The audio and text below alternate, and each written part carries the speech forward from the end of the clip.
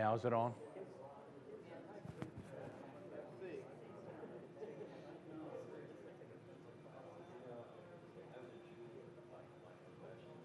How about now? Can you guys? Where's the? Okay, you can hear me okay?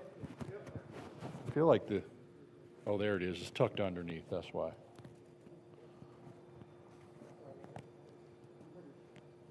Maybe I turn it this way. Give me a little more confidence when I can actually see it. Welcome, everybody. We're going to go ahead and get started. I really appreciate you all coming. So this is the Gateway Chapter meeting of the Gateway Chapter of SAPFM. So by a show of hands, how many of you all are members of SAPFM?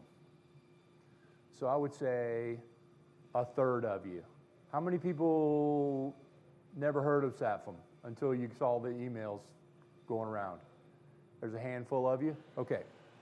So I thought I'd spend a little bit of time introducing what SAPFM is, what it's all about, and why you should consider joining or not. So SAPFM stands for the Society of American Period Furniture Makers. So therefore, people, especially like me, that love period furniture. So then you have to define what period furniture is. So period furniture is essentially it's historical periods throughout the Americas. So before we were a country, all the way up until really now. There's periods all the way up. From your earliest periods, a lot of times we call it the William and Mary period, which is characterized by a certain aesthetic, and then you move into Queen Anne, which you've probably heard of Queen Anne furniture. A lot of you took the Queen Anne footstool class. Then you've got Chippendale furniture, which is usually mid to later 18th century, and that involves more robust carvings and ball and claw feet, and there's characteristics of that. At the late 18th century, the America became an independent country, and so in the U.S., a lot of times we call the next period the federal period, where we were a new country, and usually that is characterized by Sheraton and Hepplewhite designs. A lot of these designs were out of design books that came out of Europe and London, and usually that is going to be much more sort of lighter proportions and much more characterized by inlay. Like Les has a federal inlaid table that he's going to show. After that, you don't typically see, you see less makers getting into empire furniture. Empire is usually going to be 1820 to 1850, which is a development of sort of that, those classical motifs that you see in the federal period, but you're going to have big bulbous carvings, some really, really robust, eagles' wings, some of those, trying to think, you might have some of those antiques in your family. And then somewhere around 1850, 1860, most period furniture enthusiasts like me kind of stopped there, because after that, furniture was industrialized and machine making started taking over. Not to say there wasn't great craftsmanship throughout the ages, and there's the Victorian period, which had amazing carvings. I mean, if you've seen some of the good Victorian pieces, it's like, man, the people that made that stuff is unbelievably amazing. And then you get into the 20th century, and you've got arts and crafts and Stickley, sort of shaker kind of shaker is an aesthetic all its own that goes through lots of eras. And then you get in the 20th century, you might get mid-century modern and Danish modern, and I mean, I'm sure you guys could all think of some of the other periods that you like. One What are some of the examples that you guys might think of? Green and green, which kind of fits in that stick arts and crafts, Art Nouveau. So there's lots of periods that are represented, not just, yeah, Matt. We talk about periods, but how important was regional influences like South Philly or Boston? Well, that's a good point. So when you get into period furniture and something like SAPFM, it's very important that you start to learn. There's a whole educational, there's a whole study to it, which I loved. You know, 20 years ago, I used to, every night I would get a book from my collection and just be reading through it, but then you learn what the characteristics are from Philadelphia furniture as opposed to Newport furniture, which is this chest, or the South, which is very English, or Boston. So, and then you have a really interesting difference between Philadelphia, for example, and then like Lancaster or Chester County. So you get into the rural areas, the country versions, you know, the very refined block front pieces in Newport versus what they did out in the country in Connecticut. You know, so all those things to me are fascinating, and I could talk about that stuff all day long.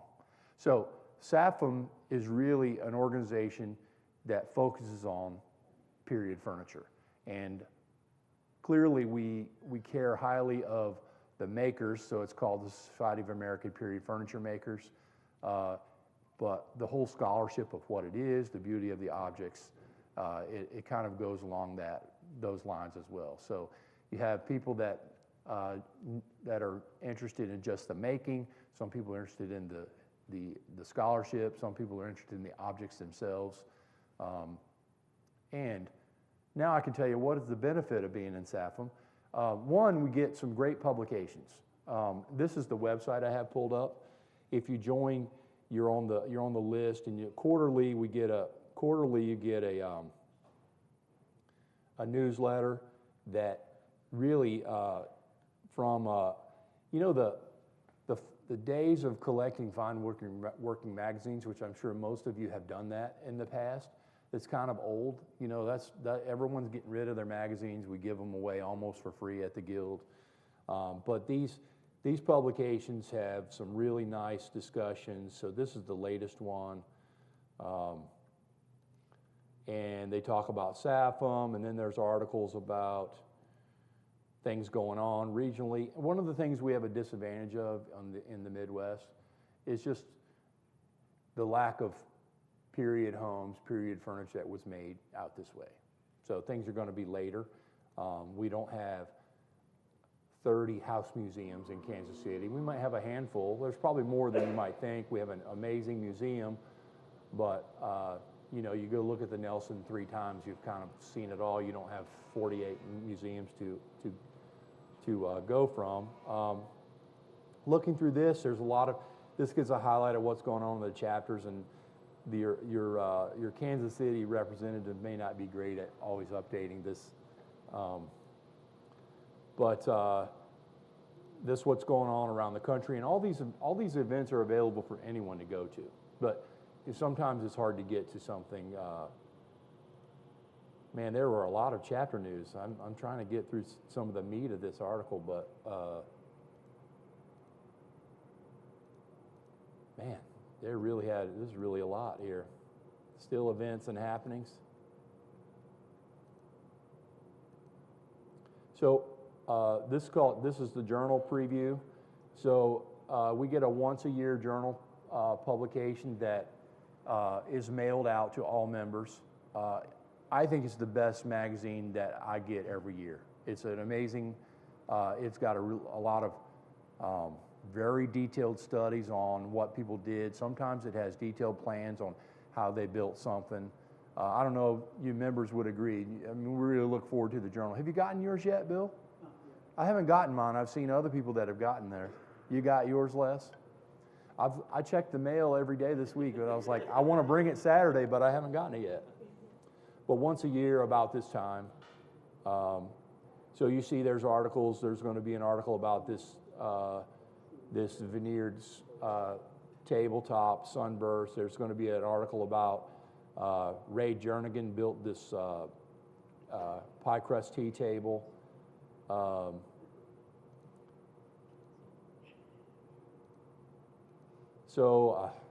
You know, this is an article about Alf Sharp, which is one of the Cartouche Award winners. So SAPFM awards gives a yearly award to the Cartouche. It's called the Cartouche Award. It's to the a person that is nominated and selected as a sort of master craftsman or a sort of donated, what do they call it? Lifetime Achievement Award would be a great way. So Alf Sharp is one of the winners. Looks like he came out of retirement and built a carved pool table. So there's an article about that. Super cool. And that's not, you know, that's not necessarily a Chippendale piece. So it doesn't necessarily, it's very much elements of it, but it's not like a, here's an article about the nail, you know, the history of nails in period furniture. There's an Art Deco. There you go. There's a different period that cabinet and he's actually in Nebraska. I invited him to this meeting. But some very high-end work. Oh, so we have, Les brought this. Yay, Les, thank you. So if you're interested on the quality of the publication, feel free at one of our breaks, come take a look at it. In fact, we can pass it around. Is that a magazine or is that a book? It's sort of a, Is that each quarter you get that? it's an annual journal. You can pass that around. But some of the benefits, I mean, the benefits for me is that I get to be involved with whatever's current and any questions about what SAPFM is? I think the dues are about $75 a year, if I remember correctly. When it said download on there, you could download that issue once you sign up? Yes. On that Yeah. Pins and Tails? All right, cool. I think the Pins and Tails, you can't of the journals. No, but on that one article he's looking at right now, does this come out yearly? That comes out yearly. Yearly, cool. How many volumes are we? Probably started in the late 80s. Yeah. Yeah, volume 25, yeah. Yes. That's pretty cool. So early 90s, 1990-ish? No, 2000. Member galleries, the pieces that members have made that you can look. There's forum, questions and answers. There are plans that are available online. Yeah, I was going to look at that. Still in your fund. So I'll give you a secret. These Pins and Tails magazines, I don't think you have to be a member. You can just go to the website and download it. There's also, this houses the Phil Lowe Digital Library. I don't know if any of you all are familiar with Phil Lowe, but Phil Lowe was one of the more prominent period furniture makers that unfortunately passed away of cancer a handful of years ago. But if you click on that, there are just amazing. His drawings were made public. So you all that took the Queen Anne footstool, you could download that, and there's a version of, there's Phil Lowe's version of the Queen Anne footstool, and this is available for everyone. You don't have to be a member. And I think there's 30 some of those. There are, once you become a member, there are other benefits. There's lots of, you can look up antique references, there's videos. There is a list of furniture plans here, and there are some pretty cool ones. If you're interested in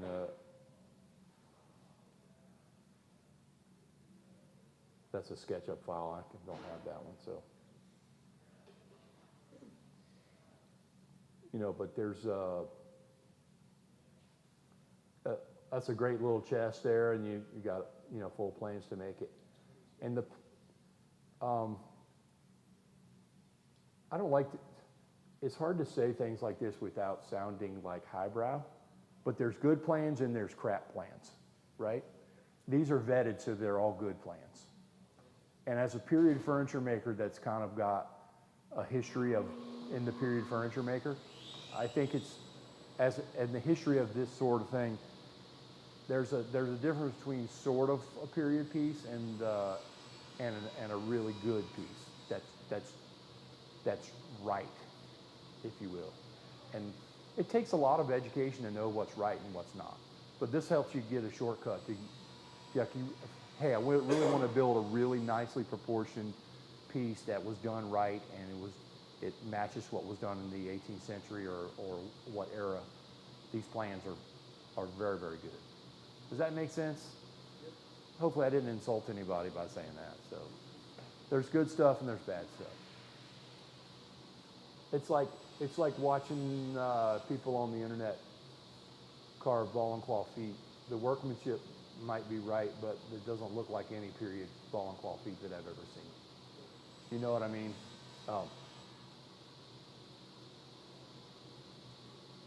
Okay. And what else? What else is there? I mean, that's sort of. There's an annual conference.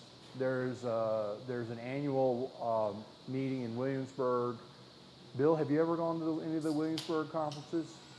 A lot of the people that go there, you will be familiar with a lot of the people that present there and find woodworking a lot.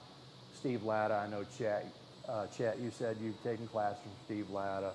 A lot of you have met my dad. He's a Cartouche Award winner. Alan Breed, you may have heard of. So a lot of the well-known, usually the Williamsburg craftsmen that are working at the cabinet shop in Williamsburg. So a lot of cool stuff, and there's a lot of historic events, historic houses on the East Coast that the meetings you get special access to, et cetera, et cetera, et cetera. I love period furniture. It's not the easiest thing to get enthusiasts in the Midwest. So I'm so happy you're here. So thank you for being here. So how many of you are not members of the Woodworkers Guild?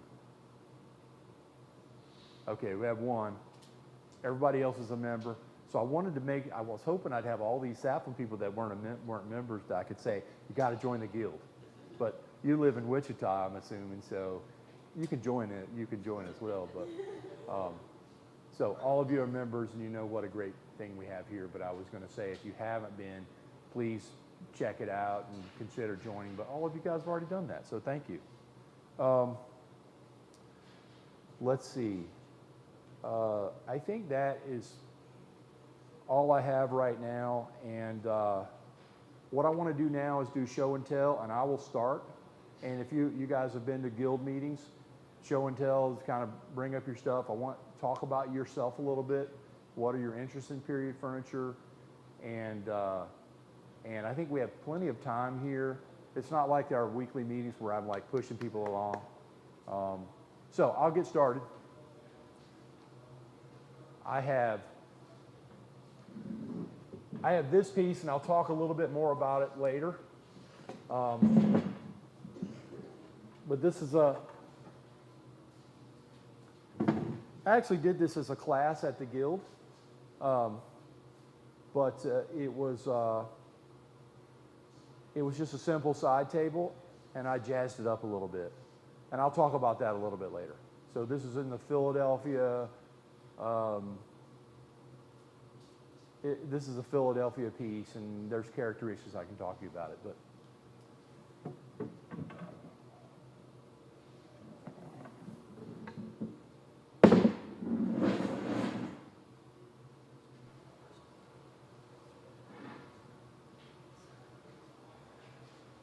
yeah, this is the first class I ever taught at the Woodworkers Guild, and I taught this class in 2012. And it was a Chippendale footstool. Those of you who took the Queen Anne, this is like the Queen Anne footstool's bigger brother. And then we built the stool and we carved the feet.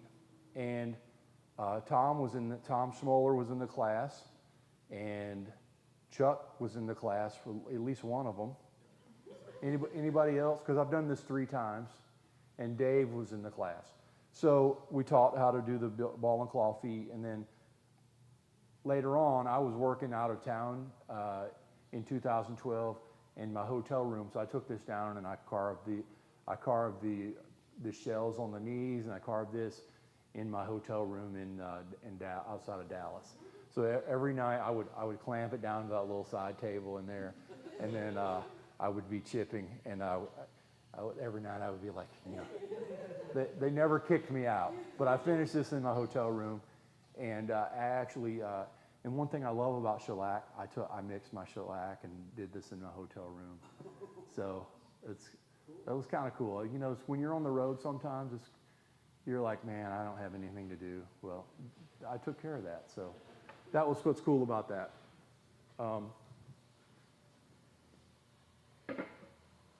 You're going to see a couple of versions of this. This is Queen Anne stool, which has, you see, it's very much the same elements we did, just different foot, and less ornamentation, few different stylistic changes, but it's really the same piece. The reason I brought this is, a lot of you probably already know, but I got into period furniture because of my dad. My dad is a professional furniture maker.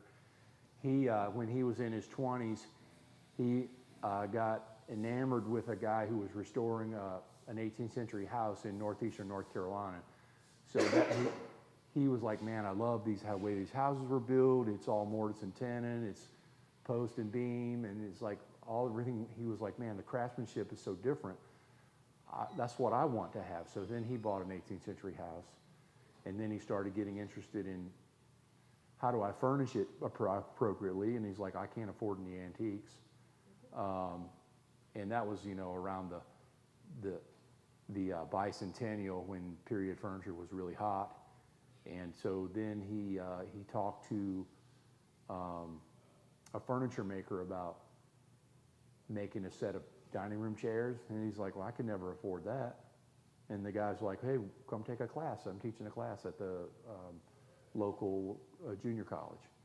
So my dad took a class, found out he was really good at it, he loved it. He took another class.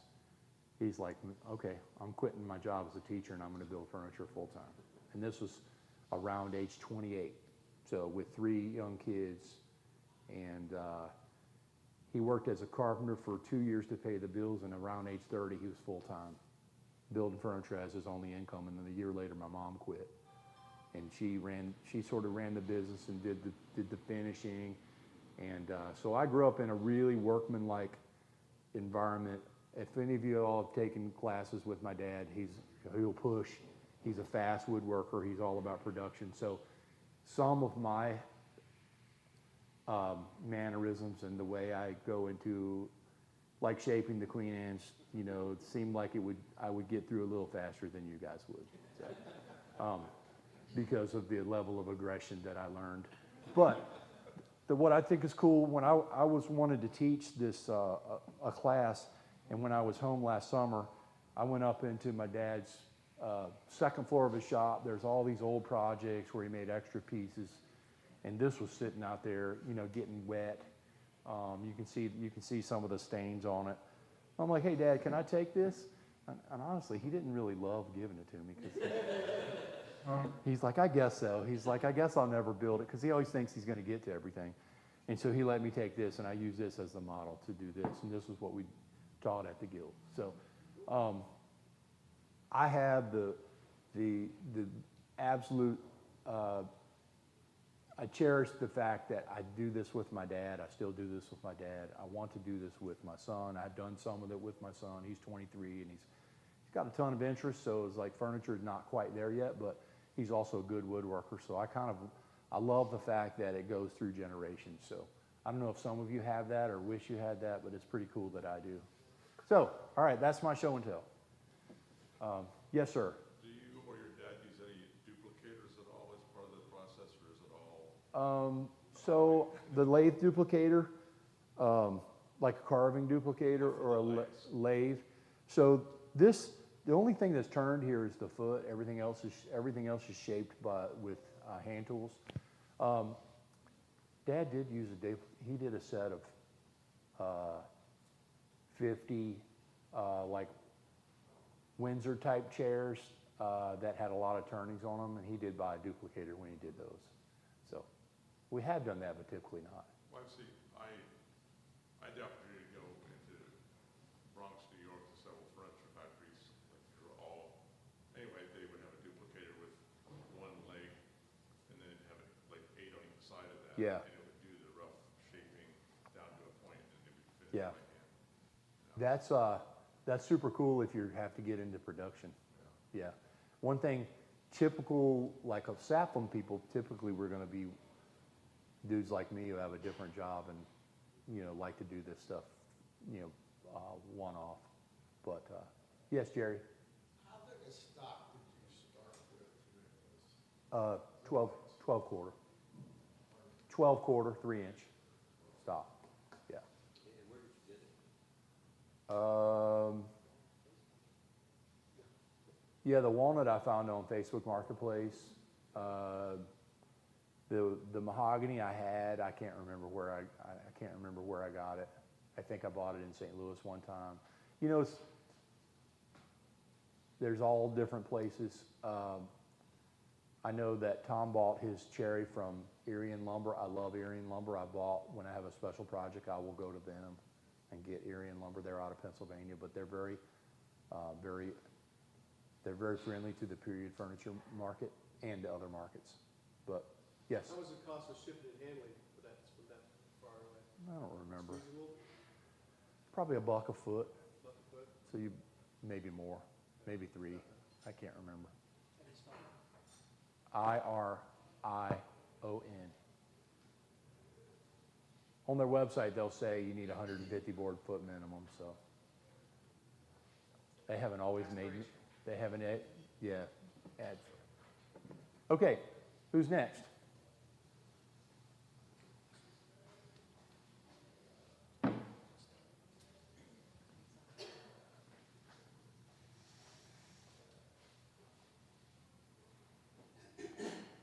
Test. And this one's on? Okay.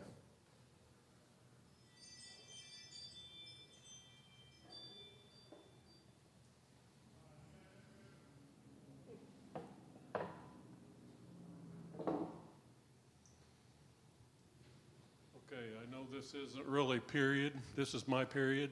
It is period.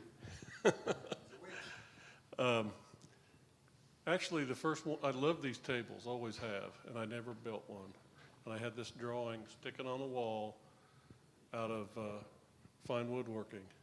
It was a cherry table, real small, skinny spindle, and these were like 3/4 thick. And one day I was cleaning my shop, and so you know what, I'm going to build that. So I just took the drawing off the wall, and grabbed some cherry, and started putting it together, and had it done by the end of the day. And that's where this was born. I just got to thinking, well, maybe I'll doll one up. This is the way I do things. But this turning is the same one that's in the magazine, just bigger, like twice as big. The legs, same shape and everything is in the magazine, just thicker, heavier. And then, of course, I went the extra mile and unlaid all this. This is black dyed veneer that's all inlaid in there. These pieces are ebony. This is ebony. This is maple burl. Bottom of the feet are ebony. These pieces are ebony. Got an ebony ring up here. Of course, this is spalted maple. These down here were to match this. Actually, I hadn't decided on the top. I had all of this made. And I found this board. Where was I? Oh, the place in Independence? Metro Hardwood. Yeah, Metro Hardwoods. It was, I don't know, 17, 18 inches wide and about 8 foot long. And I couldn't believe nobody had bought it. And the whole thing is this way. So I have 3 more pieces. I could make 3 more of these. But it was standing in the corner, and I looked at, there's my top right there. But it's all hand done. This is curly maple. All the rest is this. and just something I had fun with. The one thing I needed to do was find a way to put these in. And then if you can see, I've got them in back here underneath. So I made this one first, just real quick, threw it together. It's got a blade in it where you can scratch that in there and go around that curve. And I used this one for this. And again, I thought, let's make a fancier one. So I made another one and designed this all out of brass. I sent the brass to Catherine Kennedy in New York, and she engraved it. She has since retired, but she's engraved my name on the bottom. This part right here is, I made a jig with a router. It just slides in there, route one slot, pull it back, put in a little block of wood to space it back, do another one, do another one, do another one. And that's how that was made.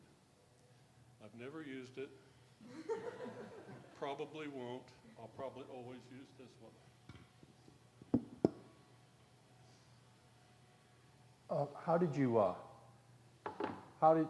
Did you glue stock on there to do the turnings? How did you do these bands? I cut pieces out the right diameter after this was turned. Okay, You see the joints there okay. and fit it around. So did you fit the pieces around and then turn them again? Yeah. Okay, Yeah, that's they're cool. put on as big stock and then turned down. And this was inlaid, so you probably had that on your lathe with a jig. I actually did it on the Legacy. It's faster, Okay, okay, much easier. all right. You did it on what? Legacy, Like a legacy mill? ornamental mill. They don't even make them anymore. They won't even admit they made it. You gotta buy computer ones, which I will never buy. That's awesome, What did you finish that with, Les? It's got water locks on it. Okay. I like water locks I love water locks. because of the color. It brings everything together, in my Yeah. opinion. This is all water locks. It brings all of this together. How do you apply that? Do you wipe Just it? rub it on with a rag. Yeah, Rub it out with steel wool, rub it on with a rag, do 3 or 4 or 5 coats. I like water locks as well. This Pembroke table, I think, was maybe a drawing I got out of fine woodworking. I don't remember. But these are all handmade. I made all of these. They made all of this. Here, let's bring that up so we can get it on the, it's a little heavier than I expected. Yeah, it's a little bit heavy. Why do you think less was when we get there? Oh, it's not gonna fit there either. You always inlay all the backs and fronts and everything, so that's just as good. Yeah, all. Make your bandings? I did not make this banding. Everything else I made. Cut the bell flowers out. I made a template where I could lay these legs in there and use the one where you scratch the circles and had the points on it where I could just scratch each one of these off of one template, flip it around, do the other side.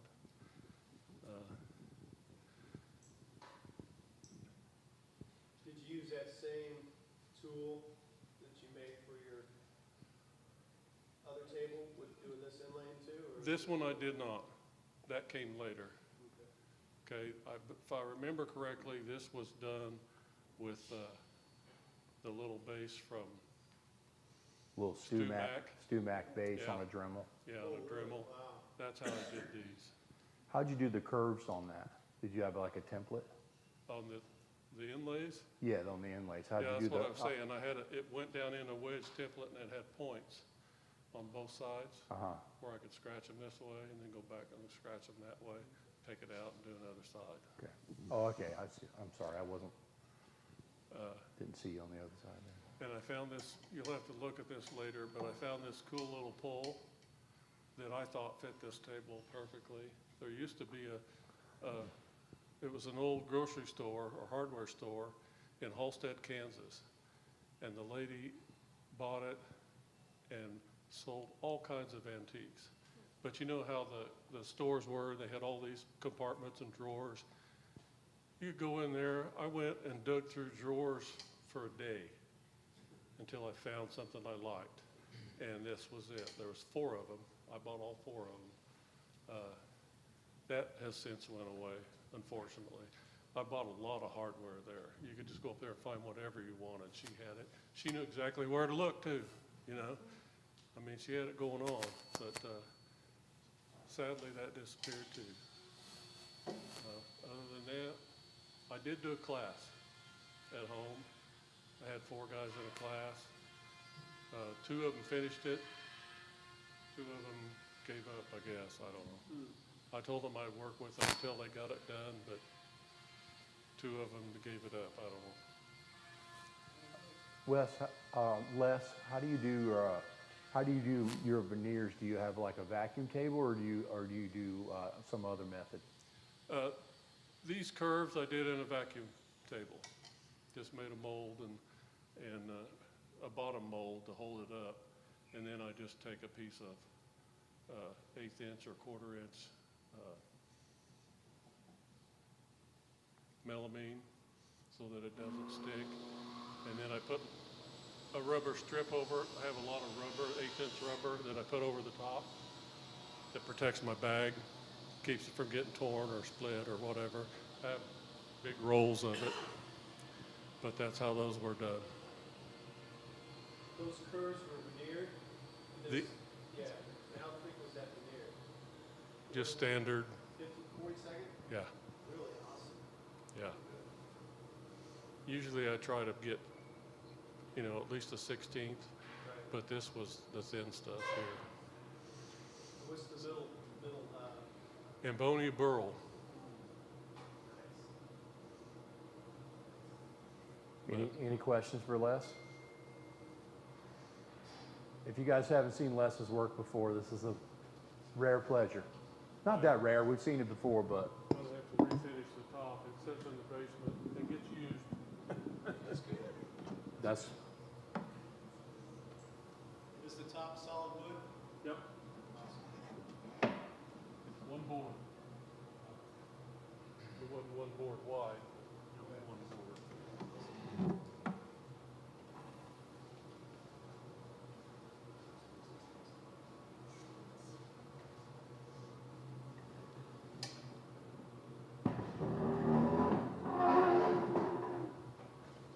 okay, who's up next? Well, I don't think I got Chester? anything to add. Oh.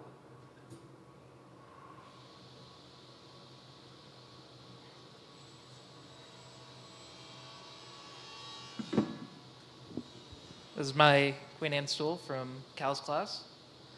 So same methods that he talked about. Just got finished routing this top profile, and I'm getting ready to upholster the slip sleeve. So what was this your first period type project? Yes. And what was your favorite part about the class? I enjoyed the handwork. I can see areas where I need to be more efficient. Like I know that I'm spending too much time on sections, but I usually know that in retrospect rather than as I'm doing it. But I've had fun. It's good. Does this make you interested in period furniture, or you're like, hey, it's just one thing? Yeah, I don't know if I'll stick with Queen Anne or do a lot of it, but other periods certainly. Okay, awesome. Any questions for Chester? Is Cal nice to work with? Yeah, very fast. But Have you decided what finish you're going to put on it yet? no, I've been looking at some options and trying to find some resources to make a decision, but taking suggestions. You have your fabric? Yes. Picked up some fabric from Nell Hills, which is a boutique place that my wife saw some fabric she liked. And I've got most of the other materials for the upholstery. Just ordered some foam. It's supposed to get here Monday, and so hoping to get that done next week. The teacher of the class ran short on foam, and he didn't do it. The foam in the upholstered seat, and yeah, well, I decided against going with yeah, something we could have gone period really as far as the period, upholstery. yeah. And the upholsterer was the instructor said he was going to get everyone the foam, but it never happened. That's right. I decided that I didn't like the foam that they have available Yeah. from the craft stores, so I ordered something from an upholstery supplier. Yes. Are there different textures in the foam, like soft, medium, and hard? And if there is, which one would you use? Well, there's two main features about a foam that are important for its characteristics. There's the indentation load deflection, which is a measure of how much pressure is required to compress the foam down to 75% of its original height. That's an analog for how it feels as far as soft, firm, medium. And then there's density, which is just density, how much foam is there. That's more of an analog of how durable it's going to be over time. I didn't like the stuff at the craft stores because they don't list those, and even if you can find that online, it's probably not consistent batch to batch. So to answer your question, I went with a 1/2 inch medium firm on the side on the side of firm, specifically 50 pounds per square inch foam, and a 1 inch piece of softer foam. Not super soft, but 35 pounds per square inch. And I should get that Monday. I will have extra if anyone wants some. Yeah. So one interesting thing, I've been messing around with my own period furniture for 20-ish years. Kind of got into it when I was around age 30. So 25 years, man, I'm getting up there. But even then, you couldn't find any of this stuff. Like Joann Fabric is about the only thing you had. They don't exist anymore. But now you can get everything online, and it kind of makes me think about when my dad was trying to do this in the late 70s, early 80s. Just like pictures online, we take that for granted now. He would go to used bookstores to try to find a book that had old black and white dark photos, and that was his resource. That took a huge amount of effort. Now you dial up, Philadelphia Museum of Art, and they've got massive high-def photos that you can just get for free. It's really a cool time to do that type of research. So thanks for bringing that in. I'm glad you took the class. I was going to add something about the foam. The place that I ordered it from is called Foam Factory. It's like, I think foambymail.com. I have not actually received it yet, so not an explicit endorsement, but I also went with the denser option, so it should last 10 to 15 years if you were sitting on it every day. Should last forever, basically, for this. Don't make it too puffy. Yeah. All right. And it was like $1 more for the denser option that's going to be more durable. You get what you pay for. Yeah. Awesome. Thanks, Chester. All right, I do have some photos that I have been sent online. And any of you all have photos you can send me, I can pull them up and we can look at this here, because sometimes, okay, Alex, come on up. And I can page through your photos if you want to go narrate or something. Alex is also an instructor here, that most of you all know that. Yes, so the last few years I've mainly been sticking with vernacular furniture. I don't know, one of my undergrads was in history, so that was like a big part of furniture making for me, was just the fact that there's so much stuff that I can read and keep my mind busy. So I'm just constantly reading on that. That last picture was one that another class that Cal taught. I laughed at that foam website name because all these websites have these like names that like, I don't know, if you had went to them like in the 90s, it's like you would get like a bunch of like Viagra pop-up ads like foambymail.com, and this inlay came from like stringinlaybanding.com, just really not good names. They need some marketing teams. Did I send you another email real quick? Maybe.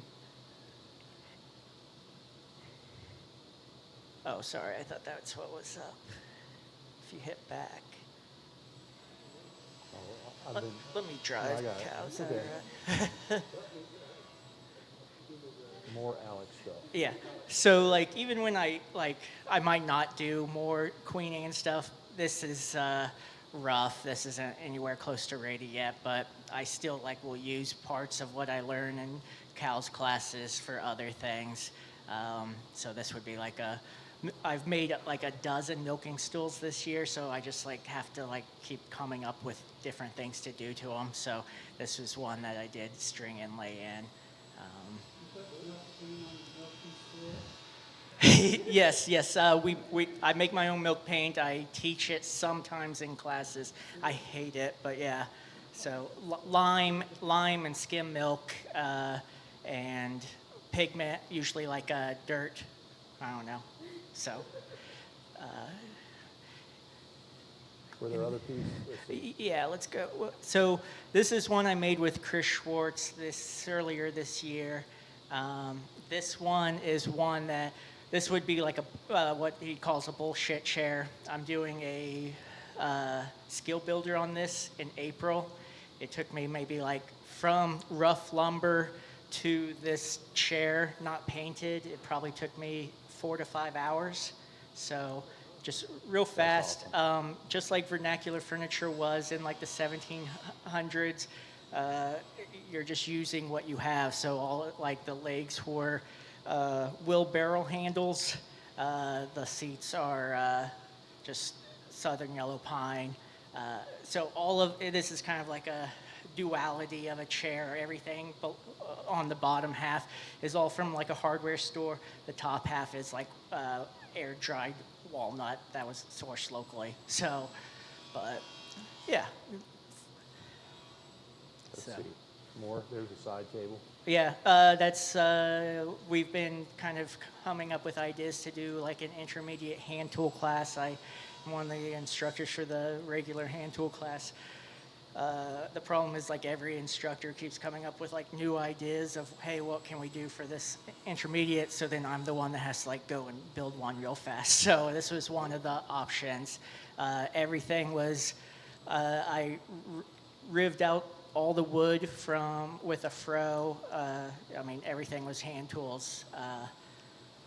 Yeah, I don't know if they'd let me teach all of that, but this is, for stick chairs, this is still considered a Welsh stick chair. It's from Wales. In the 1800s, they kind of got to be, this is what you get when you come to classes with me. I just spend most of the time just talking about history.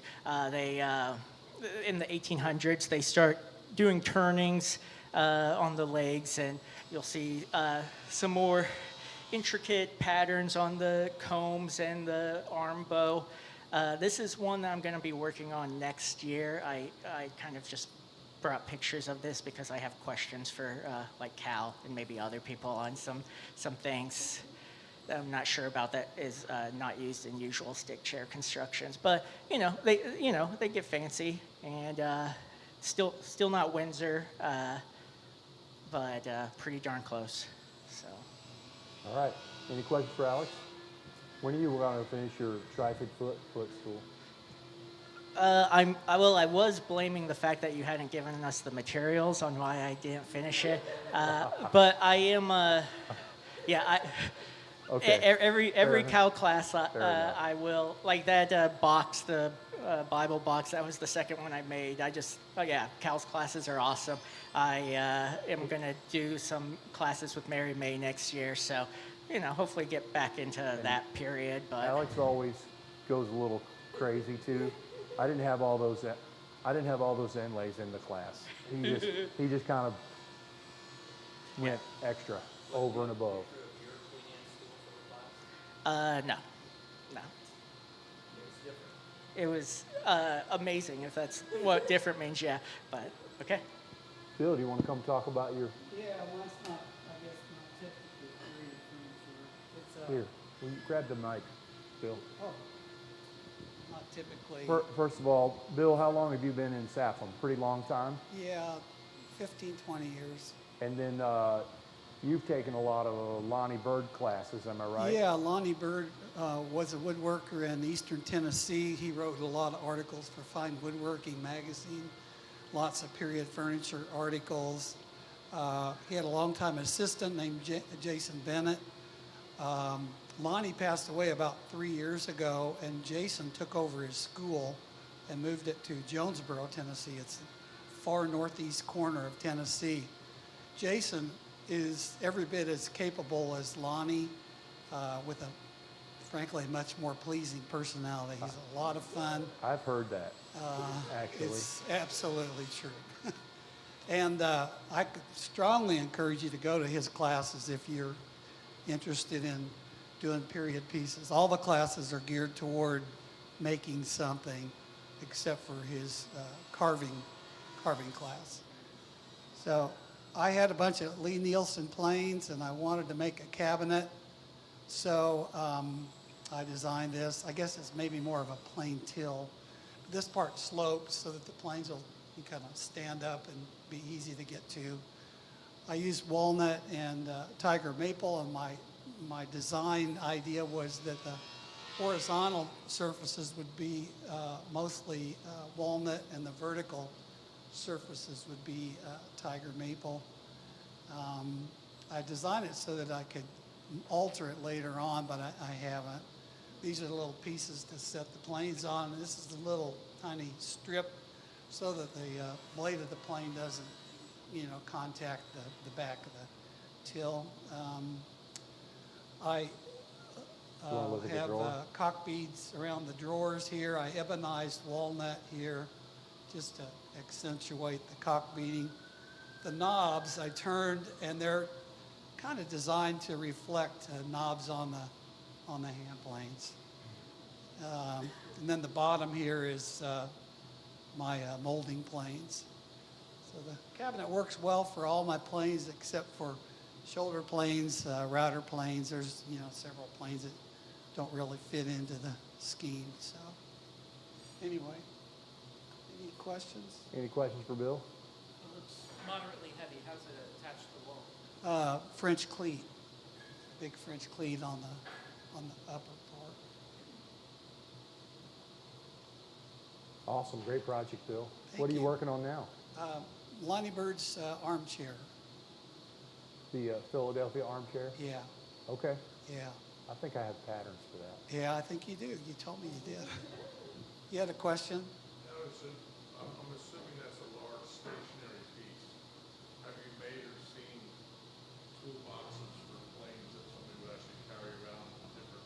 Yeah, there's different ones. The thing is, they're so darn heavy, and you only really use those if you're, traveling around with your tools. So I prefer something that's on the wall where you can get to it. You can see my other. Which one? Go back to the other one. With Right here is, this one? you can see bits of my other tool rack that holds a lot of my other hand tools. So. Anyway, Jason Bennett, Fine Woodworking in Tennessee is awesome, and highly recommend it. It's a long drive to get there, but you can build some really wonderful pieces. Yeah. Quick question, what are the dimensions roughly of your? Oh, it's probably maybe 30 inches wide and About 36 inches tall. 30 by 36, Maybe. if you couldn't hear. Something like that. Yeah. Cool, Roland? I'm building one similar to this, but I'm building it space in my shop, it's critical. And so I'm building it so it fits back into studs. Oh, yeah. So I use the space there. Yeah. in between the because there's studs. a wall between the Yeah, house and what we yeah, do in the garage. yeah, And so I'm shoving back in there, and I think yeah, I like what I see there. Nice. yeah. Gives me some ideas. All right. Very nice. Thanks, Bill. I'm kind of hesitant to follow Les and Calvin, you know. Okay, I do have some more. Oh, Gary, you want to come up and talk through your piece? Come on up.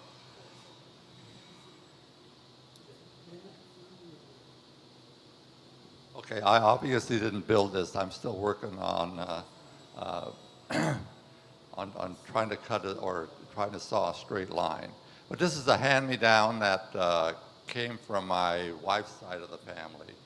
And I was hoping to bring it here to get some advice and counsel as far as what it is, how old it is, and whether it is in fact a period piece or whether it's been manufactured. It's kind of a hunting scene. You can see down here that these are quail, maybe supposed to be pheasants or whatever. That would be my guess. Probably late 1800s. Probably manufactured with hand carvings. I would imagine. I'm sure the carvings were by hand, but I bet the case itself was manufactured. That would be my guess. Probably late 1880s, 1890s. But it's still in fairly good shape, and as I say, it's.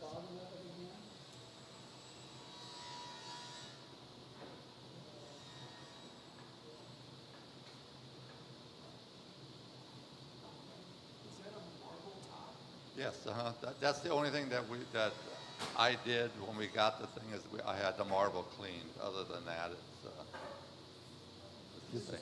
It's a different piece, right?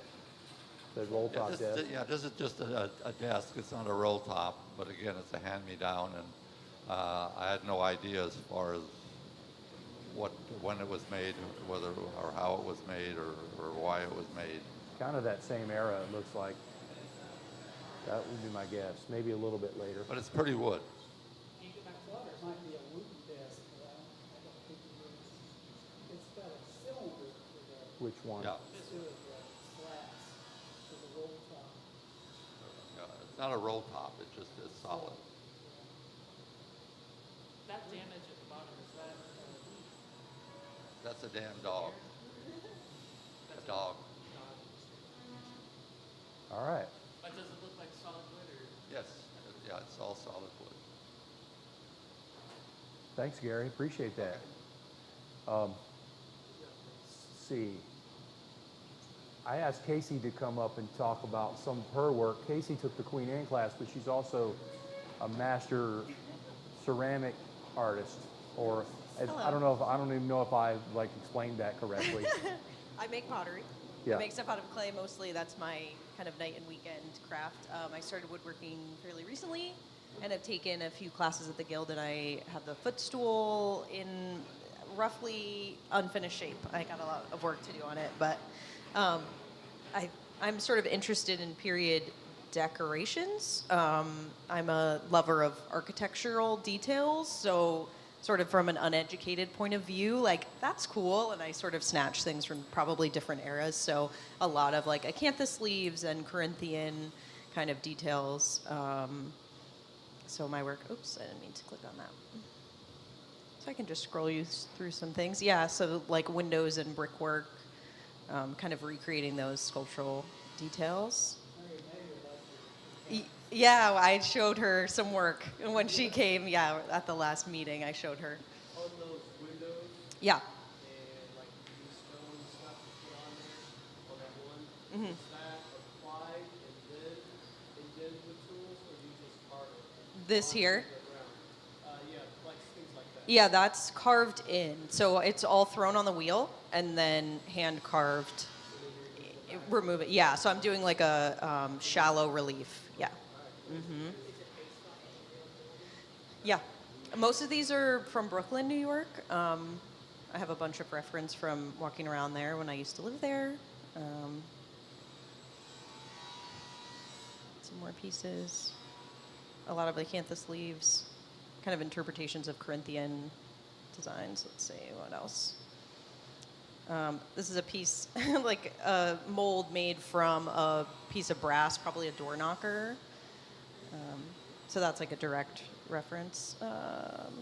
Yeah, some more detailed pieces. So this is applied on top of something that was thrown. Yeah, Your work is beautiful. thank you. Yeah. But one of the cool things I think about, like my dad started with period architecture, and then he got into the furniture, and then you get into what do you want to hang on the wall? What do the curtains look like? What do the Right. moldings look like? It all sort of works together. So Yeah. the pottery, to me, sort of What would you put on top of the Yeah, exactly. the table that It's you awesome. made? Yeah, so just love different silhouettes and stuff. How big are those pieces there? These here, Not that big? yeah, they were made for a friend's wedding, so they're like bud vase kind of size. So I made a zillion of those. Here's some jars that were really fun to do, like make it look like little buildings. And how long does it take to make one sculpted? Not heating fire. Just stirring it and heating it. The throwing it is probably throwing it is like 10 minutes, and then trimming it is another 20, and then carving it hours. So you get one of these done in a day. No, the carving takes a few like sessions, probably 10 hours, something like that, depending on how detailed it is. Some big broken columns. So I like, unearthed looking, like as if you found it buried, but Yeah. you can't figure out how old it is, kind of things. So It's That's- interesting that you say that, because one of the main reasons that the federal period turned into the urns and the fans and it came out of the excavations of like Pompeii, and Yeah. everyone started loving all Yeah. that stuff, and then it started showing up on furniture. yeah, and how we love So- like Roman sculptures that are Yeah. all white, but they're based on pieces that would have been really ornately painted, but we Exactly. found them white, and it's Yeah. like, oh, that's the new. So I'm kind of extending that tradition a little longer. Awesome. Thanks for showing. Any Yeah. questions for Casey? Yeah, so I make work out of Belger Art Center, which is kind of across the crossroads from here. So it's a ceramic gallery and studio space. There's classes, and then there's a residency program. So there's people coming out of master's programs and staying there for a year or 2 years.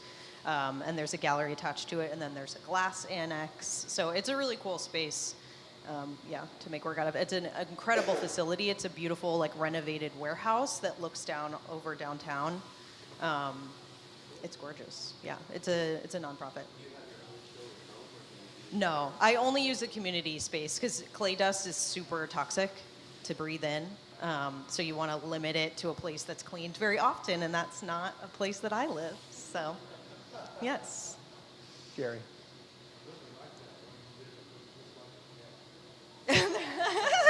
I do have some cat sculptures. I don't think there's any in here, but I have. Yeah, they're helpful when I'm photographing things. Yeah, but I have sculpted some cats. I don't think I have any examples in here, but yeah, this one right there. How did you do the gilding? Is that a separate process, or is that your blade? Yeah, so that's called an overglaze. So it's real gold. So after it's glazed, then you paint this on. It's red. It has the consistency of like olive oil, basically, that gets tacky. So you paint that, and then you fire it to a much lower temperature than glaze. So it's glazed on top of it. It's like Kona 018. What temp is that? Maybe 1,000 degrees, something like that. Glaze goes to about 2,000. Yep. So cool.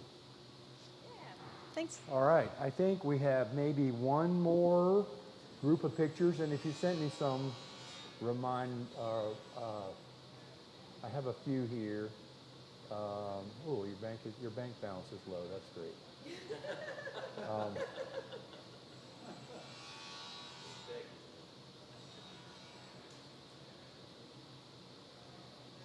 But Chet, you want to come?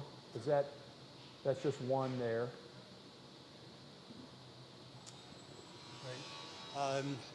This is a tabletop that I did with Bill Hull at Mark Adams School of Woodworking. And I took his course because I took my grandson to Mark Adams to take a course with Mark Adams. The reason I did that is because we have divergent learning styles.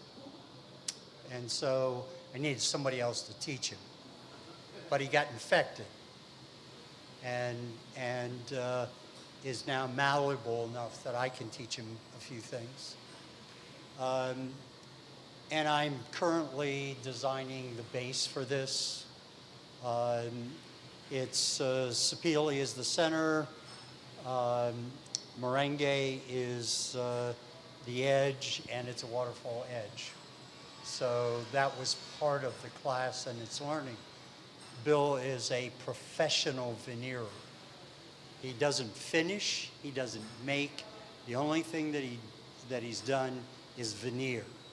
So everything that you can imagine sent to him that has veneer applied, he's done it.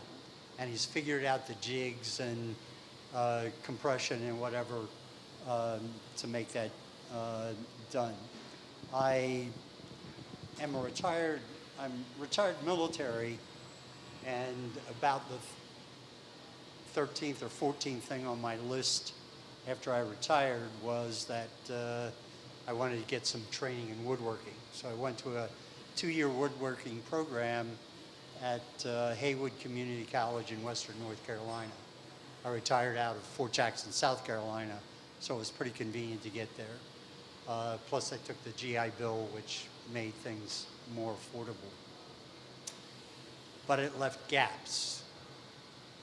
And so that's why I started going to Mark Adams to fill in the gaps. And I've taken courses with guys like Michael Fortune, a design course. I've taken several marquetry courses. And if any of you remember the Butler's Pantry that was in the Guild's newsletter about a year ago, I did that and did all the marquetry on the entire, 20 panels, something, all of which I designed. And my interest in SAPFM came from a course I took with Steve Latta to do the federal sort of detailing. So that's, that's a, and I've taken courses also because, given my age, I don't have time to screw around and try and figure it out, okay? The other thing that you do is you start making sure that you promote your work. After I finished the course at Haywood, I had a business in Camden, South Carolina, and was just starting to get known in the communities, was invited to display at South Carolina Historical Society's furniture division, and then we moved to Kansas City. Age-wise, to be close to family, et cetera, et cetera. But this, I took along every place, every gallery I went to show them my work. Because my work is on my tablet, so I can't imagine a woodworker that wants a plastic rubber tablet carrier and so forth. So, that's what I do. This is one of probably 5 projects going at this point. So my wife still isn't satisfied with everything around the house. So half of those are house projects. Awesome, thank you. Any questions for Chet? Sketch books. You don't sketch, you don't have to be an artist, but sketching and playing with ideas is the most valuable time while you're sitting for a doctor's appointment or whatever. In church, do it in church. Any questions?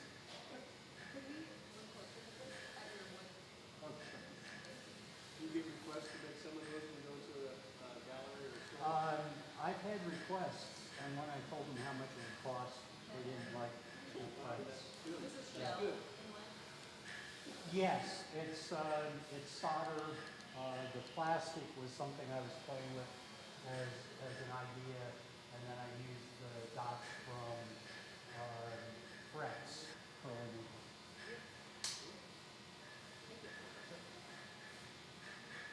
All right, I think, go ahead. That person's name, was it Bill Hall or Hall, H-A-U-L? Hull. H-U-L-L. Right. And the advantage was everything he did was production. So all of the data that he had for production, he only has a 14-inch handsaw in his shop. And so all of he figures out how to do it. Did he do repair work or people send him stuff? He doesn't do repair work as such. If it's a piece that is done, then he'll do some repair. But again, he only works with natural veneers.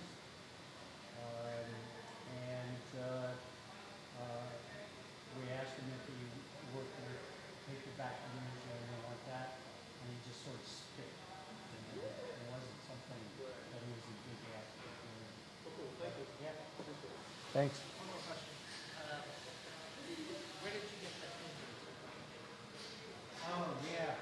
Hinges came from Russo. And that's another thing I learned way too late and punished me. Go buy good hardware. You know, don't expect anything from Lowe's or Home Depot to satisfy quality. Alex, I thought he was going to say hinges.com. Okay. Okay, I think that's, Les sent a couple pictures. Looks like there's another example of a similar table.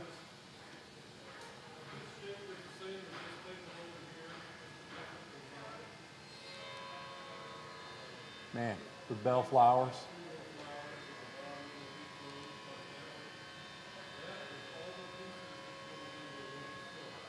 Yeah, a lot of pieces into 1 foot, yeah.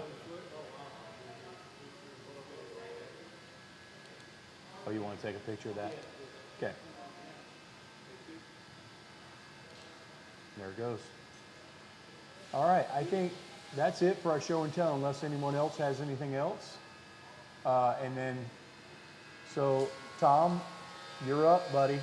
Tom's going to talk to us about his amazing project up here. Take like a 5-minute break. but- So we take a 5-minute break and kind of get set up. And we do have pizza coming at about noon. Coffee's ready.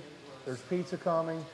I wouldn't mind if you all wanted to chip in a few bucks for drinks and pizza, but no big deal. No big deal either way. Thank you. How much would you like? I know.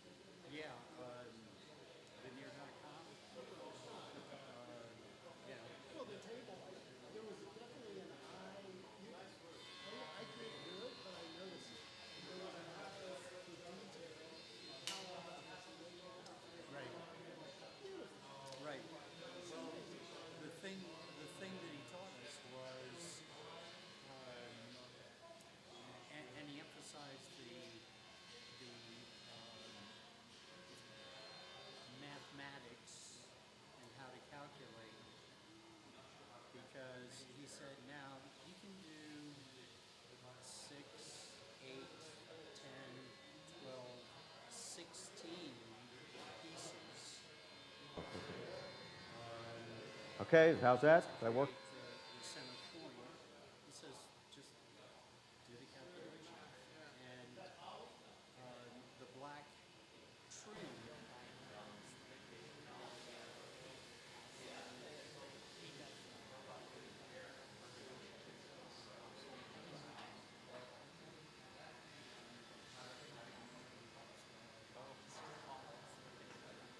So just think about that. Maybe that helps everything. Yeah.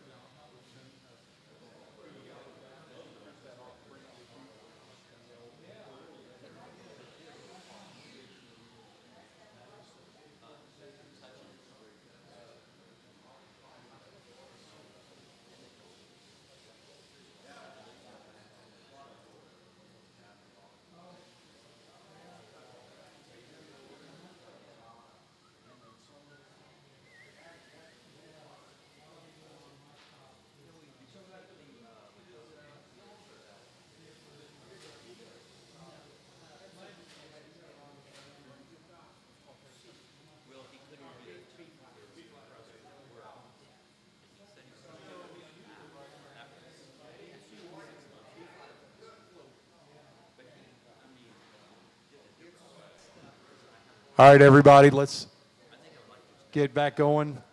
Keep things going. Get Tom. Tom's ready to roll, so come on back. Thanks, everybody.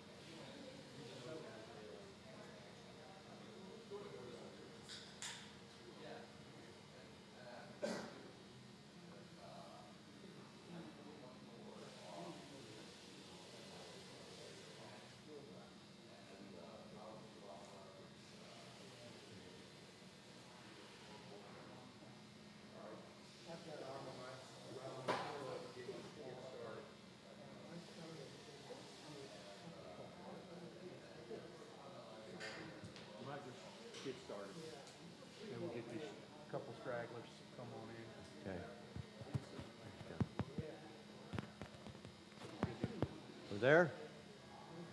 All right. Newport 6-shell secretaries. The Newport was known for these shells. They have a lot of furniture that has these shells. So right off the bat, you know it's from Newport. And if you had told me even 10 years ago that I would build something like this, I would have said you were absolutely nuts. But it's all Calvin's fault, because I took in 2012, the footstool class, and then in 16 we did the Philadelphia side chair, and after that I was hooked. So I retired in 17, and I've been doing this kind of stuff ever since.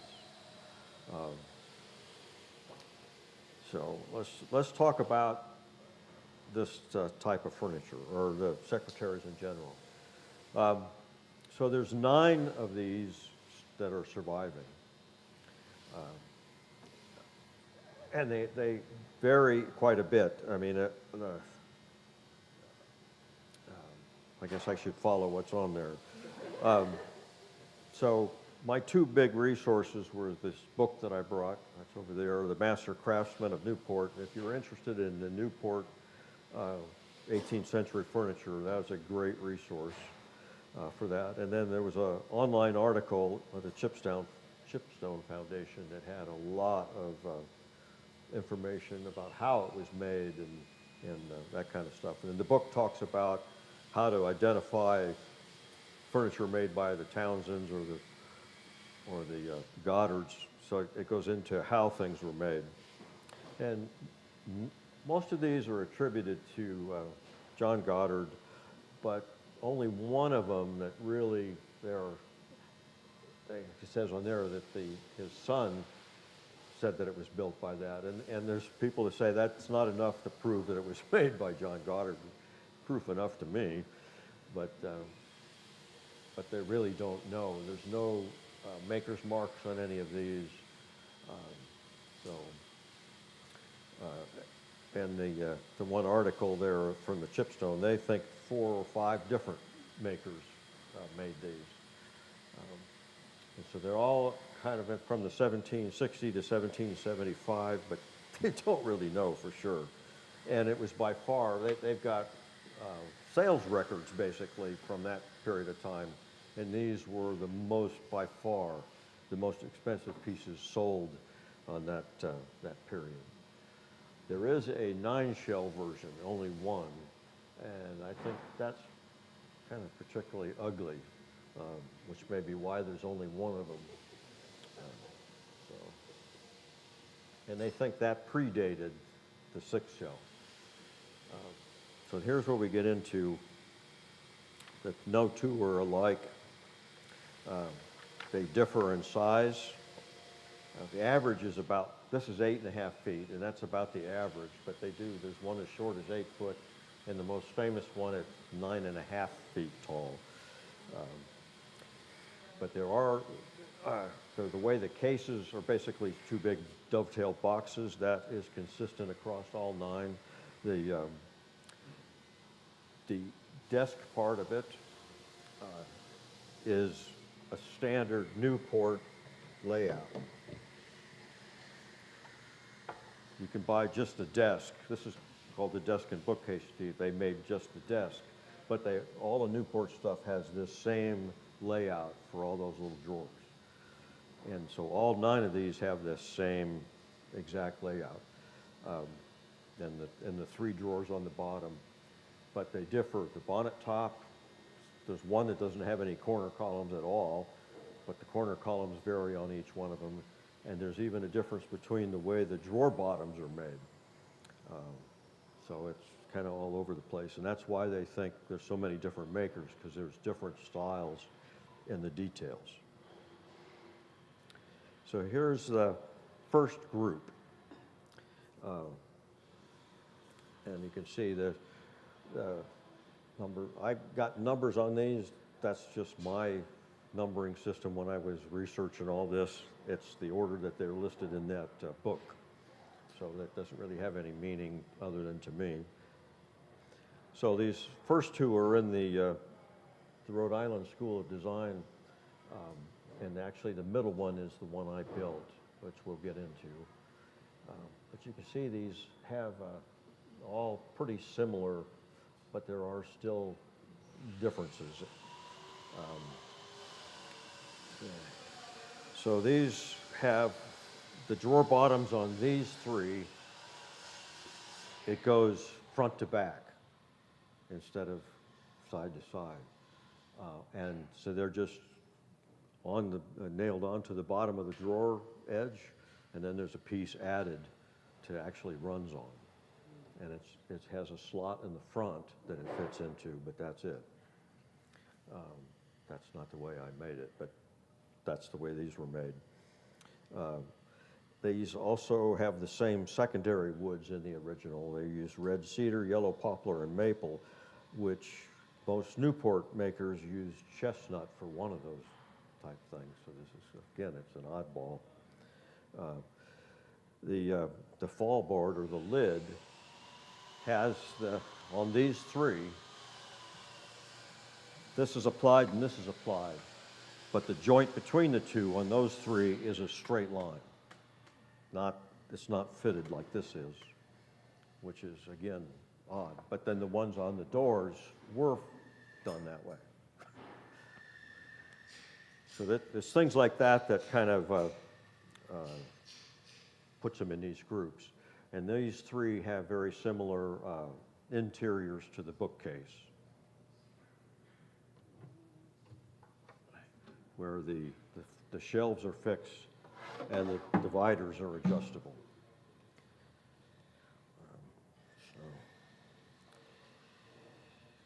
Let's see.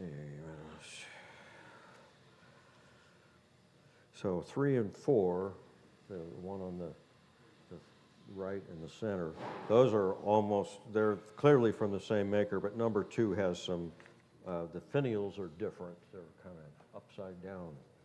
And they determined that that's the way they originally were. It wasn't somebody's mistake.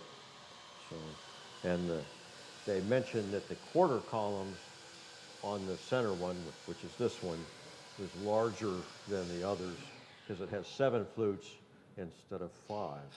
But there's a reason for that, I think, which we'll get to later. So the next group, these are all kind of the shorter ones, and you can see the number 1 over here on the left. It has no corner columns. It only has 1 finial. It's a very oddball. So that one kind of falls in this group, but it's they think 5 and 6 are all one maker. But that number 1 may have been from collaborated, or it was a first attempt type of thing.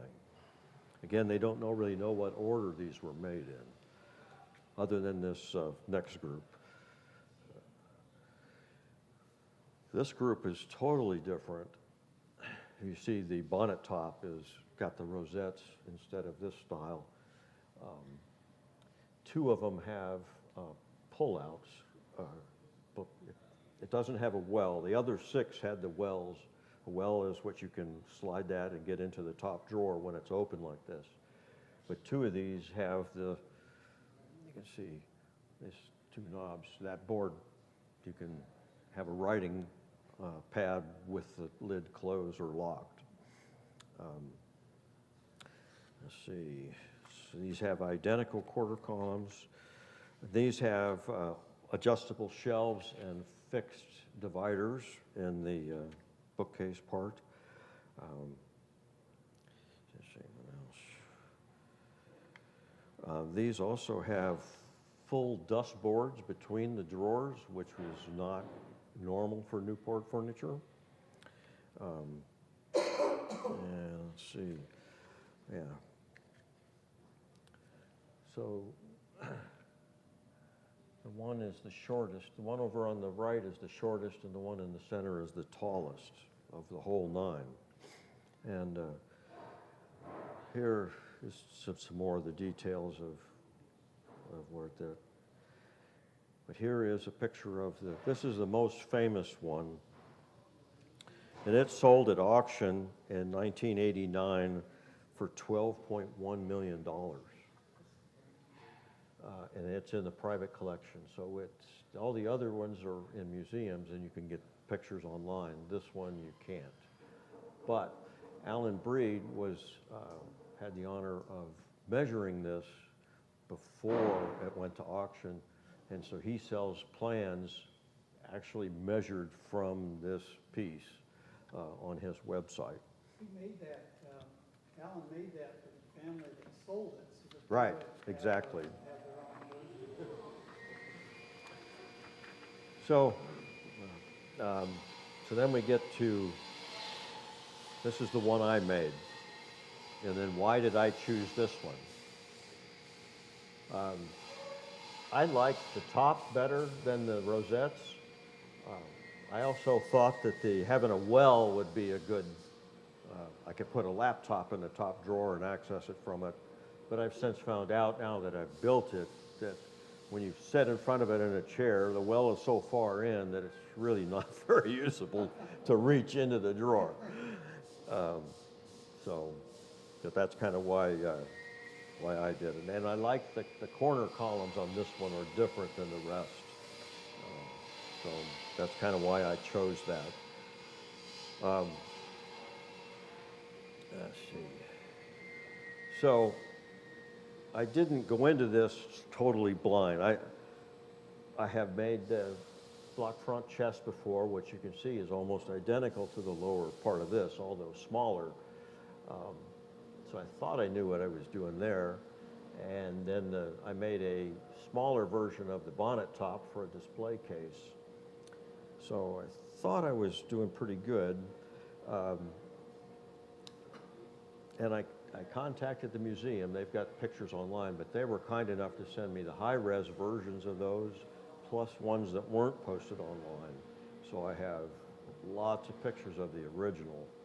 And so I made plans from the pictures. I've never seen any of these. Let's see.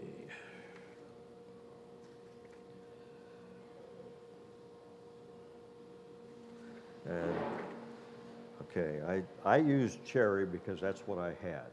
When I retired in 2017, I ordered about 300 board foot of lumber cherry, and I still had enough to do this, so that's why. Then Calvin's always after me because I don't make any of my pieces out of mahogany, because I've been just using up all my cherry.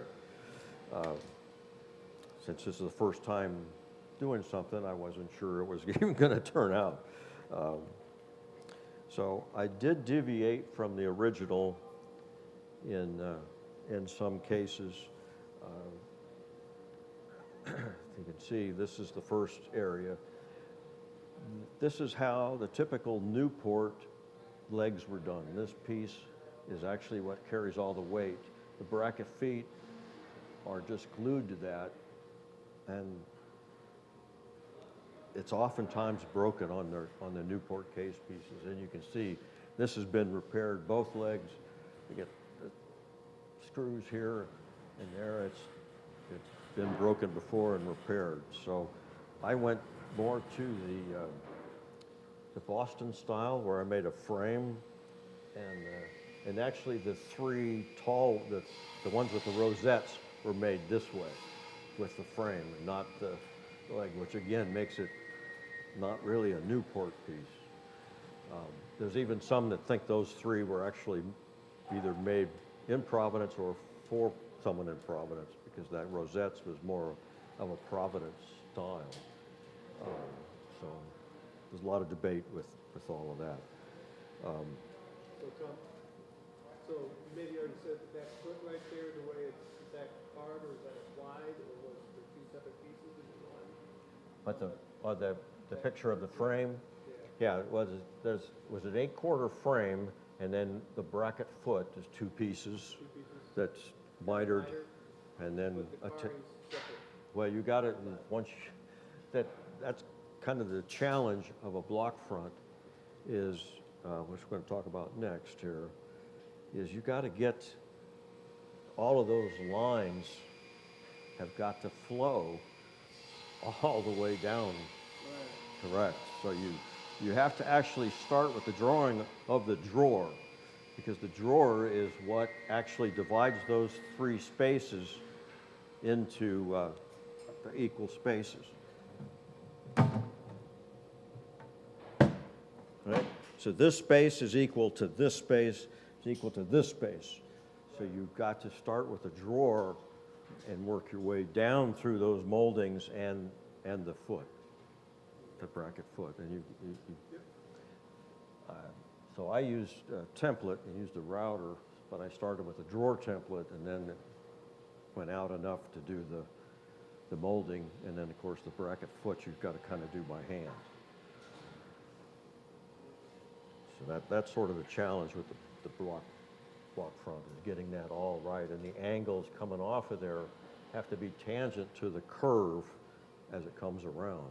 So it's not the same angle at every location. It changes as the center point changes. And so you end up at the bottom, it's much narrower than it was at the drawer. So you're kind of all over. Thank you. Question?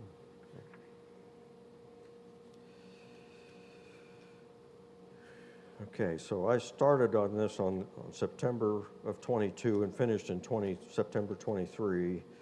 All of this is posted on my YouTube channel, Papa's Workshop, the whole build. So there's 24 episodes at about 30 minutes apiece if you really need to go to sleep or something. All his videos are on. Yes, So, okay. So we got the this is.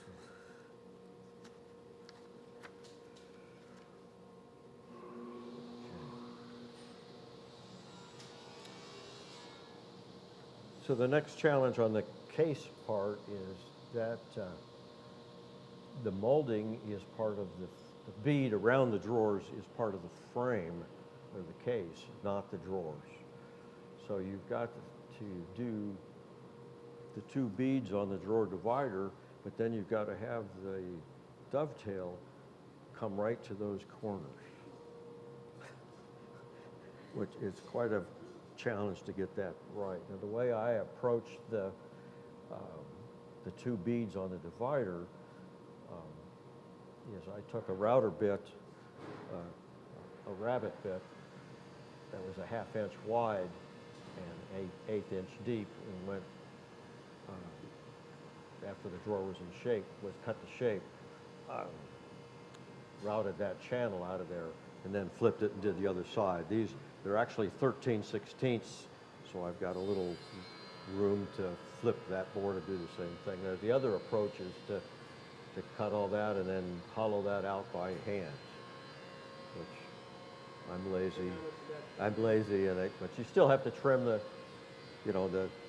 where the corners are. You still have to trim that by hand, and you got to know that angle.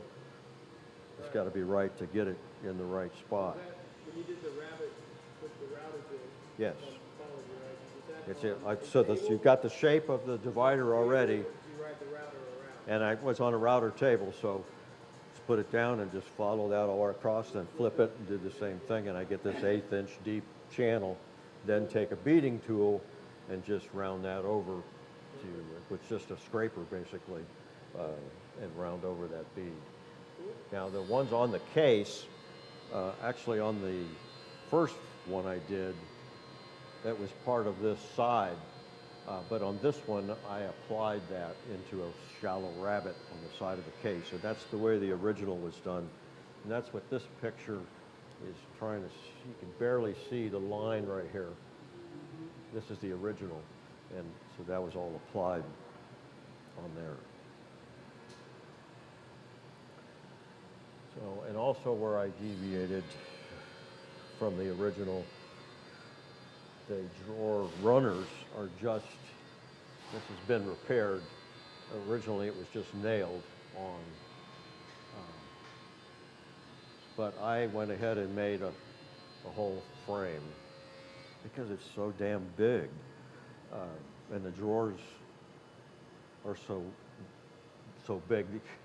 You could put a lot of stuff in there. It seemed to me it should have a little more sturdy frame into it to be able to hold that. So I did deviate that way. Any questions about the lower part?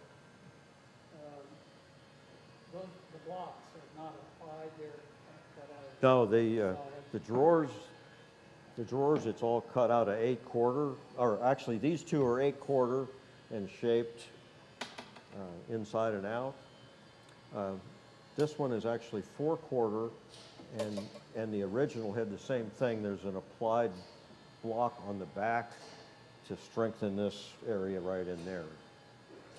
But that's the way the original, and then these two are applied on this. How did you bend that escutcheon on the top drawer? That's easy, it's brass. Solid brass is pretty soft. So just bend that right over in it. So. And these pieces here are applied to the runner, but that's actually out of this board. So that the grain matches all the way across. Let's see. And so now this is up into the desk part.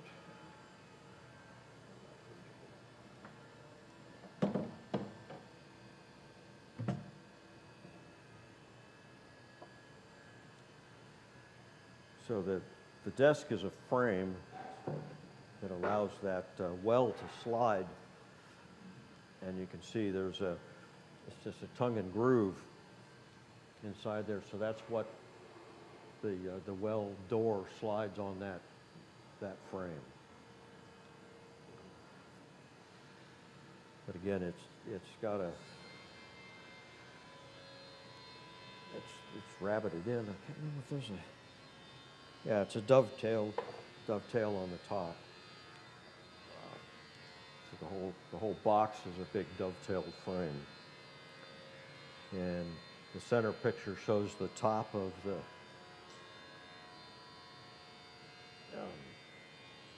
this is where all the little drawers are going to be mounted on this. So you've got the same shape that kind of follows. And again, you've got to do the same thing in a miniature for all those drawers. You've got to start with the drawer fronts, and depressions are a specific size, and it's got to work your way down again. And here's pictures of the dovetails for the case. And all of these guys have to be mitered in. Now, these dividers are actually in a V cut that goes all the way across and then glued rather than a full mortise, so that you don't weaken the. These are only a 1/4 inch thick. So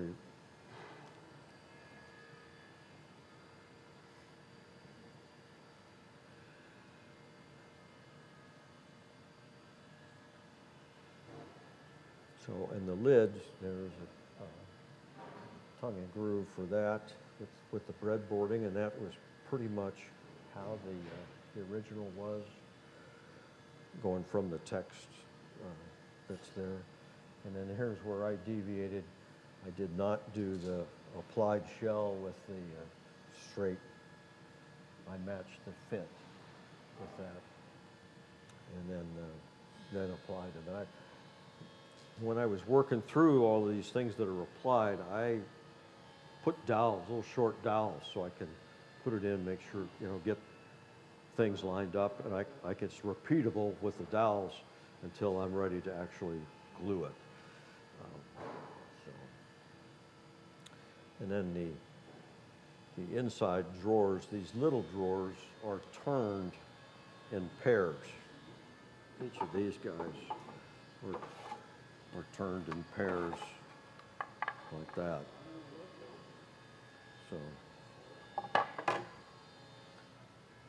and it pretty much on the original.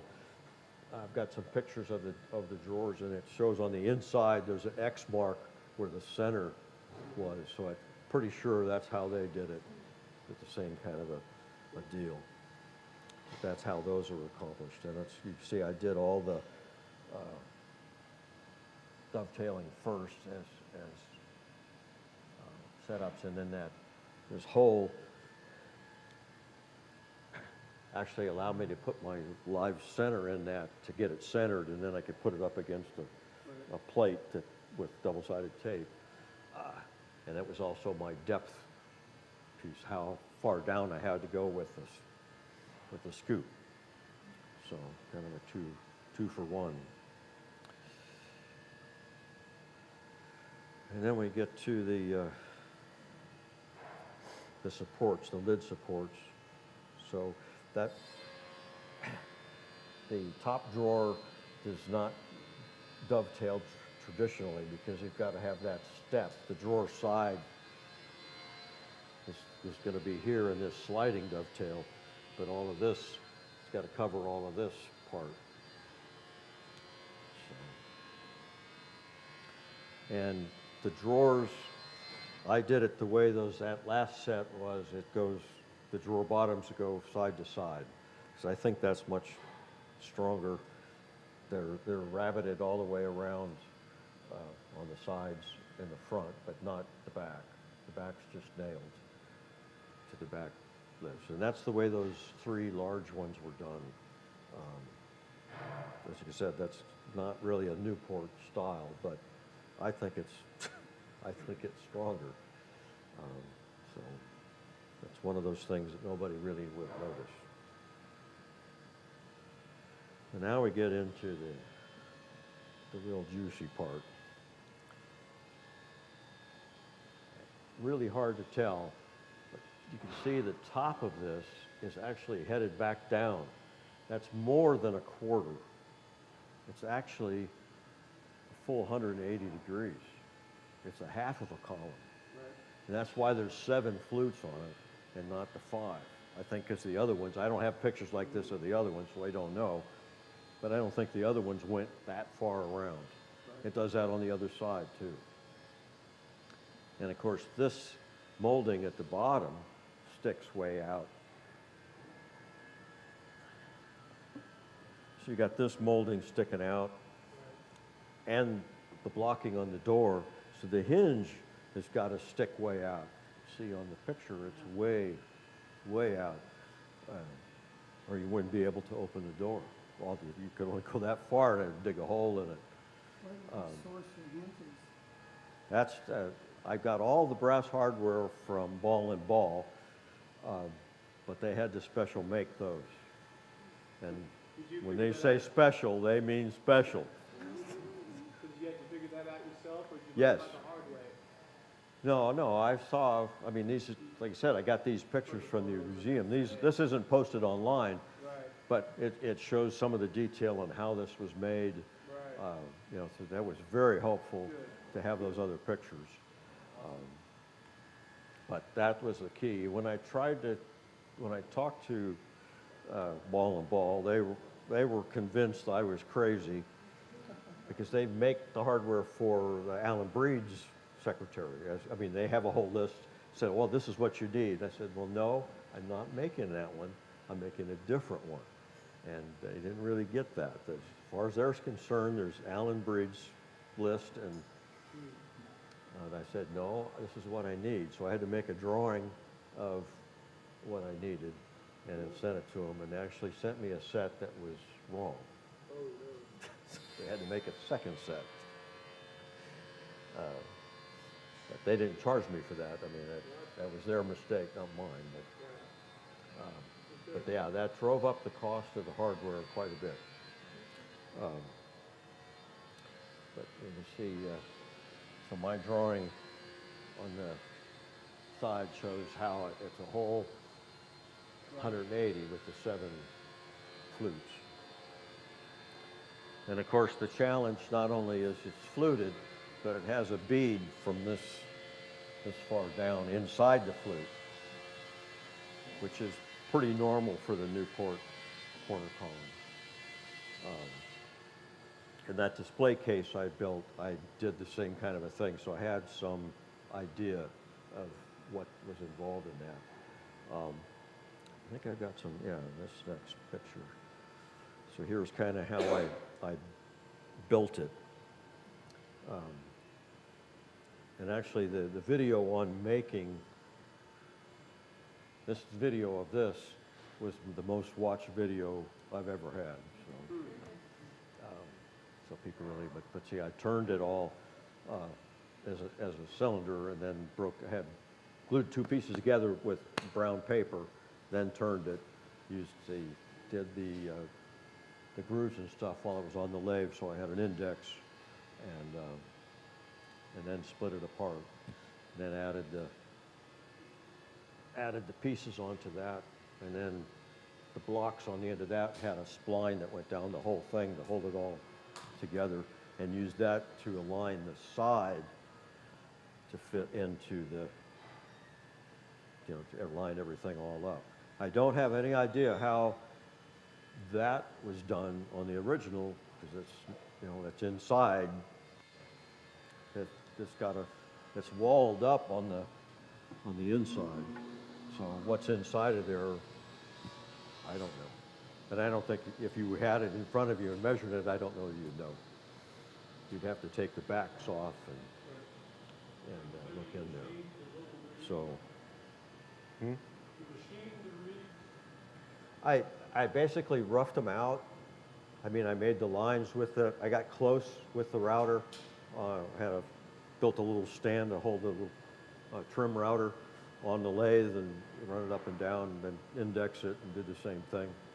And then for the beads, I had a two-pointed one that I just made a light slice in there, and then took the beading tool and shaped that and scraper to get that right up to where I needed to be. I'm lazy. If I can use machines to get me close anyway.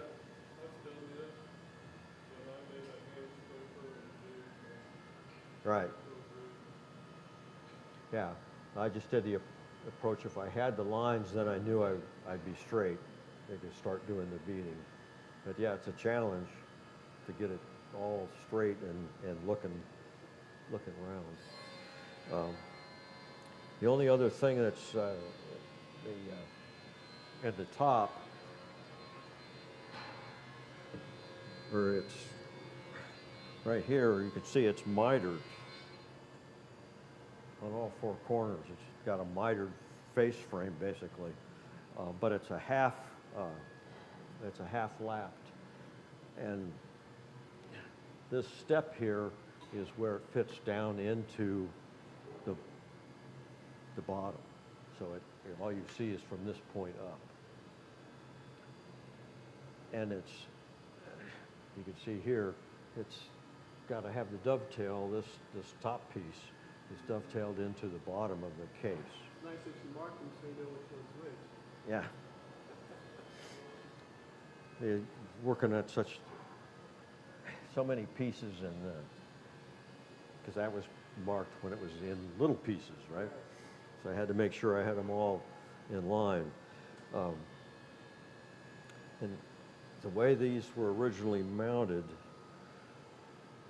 this is the top of the desk looking at the back.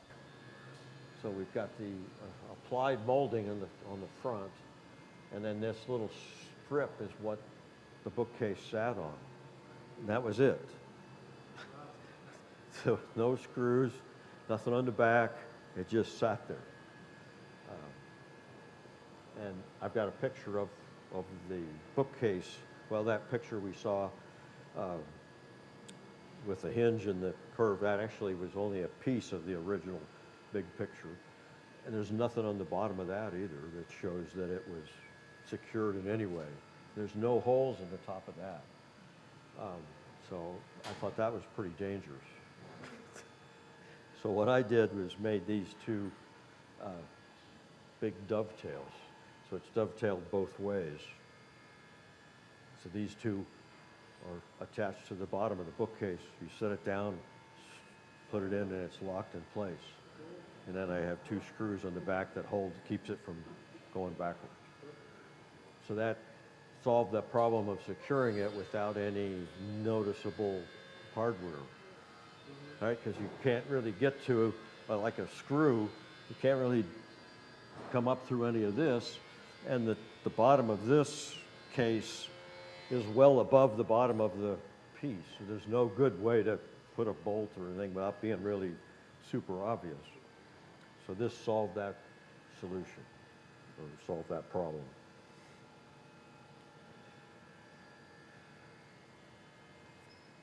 Okay, so here's pieces of the top.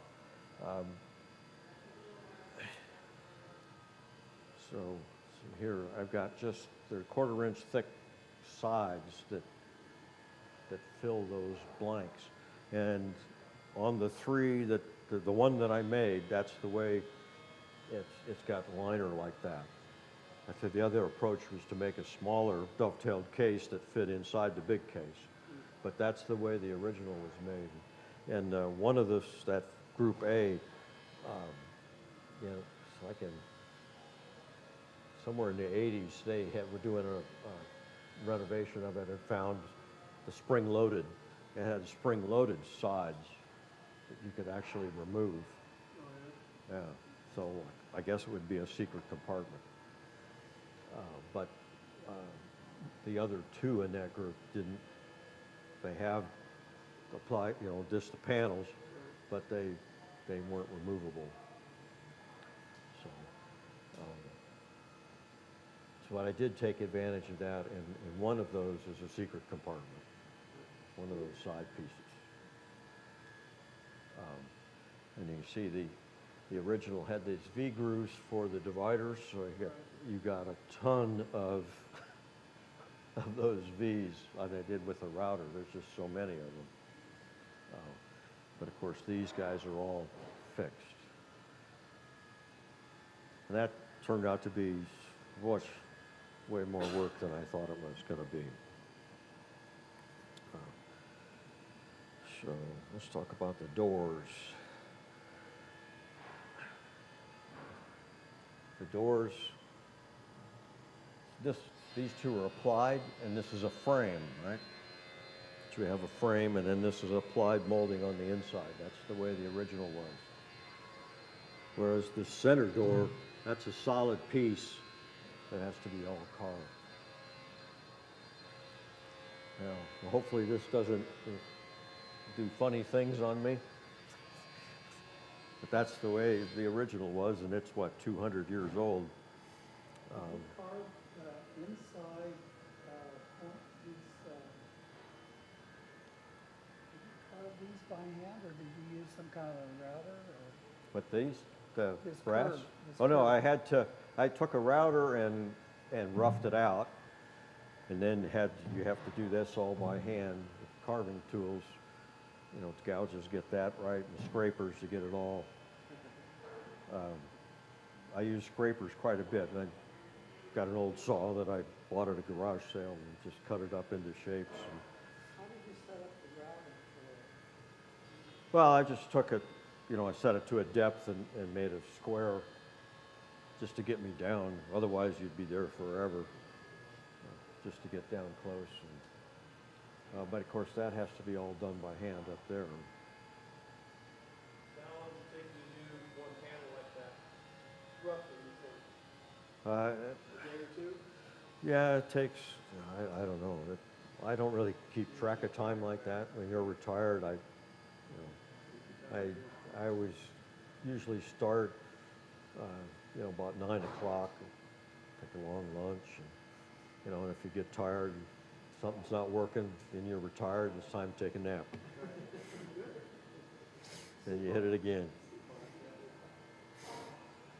So, like I said, I could never have done this if I was still working. But so we get the pictures, gluing the molding on and the frame. You can see I've got I used the dowels quite a bit to get my alignment so that I could repeat So and those change. boards are put on top of that? Yeah. This one here that you hollowed out? Yeah. All right. Yeah, so this is where I've got it fit. Yep. I haven't shaped anything yet, but I got it all lined up with the dowel holes. And so even the shells, I have dowel holes to get it there. And actually, that's the way I carve them. I use those same dowel pins, and a screw. I put like a 2x2 underneath of it. Screw that on, and I could put that in a carving vise and turn it however way I want. So kind of as a dual purpose.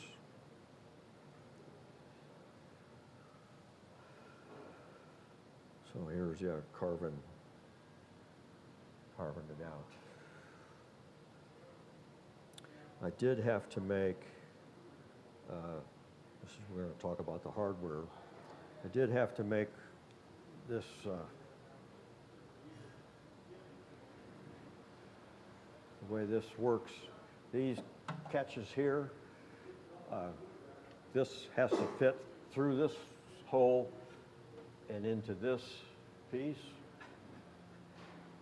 Or actually, this lip is underneath, right? So when you put it in, that locks these two, and then the lock has to engage in this one, and so it locks all three doors with one lock. But I had to make those myself out of just, plain stuff that you buy at the box store. And that's what those pieces here are. And then here are the hinges that I had to take a picture because that's like $1,000 for 4 of those. It's not cheap. And there's a picture of the original.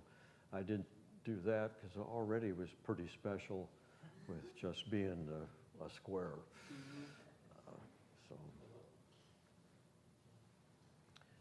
And that's a picture of the drawing of that, and then what the hinge looks pretty much like this one.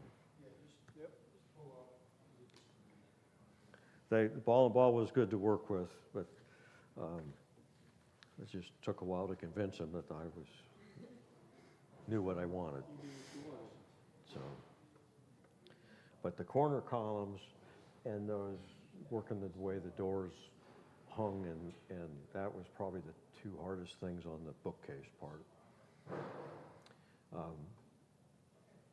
So we'll start on the top. On the original, it was made just in 2 pieces: the desk, the bookcase, including the bonnet top. And I separated the bonnet top. I don't know if I can reach it, but it goes straight up. It comes off. And I've got this molding fits down about 1/4 inch over it on the 2 ends, and then I've got floating tendons along the board to keep it lined up on the front. And then to secure it, there's 2 bolts in the back so it can't fall off on my head. So here's how I did the gooseneck. Basically, it's a pin router arrangement. So I can change how far the finger goes in, and then, of course, the depth of the bit, and make these different channels. So this kind of these steps kind of just rough it out, and then I have to take the chisels and get it down to where it should be, and then finally scrapers to get it where all nice and smooth. The real challenge on that is trying to cut the miters. So I have this board here, so this has a dual purpose. I can put this on there with double-sided tape up against this line here, and then cut the back edge so that I end up with the S piece. The pins here is I can pull those and put this piece on the other side for the other hand. But then I can use that same piece on the saw, and it rests on this, and cut the miters. And of course, I did the straight pieces, which you've got it at each end of the gooseneck. I did the same way, the same steps, carved it. I use actually rounds, hollow and rounds I didn't have to carve that one, but to get them all the same, I had to do it the same, right? Even though the straight one you could have done different. So, but I got the miters cut that way, and then trimmed the straight ones to make it absolutely the right? Because that's not 100% on the money. but that was way easier than trying to do it by hand. I'm not that good with a saw. So once I got those cut, I could start worrying about the frame of the bonnet top. And the same thing, I used two dowels to locate these guys on there so I could take them on and off. I don't know exactly how the original was built. I do have a picture that shows it does have this piece, and then there's down here, there's a piece that goes up back. So there is like a notch in the back. But as far as exactly what's on the inside, I have no idea. So the next challenge on that guy is these rings. So it's turned, and then you have to, but the challenge is that this profile has to match the profile on the gooseneck. This bottom part up to the center of the bead is the same profile, but then the other half, so it all has to be the same size on those rings. So it takes a couple tries sometimes to get it, because if you go too far, you're screwed. You only got so much thickness to work with. So there's trying to position it, and then you've got to split the two so that you end up with the merge at the top. And then, of course, you got to merge it into, this molding's got to be the same as that. And here's the board, which I will actually cut at a recess, and I put a piece, I think that's in the next slide. Yeah. So I had this 1/8-inch thick piece. I just wrapped it around got it wet, wrapped it around a coffee can overnight, and it's pretty much stayed that way. And then I set those, trimmed it into there up on the top. Again, I don't know how the original really was. I don't have any pictures like way up there like that. Nobody's going to know. So this is applied, and this is applied to that backboard. So it's quite a fun thing to build. It's but it's a challenge. And then the last piece is the finials. So those are done in three. You got the base is one piece, the cupcake, and then the flame are the three pieces. And so you turn the flame, as that overall shape, and then just mark the spirals up and just take a gouge, or actually I took a round rasp, and got it roughed out, and then used the scrapers and such to get it smooth.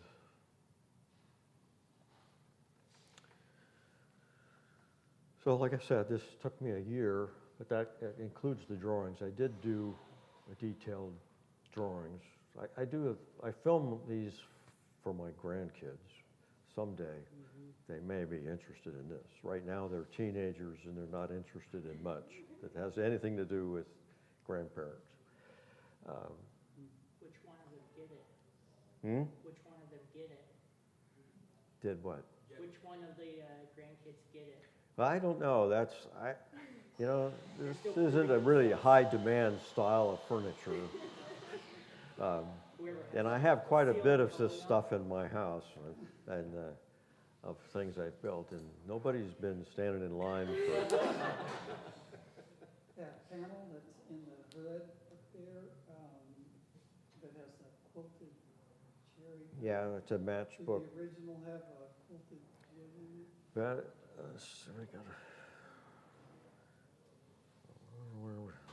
How do we go backwards here?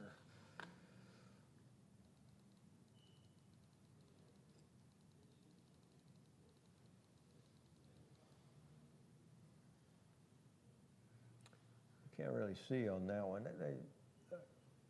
It wasn't as distinctive as that one is. That's really a neat feature.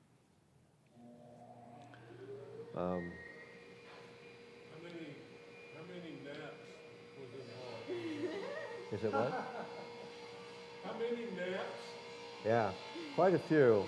I mean, by the time I got to the bookcase, I was pretty well ready for it to be done. So, yeah, there were some breaks in there, but I really thought I decided I wasn't getting any younger. If I was going to do something like this, now was the time to do it. I'd done the block front chest, I'd done the display case, thought I really knew what I was getting into, but it's way more time than I thought. And it's way bigger. I mean, everything is big, you know, its drawers are huge. And I got a basement shop. There's only so much room. And it's got a lower ceiling. I could not set this all up in the basement. So, but it was fun. But it is quite a bit of work. And I do have the plans. I did have somebody contact me, and I sent them a set of plans, but I've never heard back from them. And there was another guy that was he was going to do it, but then he changed his mind, and I brought those if somebody's interested in looking at them. I did bring the plans.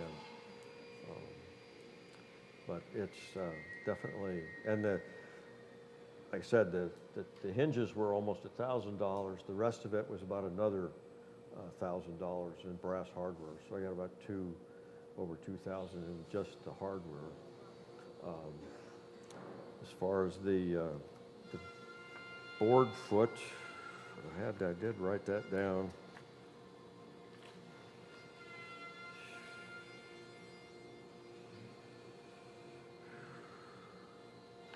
I wrote it down, but I didn't print it out.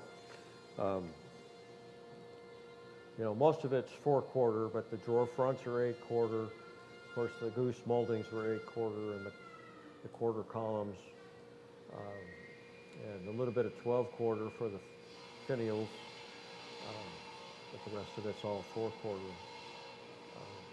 And I had got the stuff from Pennsylvania. I got all from the same tree. It started out as a 23-inch wide tree, so they had cherry.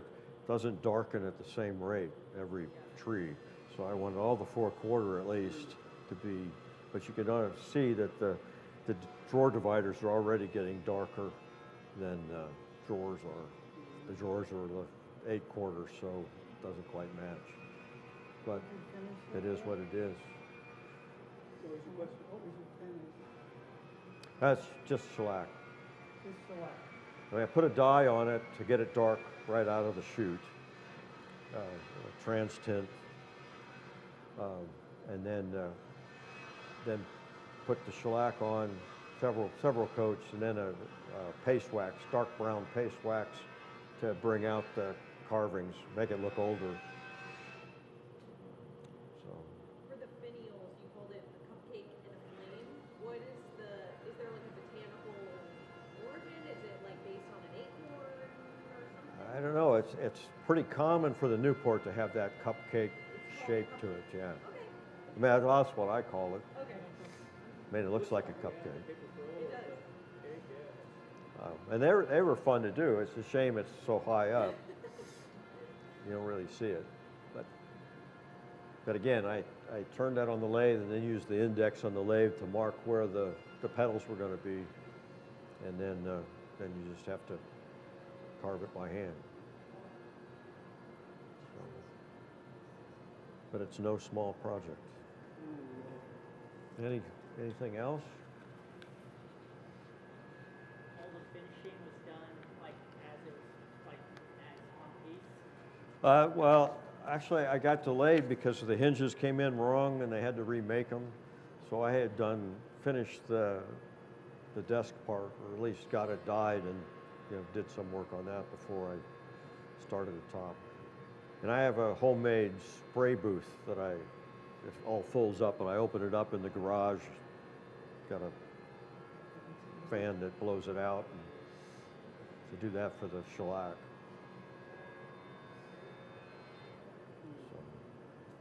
What do you use for the hardware for the box? It's all reproduction from Ball & Ball. And they've got a whole catalog online. I mean, there's other people that make reproduction hardware. And you know, if you were looking to cut corners, you probably could get by without getting locks for the drawers. You could just put a fake hole there. I mean, we're not going to use the locks. And they were, you know, $30, $40 a piece for the locks. Nothing was cheap. I mean, it's all solid brass stuff. And there is, I think, 6 secret compartments. And some are easy to find, like a little pocket on the back of a drawer. You'd show them to us, but you'd have to kill us. Huh? You'd show them to Well, us, actually, but you'd have to kill the us. one on the bookcase, one of the sides come out, that's been filmed, so that's not exactly secret. It is publicly available. But there's one that nobody will ever find. My grandsons know where it's at, but that's the only people that know where it's at. I must have got it wrong. But if you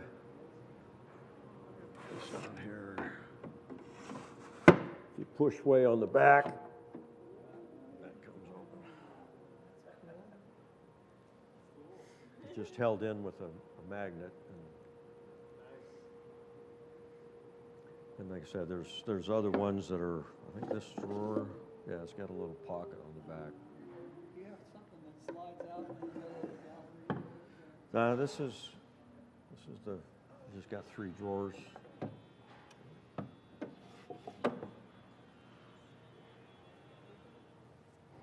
But if anybody can find the other ones, let me know.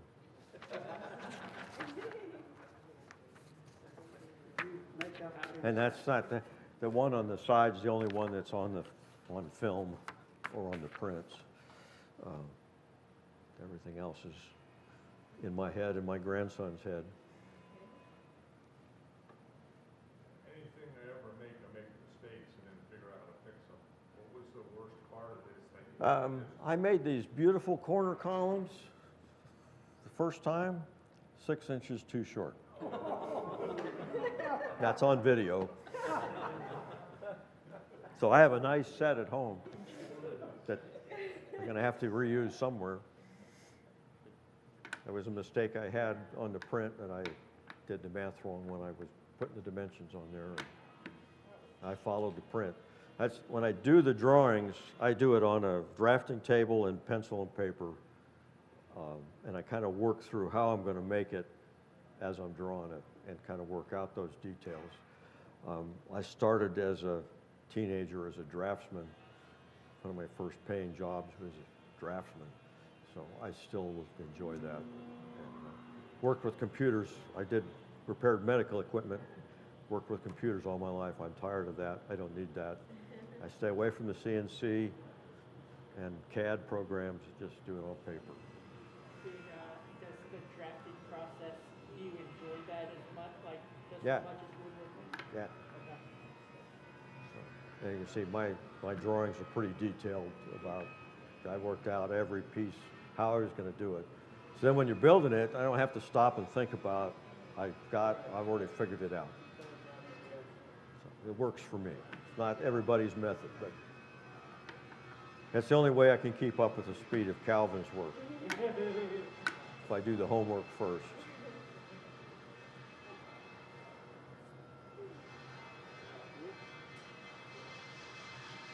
Anything else? Is this Tom? Thank you so much. That was amazing. Absolutely amazing. You all can see why these Newport secretaries are considered like the pinnacle of a period furniture. I mean, there's lots of ways to challenge yourself, but that's one of the most challenging pieces that people try to make. And so you can't even attempt to do that unless you've arrived. So great job. It's amazing. So we're going to take a break for lunch, and we're going to start back at 1. We have pizza for everyone in there. Feel free to, I'm sure, Tom, you're probably available to answer questions. And, so little break until 1 o'clock, and feel free. Grab pizza, grab a water, soda, whatever.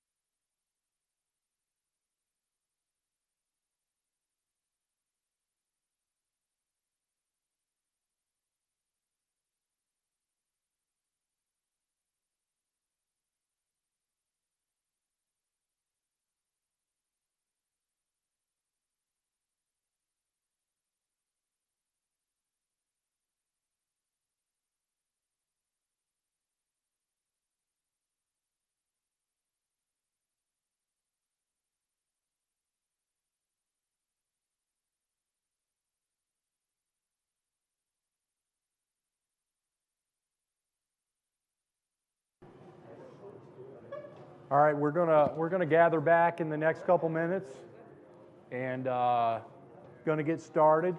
I think we might end up a little ahead of schedule. I don't need to take all the time. You want to get to the appetizer of the afternoon is me, and the main course will be Bill. So, but yeah, we'll get started here in a couple minutes when people settle in. One thing interesting, and this kind of reminded me, if you look on the screen, this is a desk that some of you all might have seen in the past that I made, and it was a reproduction of a piece in North Carolina by a maker called Thomas White. Thomas White was a Quaker, and they had record of him going back and forth from Perquimans County, North Carolina to Newport. So there's been a lot of speculation that he might have gotten some training or been involved with the cabinet makers in Newport. And one of the main reasons is if you look at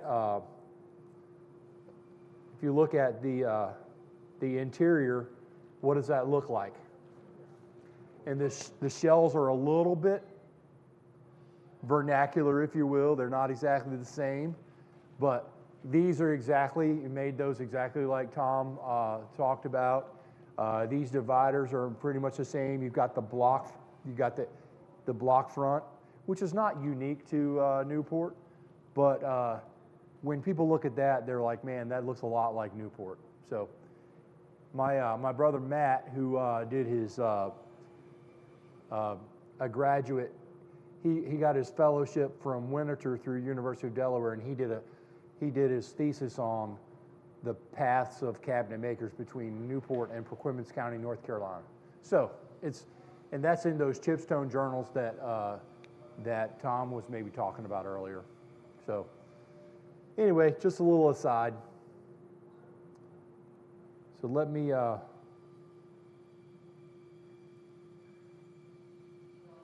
get this going here. Okay, so I've got a reasonably quick presentation on this table.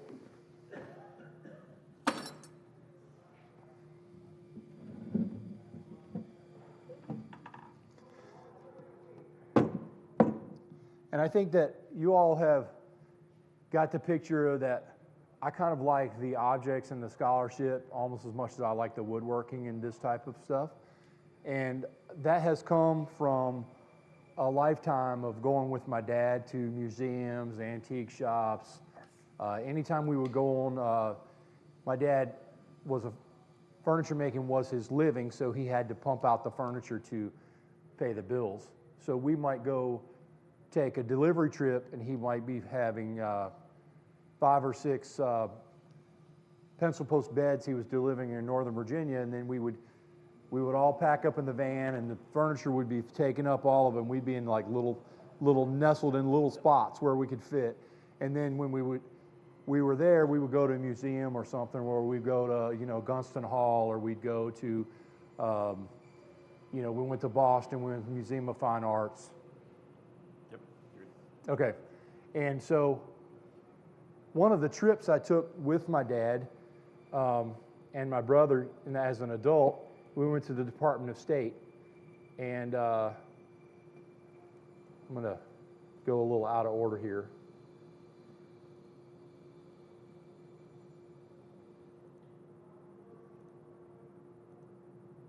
Come on.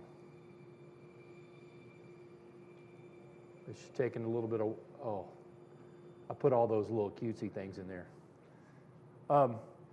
I saw this table at the Department of State years ago, and I was like, man, I love that little table. And I just kind of loved the way it sat, and so I kind of had this on my bucket list for many, many years.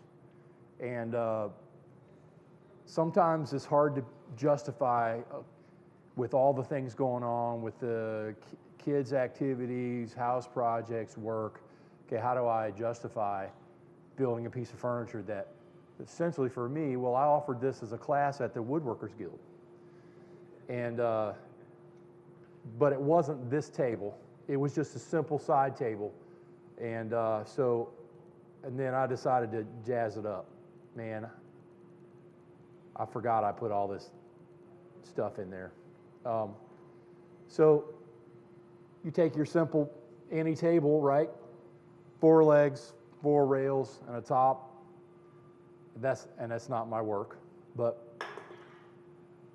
then you can there's just a myriad of design changes or selections you can do to make it more appealing to you or to make it more difficult, people would say, or my wife might say, why are you making it so fancy? So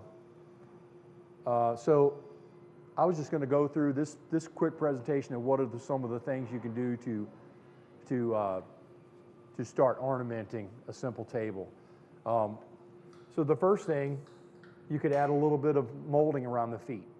And so if you see the little, I don't know what you call them, but it emphasizes the feet, the molding. So I chose that here.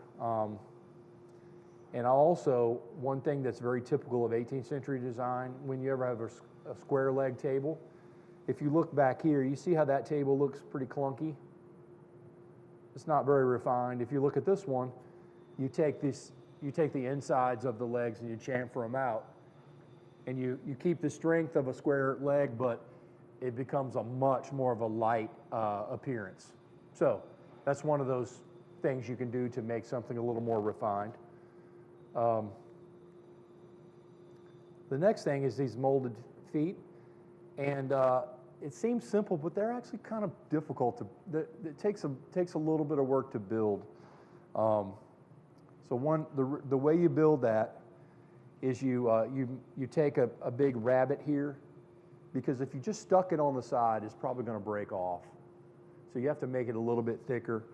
And you also, if you put it on cross grain, it's going to eventually break off due to shrinkage, expansion and contraction.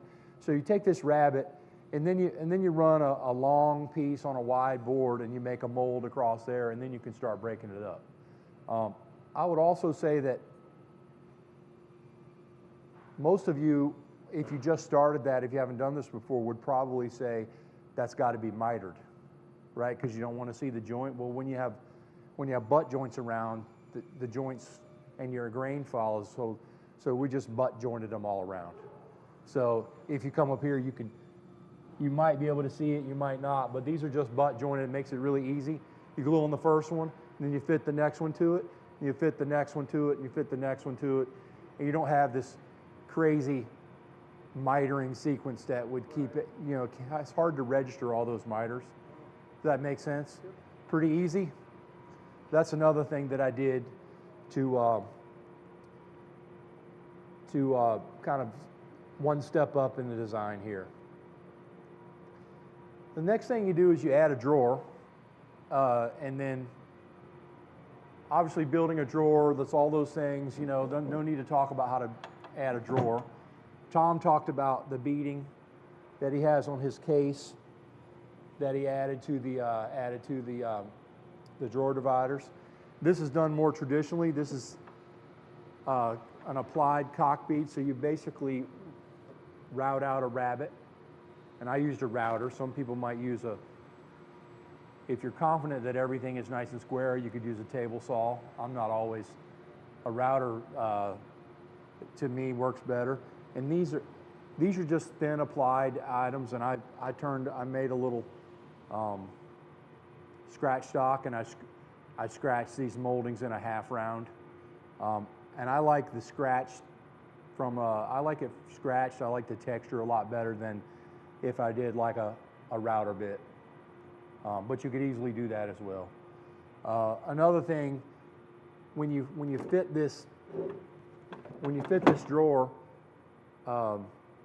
sometimes this might not be perfectly square, so that's why I like to rabbet it, and then I hand plane, then you hand plane all this to fit. So the scratch stock just means a better period type texture to me. So that's why I choose that. One thing that, if you ever choose to do that, don't make this bead too thick. If you have like a 1/4 inch or You know, even an eighth to me is a little big, so it's nice to make them really nice and fine.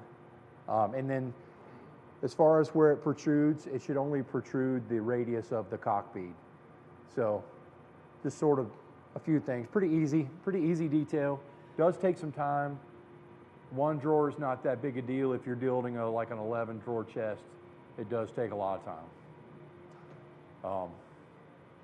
Sometimes scratching that, the best way to do that is to mount the scratch stock in the vise and pull the wood. It works pretty good. That's how I did those. So the drawer is actually short of the sides, all four sides, and then you add the beading in order to fill in that space. Actually, no. So actually, you fit the drawer traditionally, and then you rabbet it out. So if you look there, you can see it's rabbeted. So this is where I fit the drawer. It's only the leading edge. I've seen other people where they do the full top and the full bottom. I never understood why that was. I felt like this was easier to register it and glue it, so I've always done the rabbet.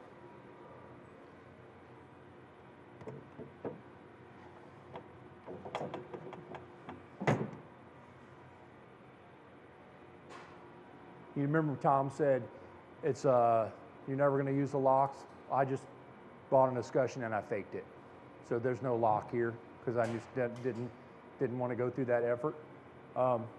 One interesting thing, and this is where cabinet makers, woodworkers like to talk about their mistakes, right? I had this on my bench, and I obviously this is symmetrical. And I had it clamped down, and I did all this fitting, and I put it up there. I had put the escutcheon on the bottom. And I was like, you got to be kidding me. And I like stewed over that, like for like a day. Like, do I need to do an inlay? Can I do a patch? Could I put a carve detail over the bad hole, you know? And after I discussed it, I talked to my brother, I talked to my dad, and then I came out to the shop and I just busted the sides off and flipped it. So I had to, and it didn't take that long. It's just took me more frustration to talk myself into it. So luckily the drawer was symmetrical enough that the fit was okay. Probably not the best fit that I've ever had. Before or after the carving? Oh, it was all done. It was completely done. That's why it looks like it's upside down right now. Yeah, so, I mean, the fit was better the other way, but it's good enough, so. And since it's too short over here. Man, I was disgusted. You didn't flip the front, you just put the bottom on the other side. What's that? You just put the bottom. I flipped the whole front, and you can see in here where I had to inlay the rabbet, I had to patch. So I had to flip the whole thing, because there was no other way to get this. If you put the bottom of the drawer on the top. Yeah. No, I didn't do that.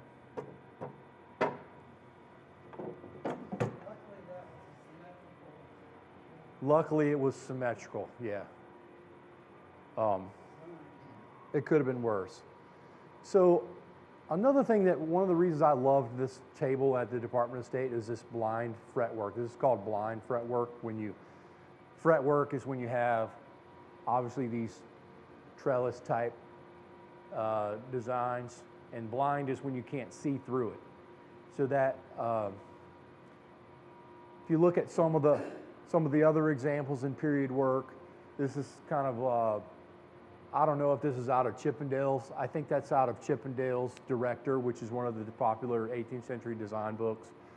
So it's very much, if you go to the Nelson and go to the Chinese furniture, you see all that Chippendale lattice work. Well, it was originally Chinese, and so Chippendale put it in his stuff. So you could refer to it as Chinese Chippendale. Like if you go to a house that has railings, it's called Chinese Chippendale. And during that time, Chippendale especially was very enamored with Chinese art and architecture.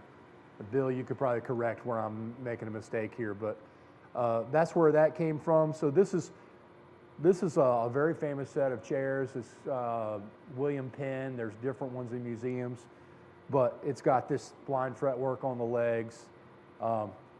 That is a piece that I made, that chest, but it's they call them Thomas Elf chests out of Charleston, South Carolina, and most of them have, or it's very common for them to have some sort of fretwork design around the cornice.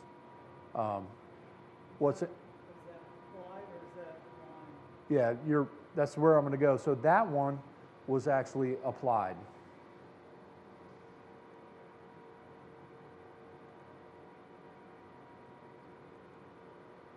So if you see that picture on the left,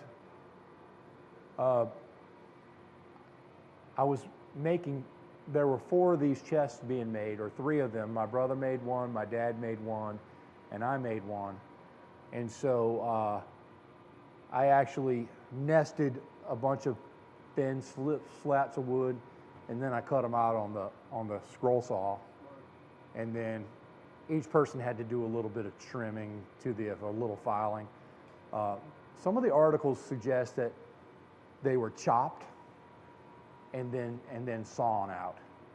So I'm not sure exactly what the method would be. I'm sure that cabinet makers back then had the same sort of challenges that we did, how to get there. But sawing on the scroll saw while they were nested, because I wanted to make multiples, that's the way we ended up doing that one. But on a chair leg or something like this, it was almost always carved out of the solid. Almost. There's always exceptions to every rule. So this was actually very fun to do. This is not challenging carving. I think the more challenging part which was also fun, was just drawing it and proportioning it and getting it laid out. And if you could see on my picture here, I essentially glued the pattern onto the leg, and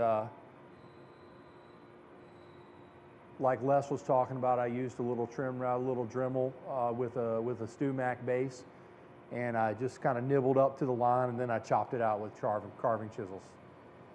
And it's kind of, I thought I spent a lot of time trying to flatten this out because you got the little router tracks, but there's many times I see the light on it and I'm like, man, that's still, I know I don't have any router lines. I chased it all with chisels and scrapers, but getting that background nice and flat is just a challenge. And then when, in the right light, I can see where coulda, shoulda, but anyway, it still also looks like handwork, so it's actually got a good texture to it.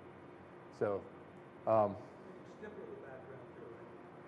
you could absolutely stipple the background. That would be another method that a lot of carvers would use to ease the challenge of flattening the background.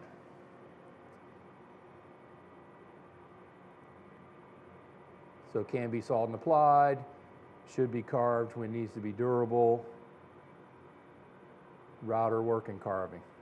So the gadrooning, this is, I probably should have looked up like specific definitions of gadrooning, but this is called a gadroon molding or gadrooning, and it's essentially a simple pattern of concave and convex, and just gives you a nice visual. There's a lot of moldings in traditional work, especially 18th century work, that are just repetitive workman-like things. This one is very easy, and I thought maybe if you take a little bit of time, I'll walk through how to build this. So first you start with a flat piece of wood, and that, if you look, this is applied this way, not this way. And that actually is very helpful because it gives you a lot of strength to be able to execute this carving. If it was just the 5/8 by 5/8, it's a tiny little piece, and I'm sure it could be done, but this makes it easier to work with a bigger piece. And it's all geometry, and since this is 5/8 thick,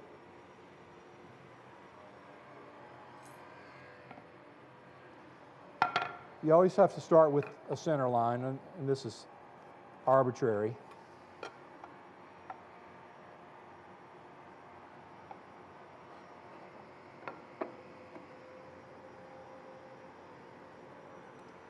And I just started laying out.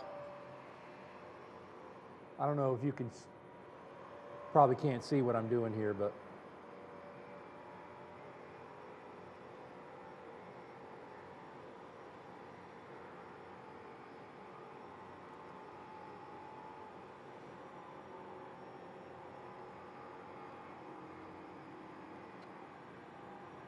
it's probably enough.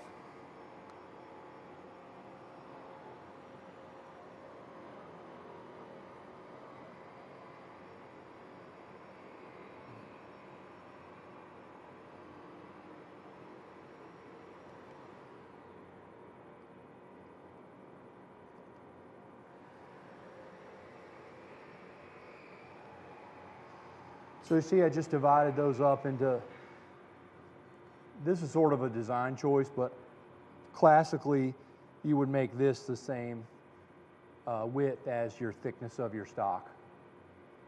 But you can see examples where they get flatter, or you can see examples where they're straighter. So I'm just kind of taking the middle of the road, or the usual approach.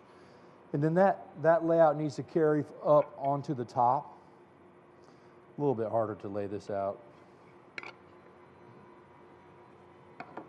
Actually, I just do it this way.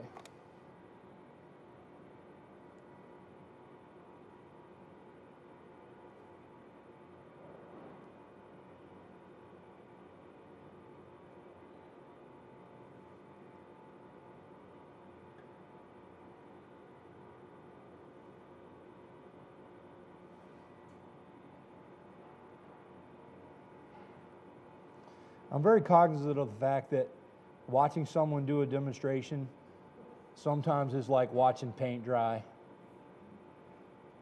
So we don't have to belabor this point. I think you all are going to get the picture that when I teach a class, I try to make it, and sometimes to my own detriment, I try to make people understand that most of what I do, I feel like, is something that you just get shown the steps and then you do it. It's like everything in woodworking, to a degree, boils down to marking a line and cutting up to a line. Now, sometimes you have to really be good at marking to the line, and sometimes you have to be really good about cutting to the line. Or sometimes those cuts have to be so incredibly small and minute that adds a special challenge, which I know Bill will be able to talk us through. But I don't know how much you can see, but starting in the middle here, we've got a line at the, we basically have divided this arc into 5/8" segments. So then you just draw, starting in the middle.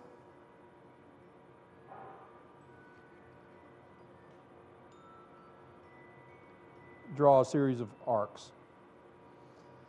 And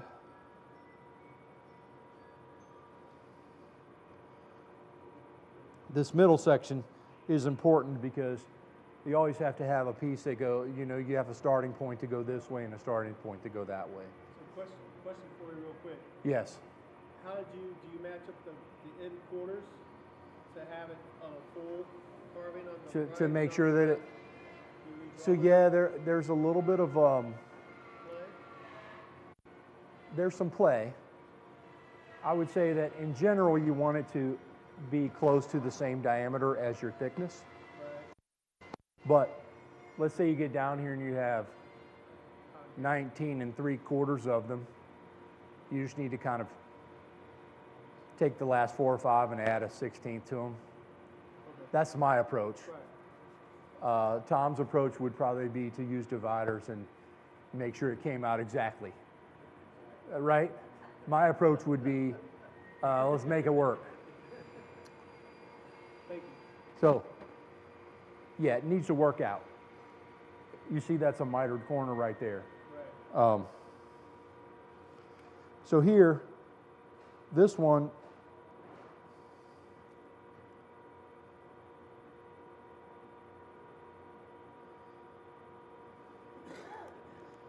these side ones go two. They go 2 slots. This middle one goes 1 slot. These go 2.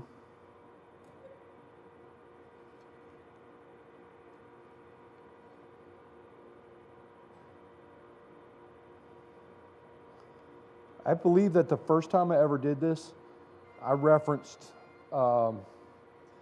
there's a book on carving a Chippendale chair by a guy named Ron Clarkson. And I think that's where I originally saw the method.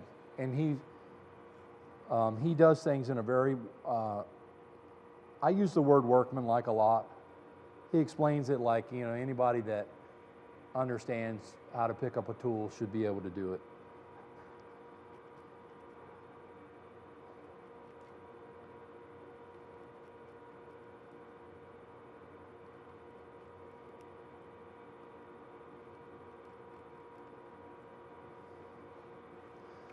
Okay, I don't know what you can see, or where's my, Yeah, yeah, up there. I don't know where I'm going here.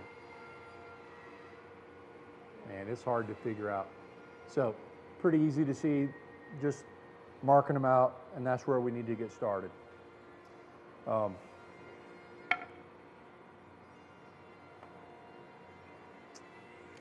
should have thought about this, but I need a couple clamps and I need a piece of scrap wood.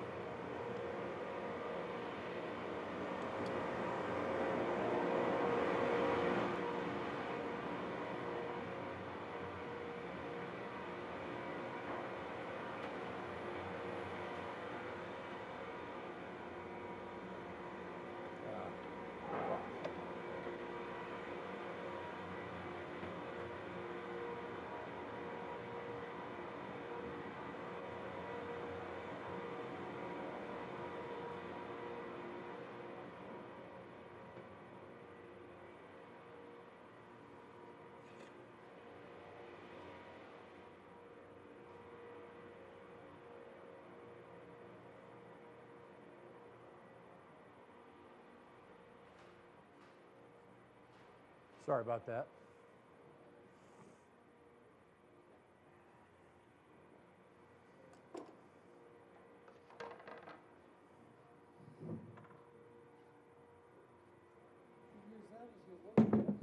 Yeah. Some of y'all have noticed, but so if you don't think walnut fades, you can see on the top here where the lamp has been sitting. That's what it looked like. I think I made this table in 2018, 2019, something like that. So 5 or 6 years.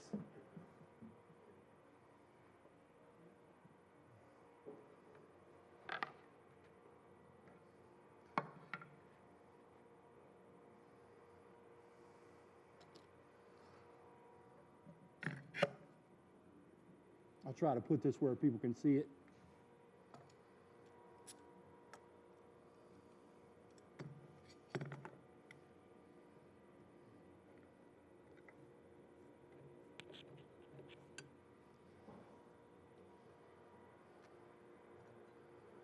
Okay.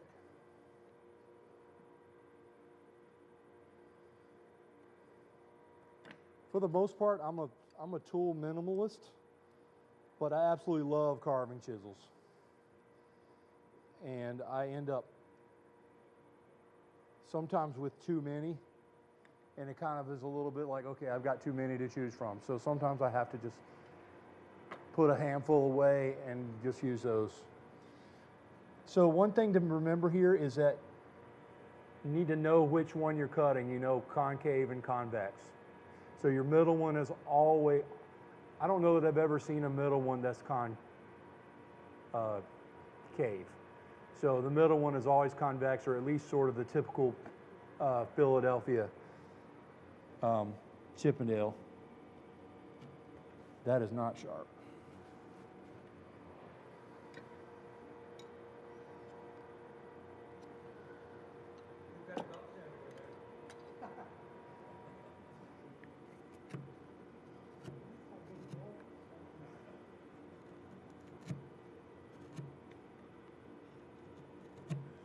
So one thing you have to be cognizant of is that it cuts nicely going with the grain this way.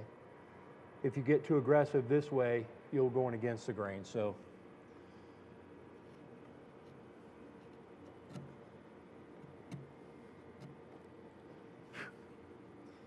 I'm using a number 8, a number 9.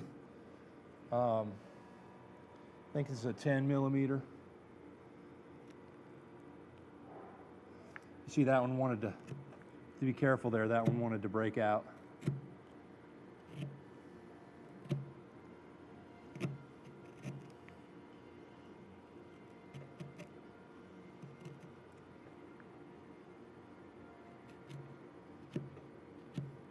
On one hand, it's hand carving, so it doesn't have to be perfect. On the other hand, you don't want it to look sloppy. So I have a tendency to want to go too fast. So carving is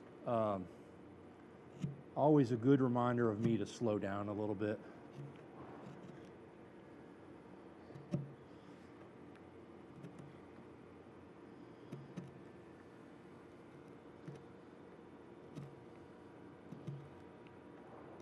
One thing about things breaking out, if your corner of your tool is buried, you're almost always going to break something out. So you can twist that to make sure that the edge is cutting, not the corner. This is not the ideal carving position. I will say that.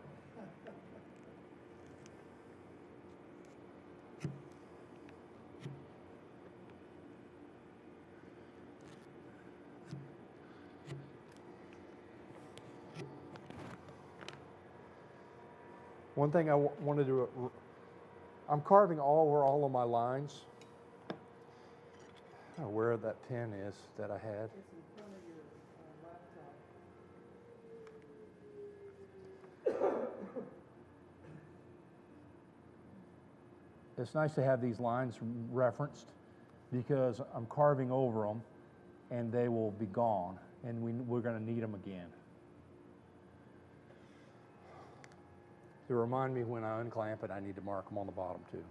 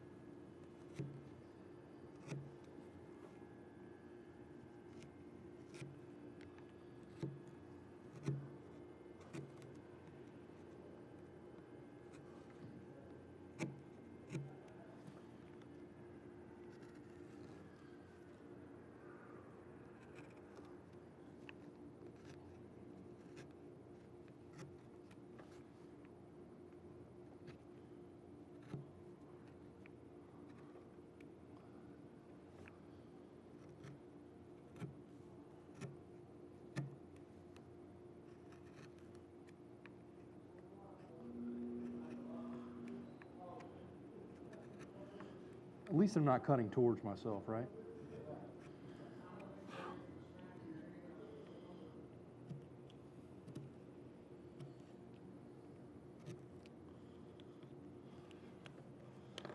That's the first step.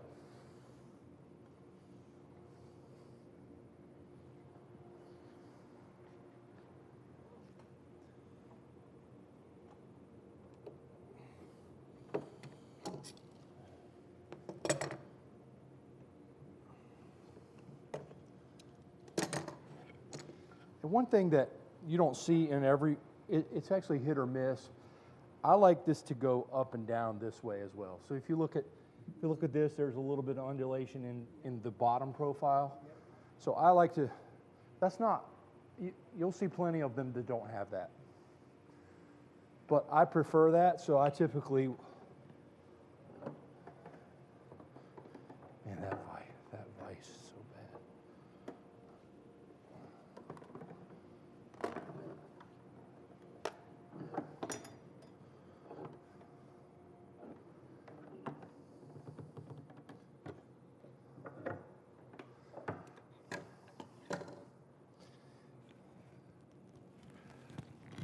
I'll use the same carving tool and just come in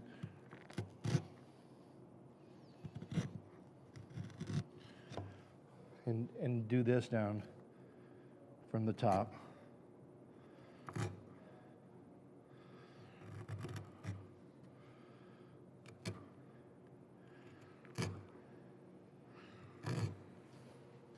And then looking at it from up here, it helps me see where I... Sometimes it's amazing. You think you're on your lines, and then you look at it from a different perspective, and you're not. At least that's true for me.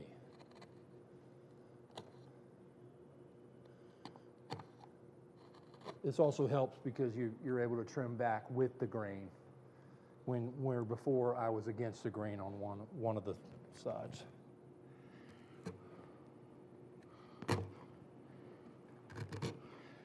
One thing I'm big on is little hand marks that you might see on an 18th century piece. I mean, we can't, it would take a lot of effort to recreate every single one of them because we use a combination of machines and hand tools. But little things like flipping something over and seeing hand tool marks, those things make me happy. See those marks at the underneath on the molding? That just kind of is cool to me. Marks on the bottom of your blueprint? Yep. Mm-hmm. Yep. One thing that would irritate me is if I forgot something, I could see table saw marks or planer marks. That would irritate me. And it really doesn't matter because I'm the only one who would ever even care.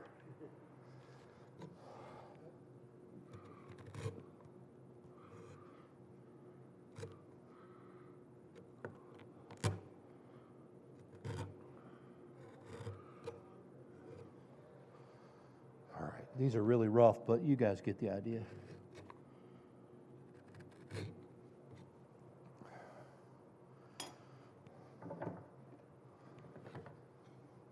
You see how there's a little bit of undulation on the bottom there? I think it makes it pop a little bit better. I don't know if pop is the right word. So now we're going to go ahead and round all these. And remember I said, let's put those reference marks.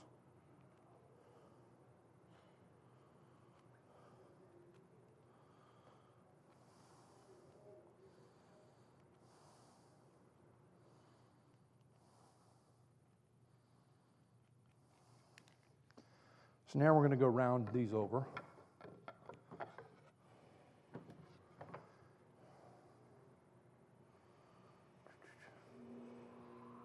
Trying to decide how to clamp these so everyone can see it.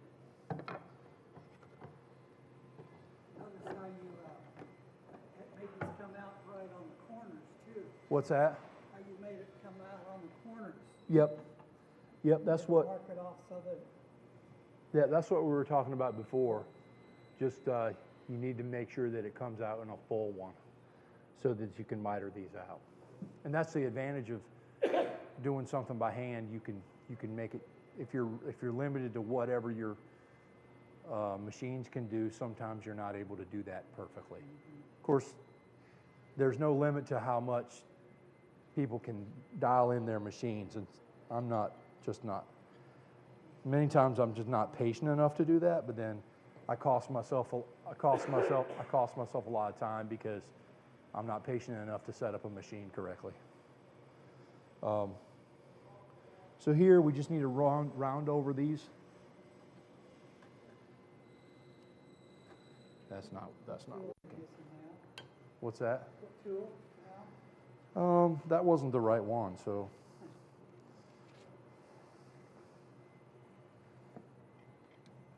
I don't do a ton of, like if I make something, I don't necessarily do a great job of, I used a number 8 for here and a number 9. I just sort of go as I go.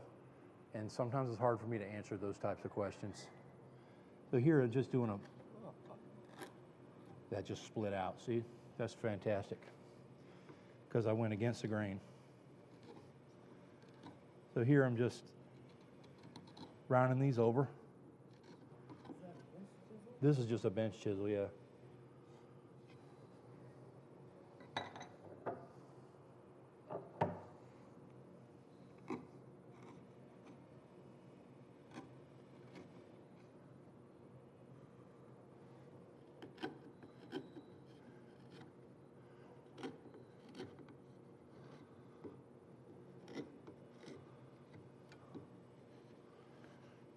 And you'll see in a minute why I don't really, not taking a ton of time there.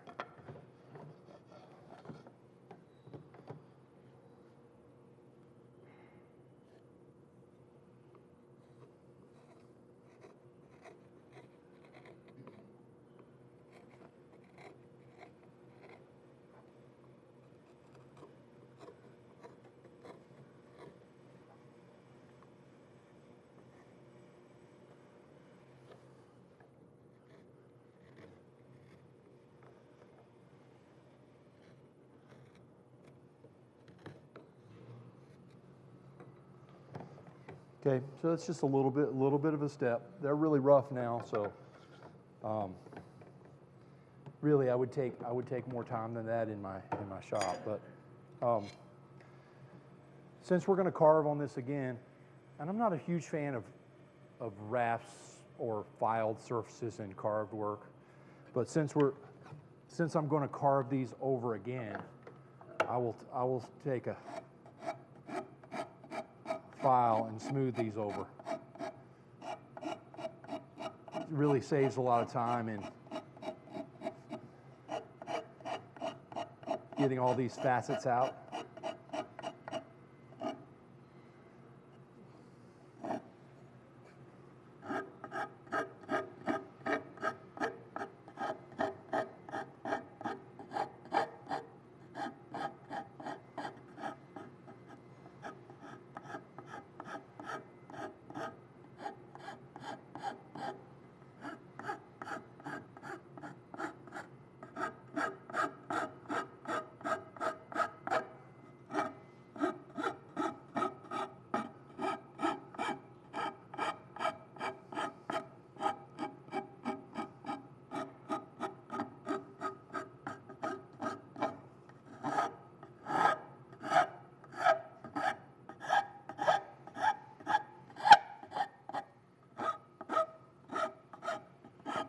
This file's a little too big for those concavities, but sometimes you can flip the file and get it to go into a little bit steeper area.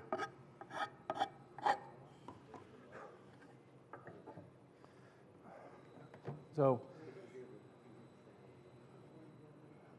that sort of smooths that over and gives us a nice rounded place to start the next step.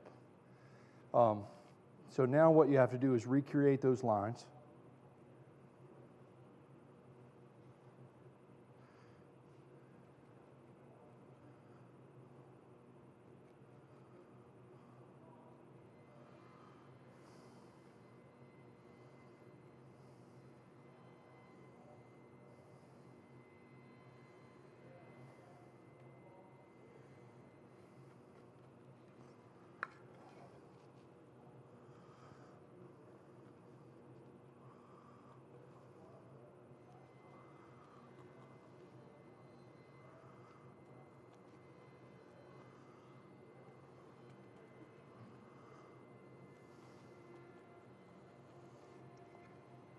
So everybody see that? Pretty simple. I just drew those lines back on. That's why I reestablished those tick marks. It's kind of hard to see on the walnut. I don't know if you can see it up above or not, but I might just walk around. You can see it's semi-rounded in and out. Right. I've reestablished all the lines. You see that, guys? This is nothing magic, okay? See, it's fairly well rounded in and out, and I redrew those lines. Down the center. Yeah, and I missed a couple, it looks like. Missed at least one. So, that makes sense, everybody? Nothing magical to it.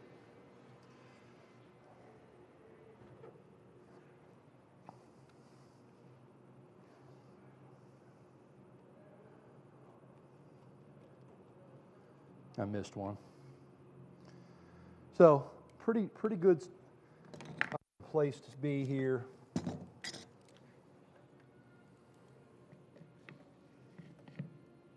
Trying to make this as quick as possible.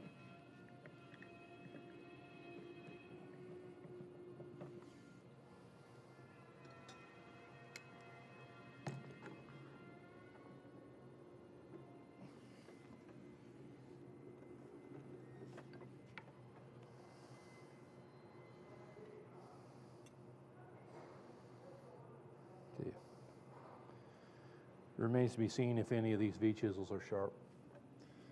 So now, what we need to do is just use the V-chisel and then take that, redo those lines with a V-chisel. And again, be careful because it wants to cut on one side of the V and tear out on the other side. So taking your time, which is really not my strong suit, is what you want to do. There's another one I forgot to draw in.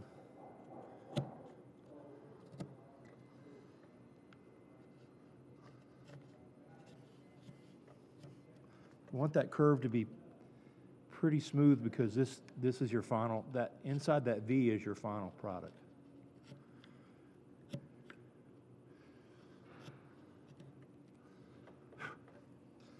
This kind of looks like I chewed it with my teeth.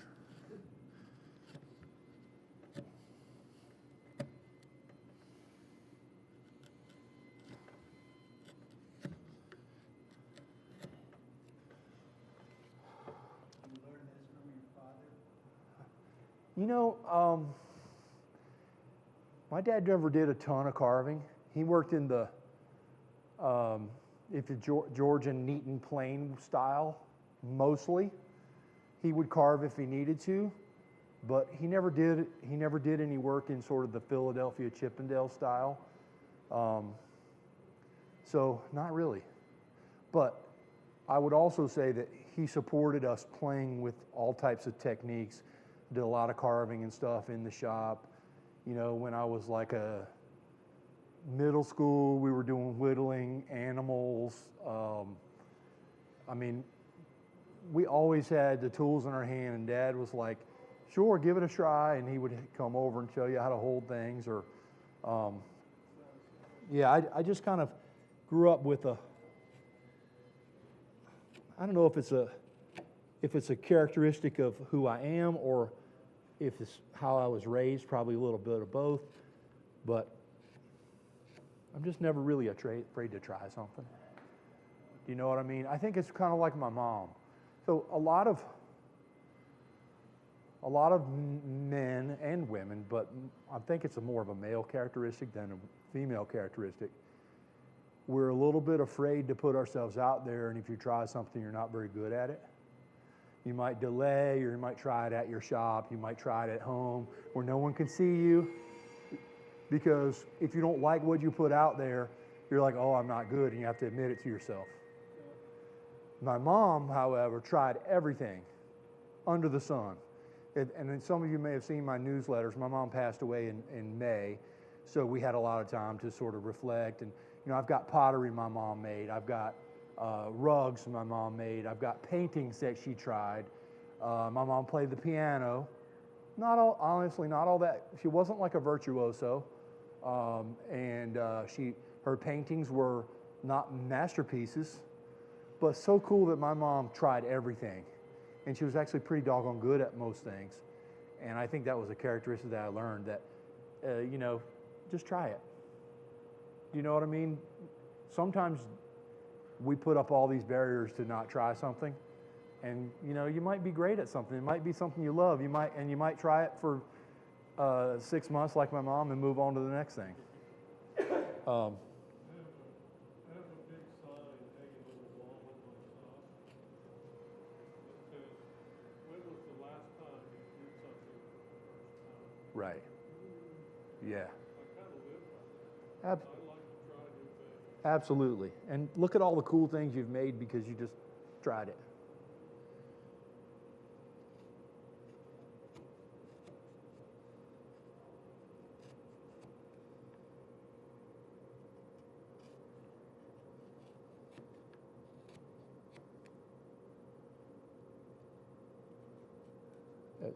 It's funny, this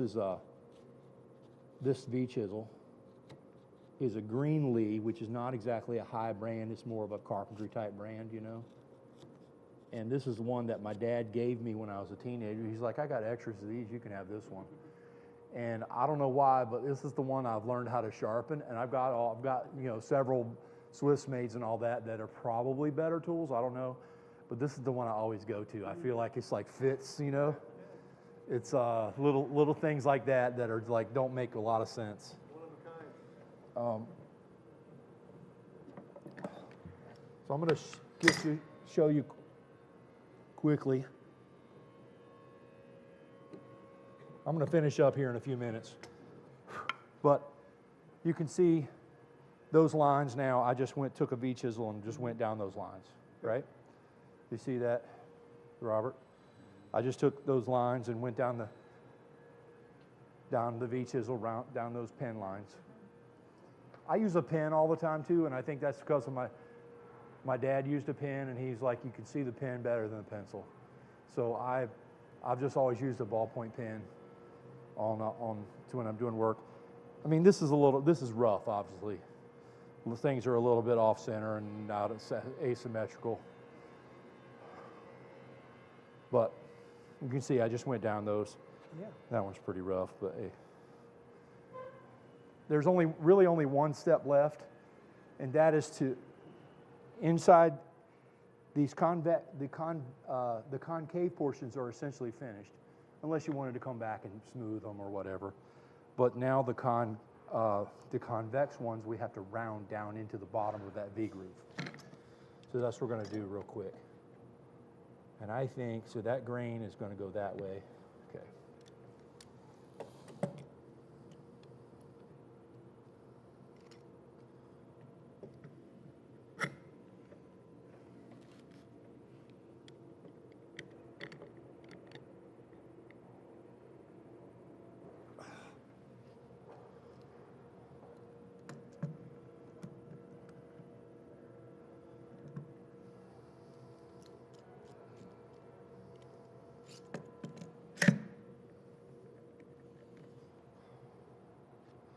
Now you can take a flat chisel, or you can take maybe a flatter gouge might be the best one, because this adds a little shape to the whole thing.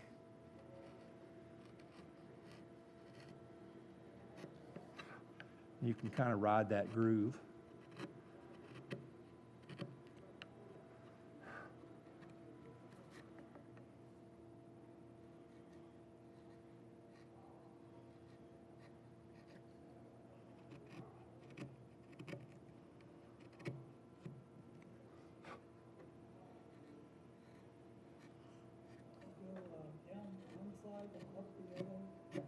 That's right.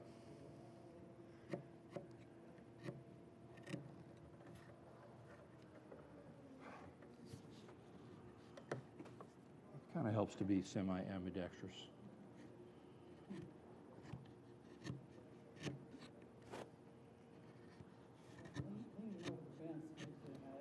Leaning over the bench is fantastic technique. This is the way I'm going to do them all from now on.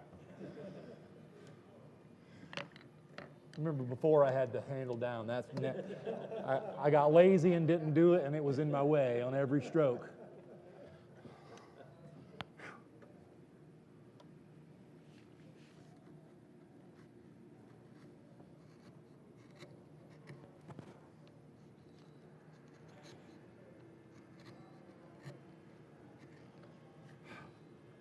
And thankfully you've seen, this is more indicative of my work that I take a little time on. This one's going to be pretty raw.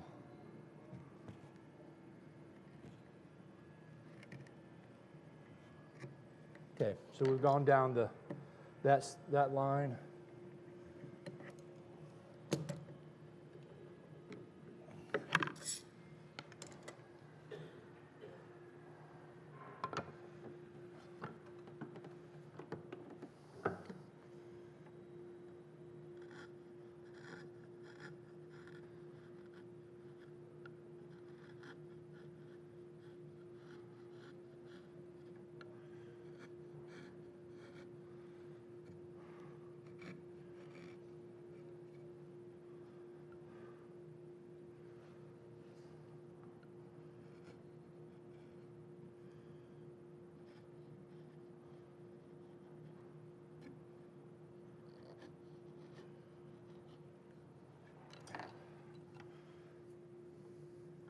And you remember I talked to you about the underside?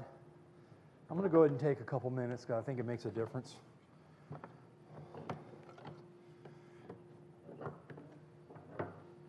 To me, it looks nice when you have that V-groove in the profile as well.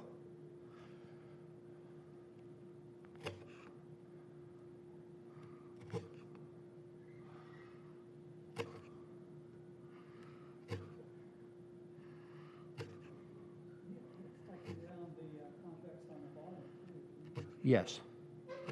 That's why I was getting ready to do that, but there was no termination, so.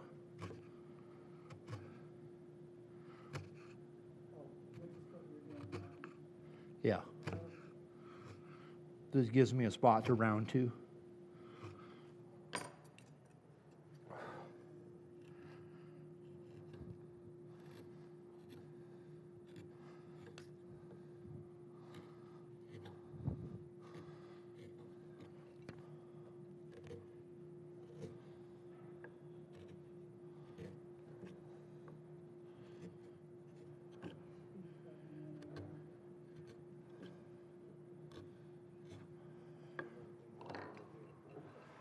Okay. You guys can pass that around. You can see with a minor amount of cleanup, it's reasonably close. Very rushed. Did you, by chance, like right up here, you just put this right up on the top, or did you make a rabbit with this in there? No, I just butt it right up to the top. There, okay. Yep. Cool.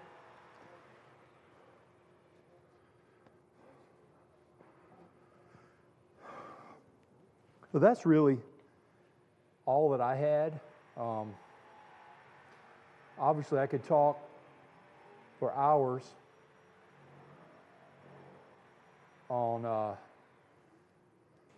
period furniture. That's the whole reason it's important to me to keep this thing going, because it's, it's what I'm passionate about. I'm kind of known as the period guy in the guild, so if you have any period-related questions, I'm your guy. So, but egg and dart molding, Greek key, any of those things, they're very like you got to just figure out a way to keep going and just make a series of cuts and boom, boom, boom down the line. And that's how you do it. And again, I would clean that up with like scrapers to get those facets out. I only do a minor amount of sanding, but I usually chase it with sandpaper. But I don't want to have an overly sanded finish. So that there is you can still see, I think you can still see some of the facets. Obviously, it's severely cleaned up from what I just passed around. But that's really it. So, gadrooning, yeah. Yep. What's that? Like this stuff? No, but you cut it out or? Yes. So I make the molding. I made the molding. If I could draw it better than I could show you, but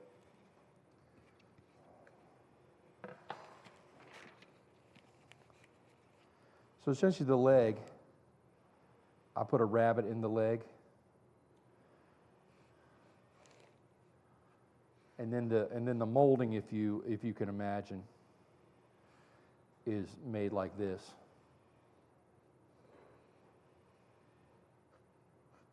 So they mitered together.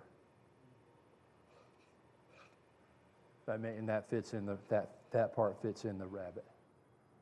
Because I think it's pretty important to have that registered in there so that it's sitting in there solid. And I've seen pictures of old ones. I think that's the way that most of them were made at that point too.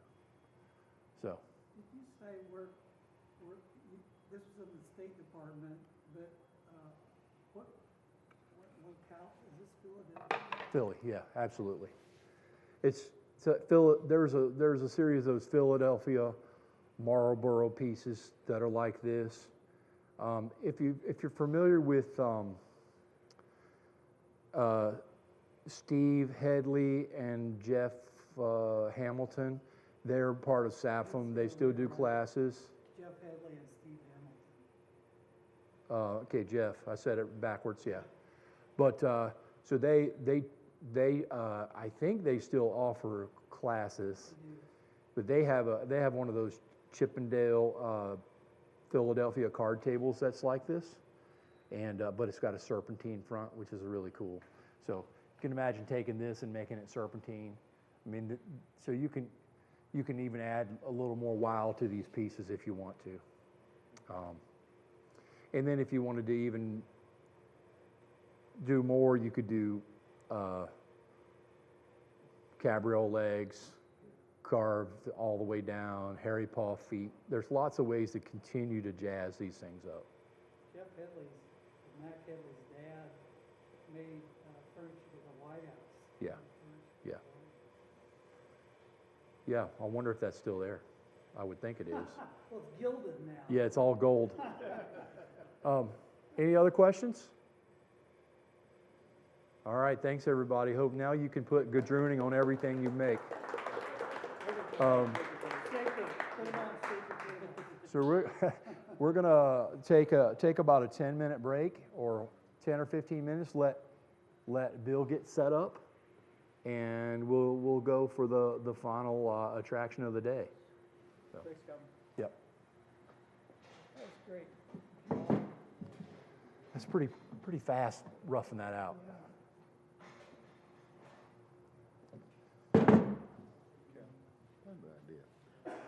We're running way ahead of the schedule, I thought. Well,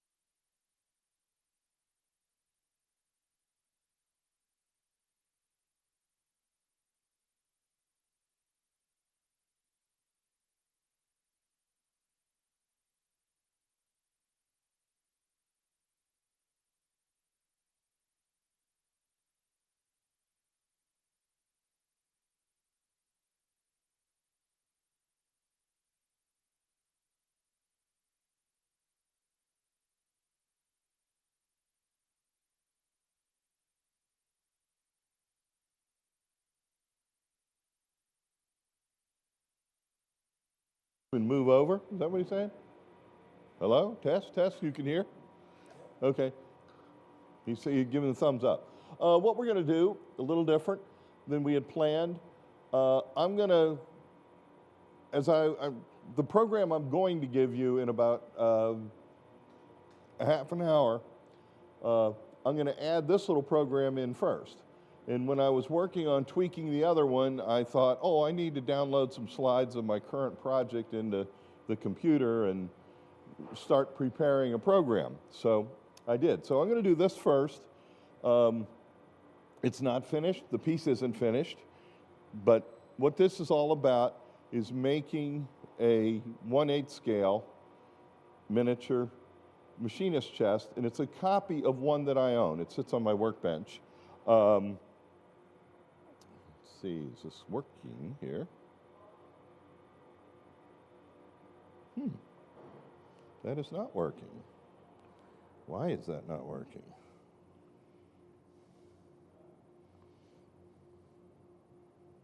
That's weird.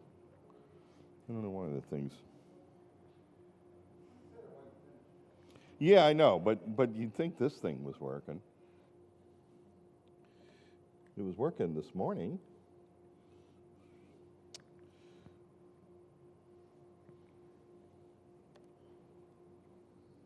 You know, these computers have just.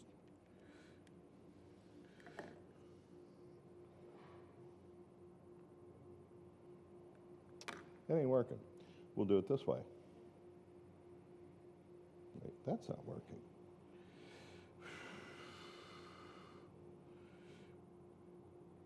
I hate technical stuff.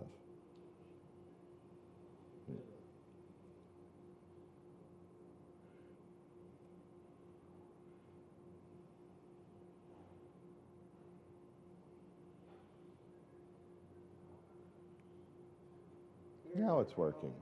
It sat too long. It went to sleep. Anyway, this is about making a 1/8 scale machinist chest. It's in the East Lake style. This is my #1 user machinist chest. For those that know, I collect antique machinist chests, and I have a couple dozen of them.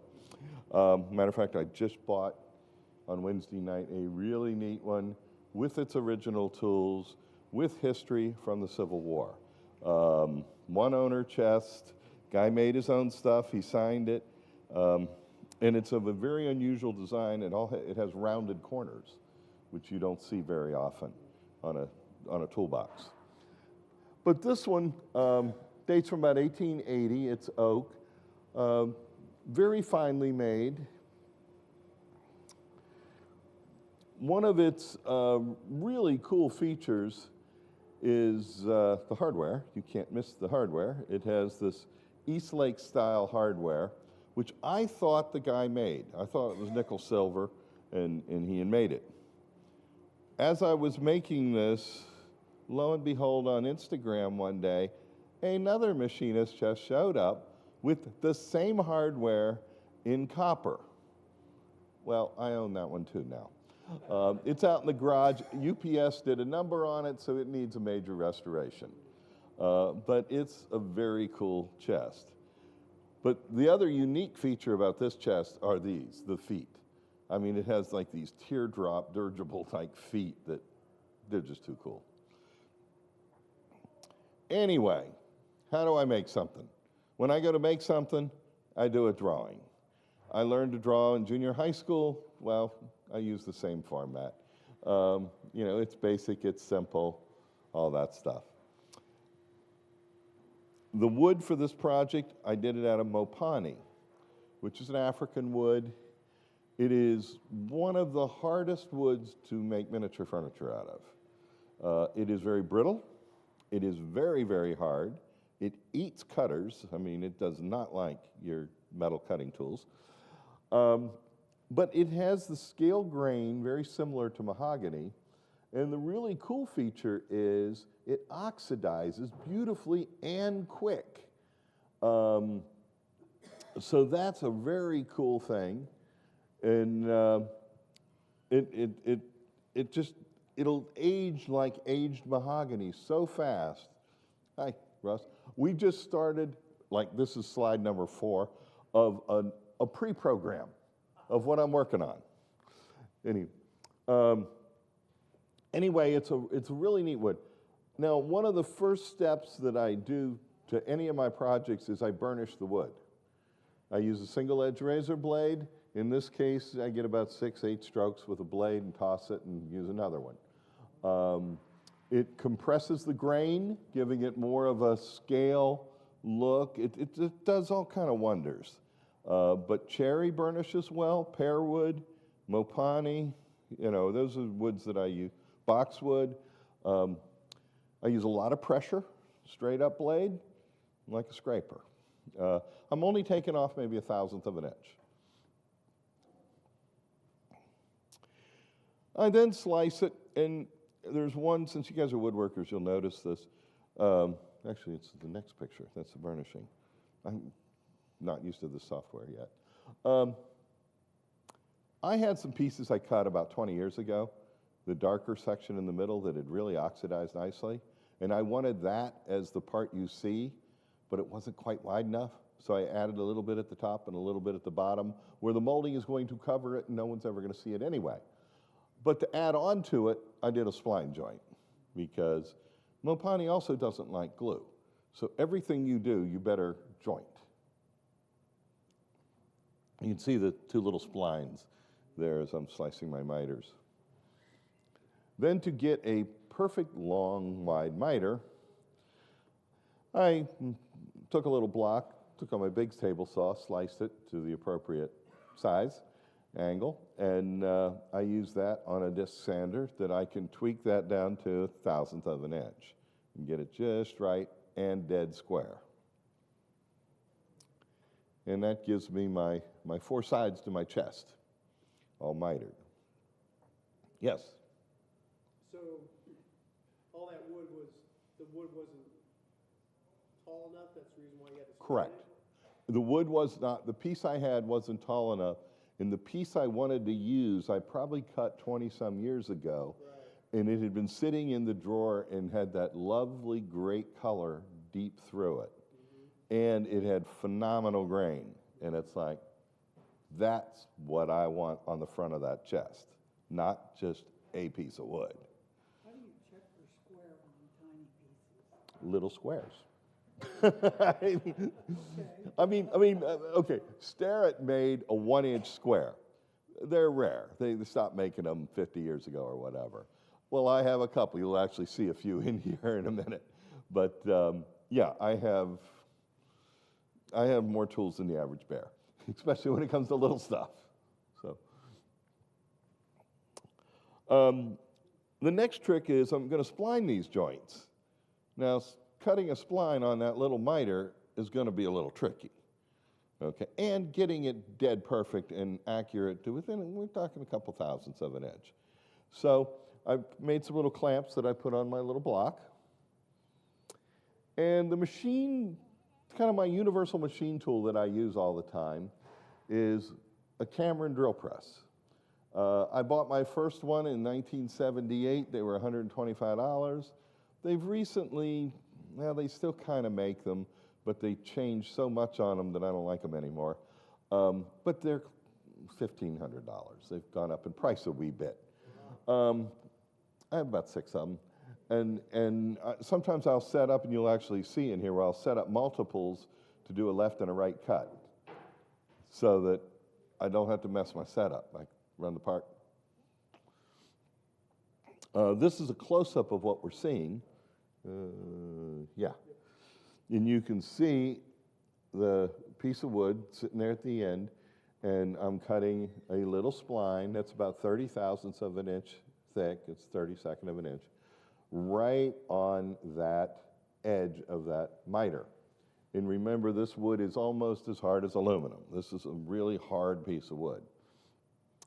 The cutter I'm using is, back in the old days, when a motor acted up, you took it to a motor shop and they rebuilt it. And one of the things they did was put it on a lathe and put a little tool called an armature undercutter that had a little motor and these little tiny saw blades, and they recut the armature. on that. You know, the commutator, the little copper part that's got the lines in it that the brushes rub it against, they'd resurface that and redo that. Now, you know, nobody does that anymore. But back in those days, they made armature slitting saws, and they made them in 10 thousandths thick, 15 thousandths, 20, 25, 30, 35, and so on. Well, I used to hunt those down. Hi there. I started a pre-program, so we're going to get to the good program in a few minutes. Yeah, this program's really bad. Yeah. Anyway, but those are what I use for little slitting saws, and they work wonderfully. And I can cut my slot depending on which one that I use. You know, I don't want 20 thousandths wide, fine, I use a 20 thousandths one.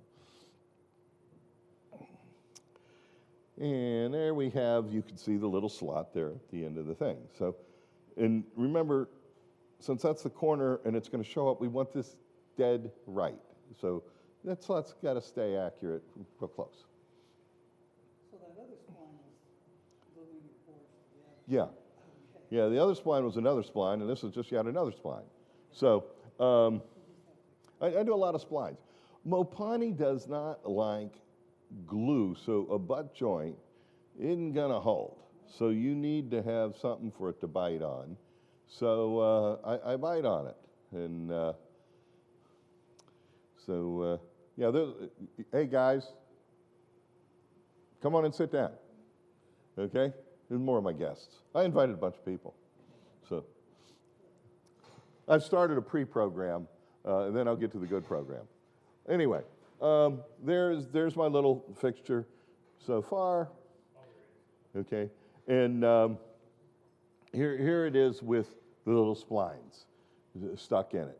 Now, one of the other things that you're going to see me do in this program is I'm going to glue, when the time comes, I'm going to glue part of that chest together, but I'm going to make it so I can remove like the front panel, or I think it's the back panel, because I have to do a lot of work inside of it before the final assembly.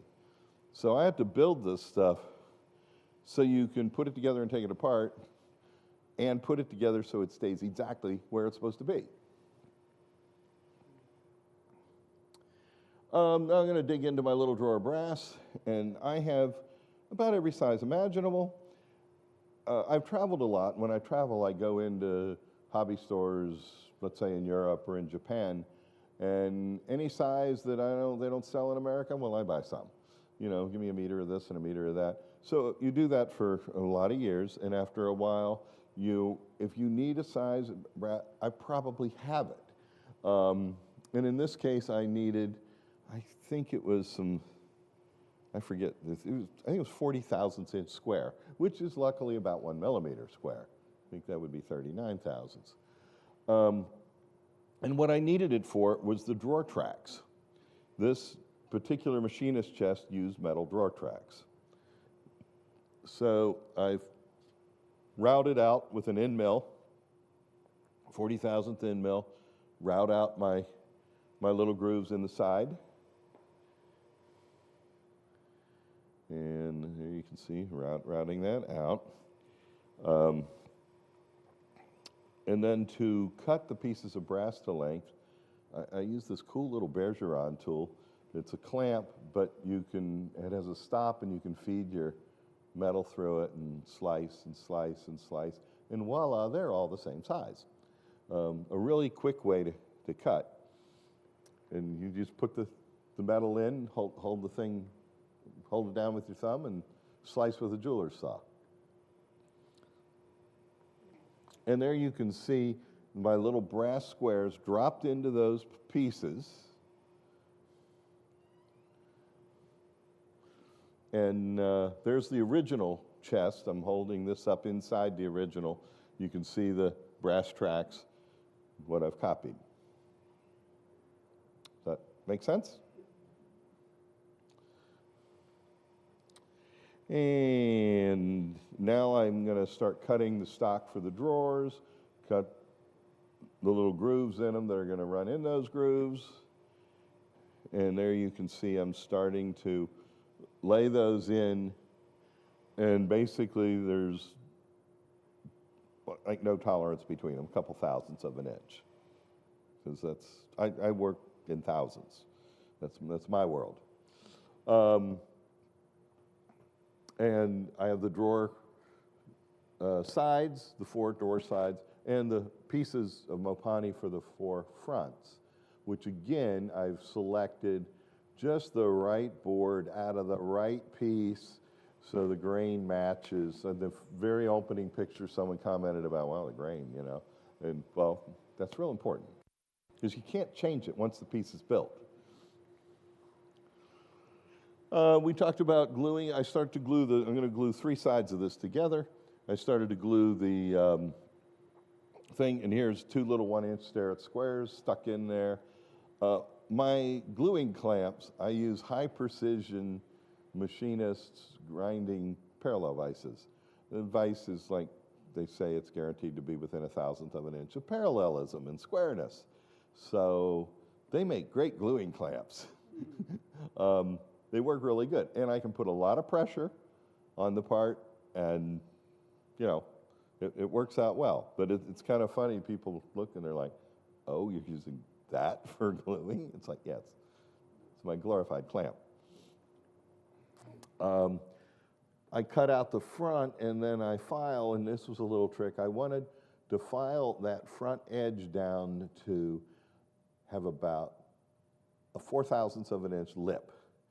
So I take a piece of cardstock of whatever piece of junk mail or whatever's within reach of my workbench and measure it. Oh, that's 4,000ths of an inch. Cut a little piece out, stick it in there, and file to that. You know, that's sort of sacrificial piece. Now I have an even 4,000th lip. And I start to fit my little pieces in and see, do they fit? And they are starting to behave and fit properly. I start planing the little drawer bottoms, and I like to leave any like saw marks, planer marks, and things. A lot of times I'll intentionally put those in and leave them. So, you know, when you open a real machinist chest, they didn't use the best piece of wood underneath or in the back. Well, I have the marks to prove it, you know. Yes. Uh-huh. Yeah, they don't sell those. And you'll notice that plane is dovetailed. That is a dovetailed English miter plane style. And it planes beautifully, and it shaves down to the tiniest 1,000th of an inch. And I actually have one of those planes here, so afterwards we'll play with it. We can plane away on a pencil or something. Anyway, there's the drawers, backs and bottoms and stuff starting to fit. There again, the bottom, and I don't know, I have a glare on the screen, so I don't know what you're seeing, but there you can see all the marks and stuff from the rough sawing of that particular timber that I left on the bottom. The secondary wood for this, by the way, is Swiss pear wood. That makes a nice secondary wood. Again, it ages and oxidizes beautifully, so the piece in my lifetime is actually going to look old. And there I am playing around with the drawers. Do you ever accelerate that with fuming? No, I never have. I've thought about, you know, chemistry was not a good class for me. I had a lot of classes that weren't good, and chemistry was one of them. I never grasped any of that. And some of my friends that were restorers and did wonderful things, they talk about using this or that chemical, and I just like, I go into a haze. I just am not good with chemistry.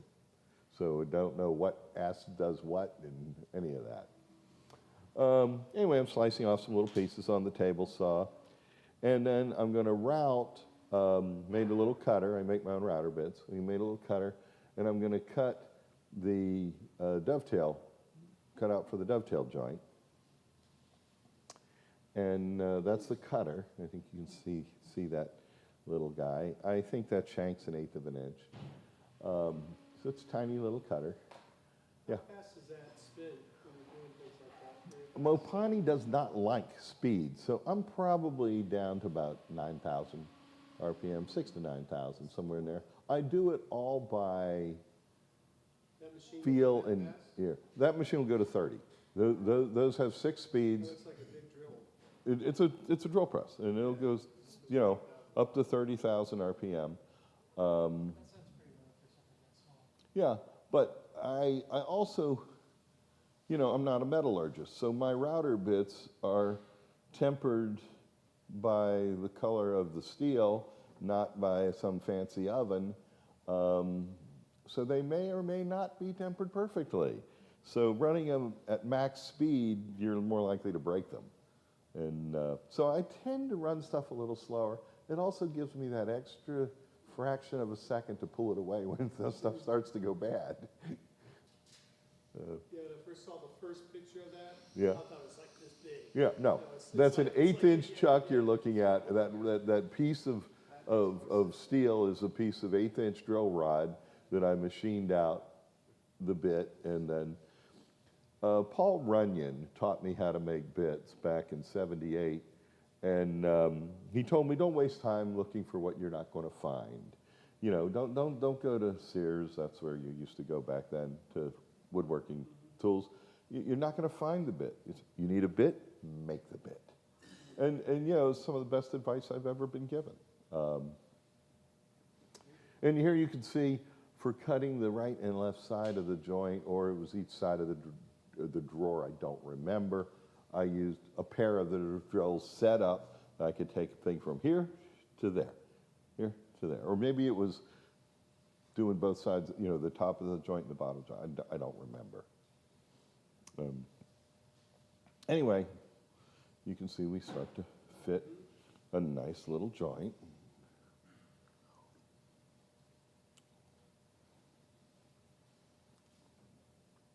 And again, this wood is so brittle.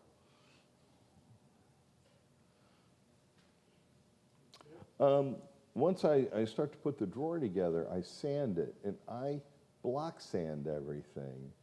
I lay my sandpaper on a flat surface, which is sometimes the edge of my workbench, and I have these blocks of mahogany that I've been using for 40 years that I can simply rub the wood against. They're polished on one side, and it gives me a perfectly square edge to whatever. It was another trick Paul Runyon taught me. Well, actually, I was doing it before he showed it to me, and it was like, that's cool. And then I, you know, sand the thickness of the drawer. I have not done the final fitting of these drawers. I won't do that till after the finish is on them. I'll do the very final finish to get them. My goal is to make these drawers fit like his drawers did, and he could take a little cabinet and tilt it forward, and all the drawers slid out, and then he'd lay the cabinet back in his hand, and they would just snap back in place. They sounded like plastic. And I've tried to do this all my life, and I've never succeeded. This piece almost has the sound.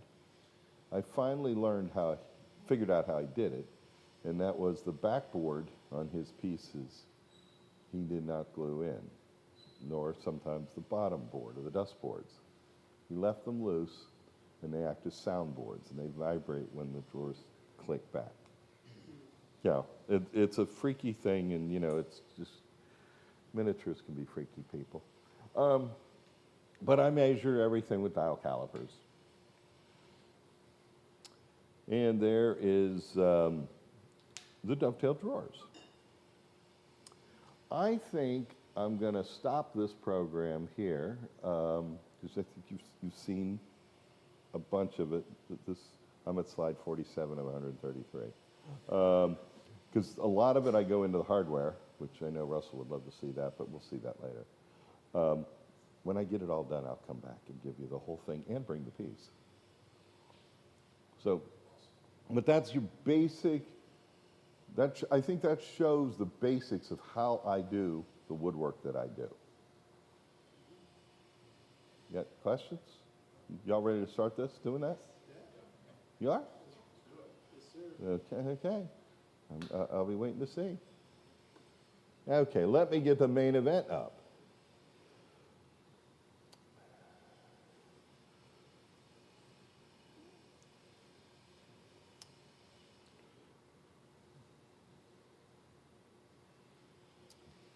I have one with your all name on it here. Okay, we ready for this? There we go. Okay. I guess I don't need an introduction. You sort of know who I am. But I have been making miniatures, making my living making miniatures. This is my 48th year. Probably the craziest part about that whole thing is the fact that when I was 21 years old and was exposed to fine scale miniatures, I recognized it and went, wow. And at that time, it brought together, I'd always built models as a kid. I used to joke that I was the kid that in 8th grade wore a pocket pouch and had mechanical pencils, and I played with slot cars and model trains. Kind of a geek. And I loved history. My great-grandmother, I remember sitting on her lap. She lived to 104. And her first memory was her mama took her down to see Lincoln's funeral train go by. So, you know, and then when I was 6 years old, or 7, I guess, my parents moved us to Washington, D.C. I was born in Ohio, and they decided that Ohio was no place to raise children, that there was a bigger, broader world out there, and we weren't going to see it in Ohio. So we moved to D.C., and pretty much everything from 63 to 88, I was right in the middle of. So I was standing out in the crowd at JFK's funeral as a little kid. I was down on 14th Street during the riots when they were burning the city in 68. I was one of those that would climb up telephone poles during a protest to get a better view, sit up on top of the traffic light and watch. So at some time, probably, we think it was around 11 or 12 years old, I had an older brother and sister, and they wanted nothing to do with a younger brother. And my parents thought I was too old for a babysitter, but too young to be left alone. So they would take me down to the Smithsonian and say, pick a building, we're going to give you lunch money, and we're going to pick you up at closing. Don't leave the building unless it's on fire. So the Smithsonian acted as my babysitter. And sometime around 14, I remember I had a question, and I went and asked the lady at the information desk, and they said, oh, the curator of such and such would know that. And I thought, oh, never heard that word before. Where is this person? And they said, on the 5th floor. And I went and got in the elevator and told the elevator operator to take me to the 5th floor, and they did. And I walked up and down the hall till I saw his name, knocked on his door. Luckily, he was there. My whole life could have changed if he wasn't. And he invited me in. I asked my question. We talked for about 45 minutes. He told me some further reading to do on the subject and invited me back. So by the time I was in high school, I was hanging out with the curators at the Smithsonian. When I wanted to see something, I'd go see it. Fast forward a few decades, when the Smithsonian got the Studley tool chest, David Shate called me and said, Bill, we are really busy. You want to come and help us unpack it? So I got to unpack the Studley chest, and I got to play with it again another time. But that was cool. You know, it's always good to grow up in a big city where there's cool things. Anyway, I ended up getting into miniatures and have been doing it ever since. The program that I'm going to do, are we working? Yeah, there we are. Was originally done for the Doris Duke Foundation's Newport Restoration Foundation. In the 50s and 60s, Doris Duke was the richest woman in the world. And, you know, she had 11 rather nice, quite large estates, mansions, grounds, gardens, etc.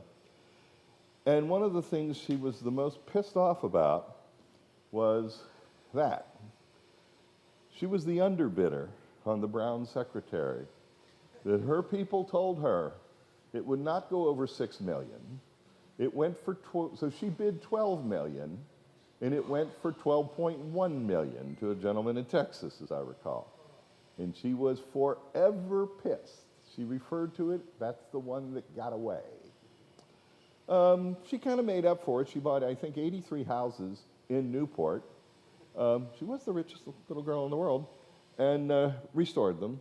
She funded the Newport Restoration Society's Goddard Furniture Collection, which is quite nice. And this, a variation of this talk was given in her home at Rough Point in the Great Hall. And I, you know, if I were standing there right now, I'd be looking at Gainsborough paintings hanging on the wall. You know, the lady had stuff. You know, she had Catherine the Great, some of her tables in the next room. I mean, it was pretty amazing. But what do I really do? In a sense, I do the opposite of the artist Klaus Ollenberg. He takes everyday objects and blows them up huge. I take eclectic, eccentric objects and shrink them down. His stuff's meant to be seen in public. Mine is more in private. Picture the gentleman at the end of dinner in his office with his cognac in his study, pulls out his little treasured box of goodies and shows them to his friend. That's what I have made my living doing. And I do everything from making fancy things like gold microscopes to simple things like roller skates. And I do it all small. Because the world of miniatures, you know, the miniature thing has been around forever. As I said in one of my talks, you either get it or you don't. The ancient Egyptians had miniatures. The Chinese had miniatures. You know, in the Renaissance, the little prayer beads that were carved out of boxwood, or like Christopher Wren's model of St. Paul's. You know, they couldn't read drawings, the stonemasons, so they looked at the model, and I need a stone that looks like that one. You know, there's the Baroque jewelry. There's the ivory carvings. Fabergé, which we all know, it just sold, one of those sold for 30 million. The German teaching toys, patent models, they're all miniature, and they've all been part of humankind for, well, since the beginning of time. And of course me, I was into that. And this picture has a couple telling things. This was taken on my 11th birthday. And it tells that I like to build things, I like to collect, and I like small things. And who would have thought when this little snapshot was made what would become of me and all that? My parents moved into a new house when I was 8 years old, and they gave me the corner of the basement and the old kitchen table as my playroom, which later became my workshop. Sadly, this picture is undated, but it is of my first table saw. I dragged it out of the trash. It was a 7-inch Sears tilting table saw. I don't remember where I got it, but it was a rusty pile of junk, and I had to fix it up and rebuild it. And of course, I painted it with whatever paints I had on hand, and painted it a la, you know, circa 1968 or whatever. Later on, I had better saws. By the time I was in high school, I got into cars. And I was sort of the street racer Bruce Springsteen sang about. And I had a whole backyard full of cars. I had 67 and 8 Camaros, and I thought nothing of tearing them apart and putting them back together. I think I rebuilt my first automatic transmission at 16. You know, a Power Glide, slip and slide with Power Glide. But I was a car guy. And I had a few jobs. Started that job at a hardware store at 15, where I brought home half my paycheck in tools. many of which I still have. It's scary to look in your toolbox and go, oh my God, I've had that for over 50 years.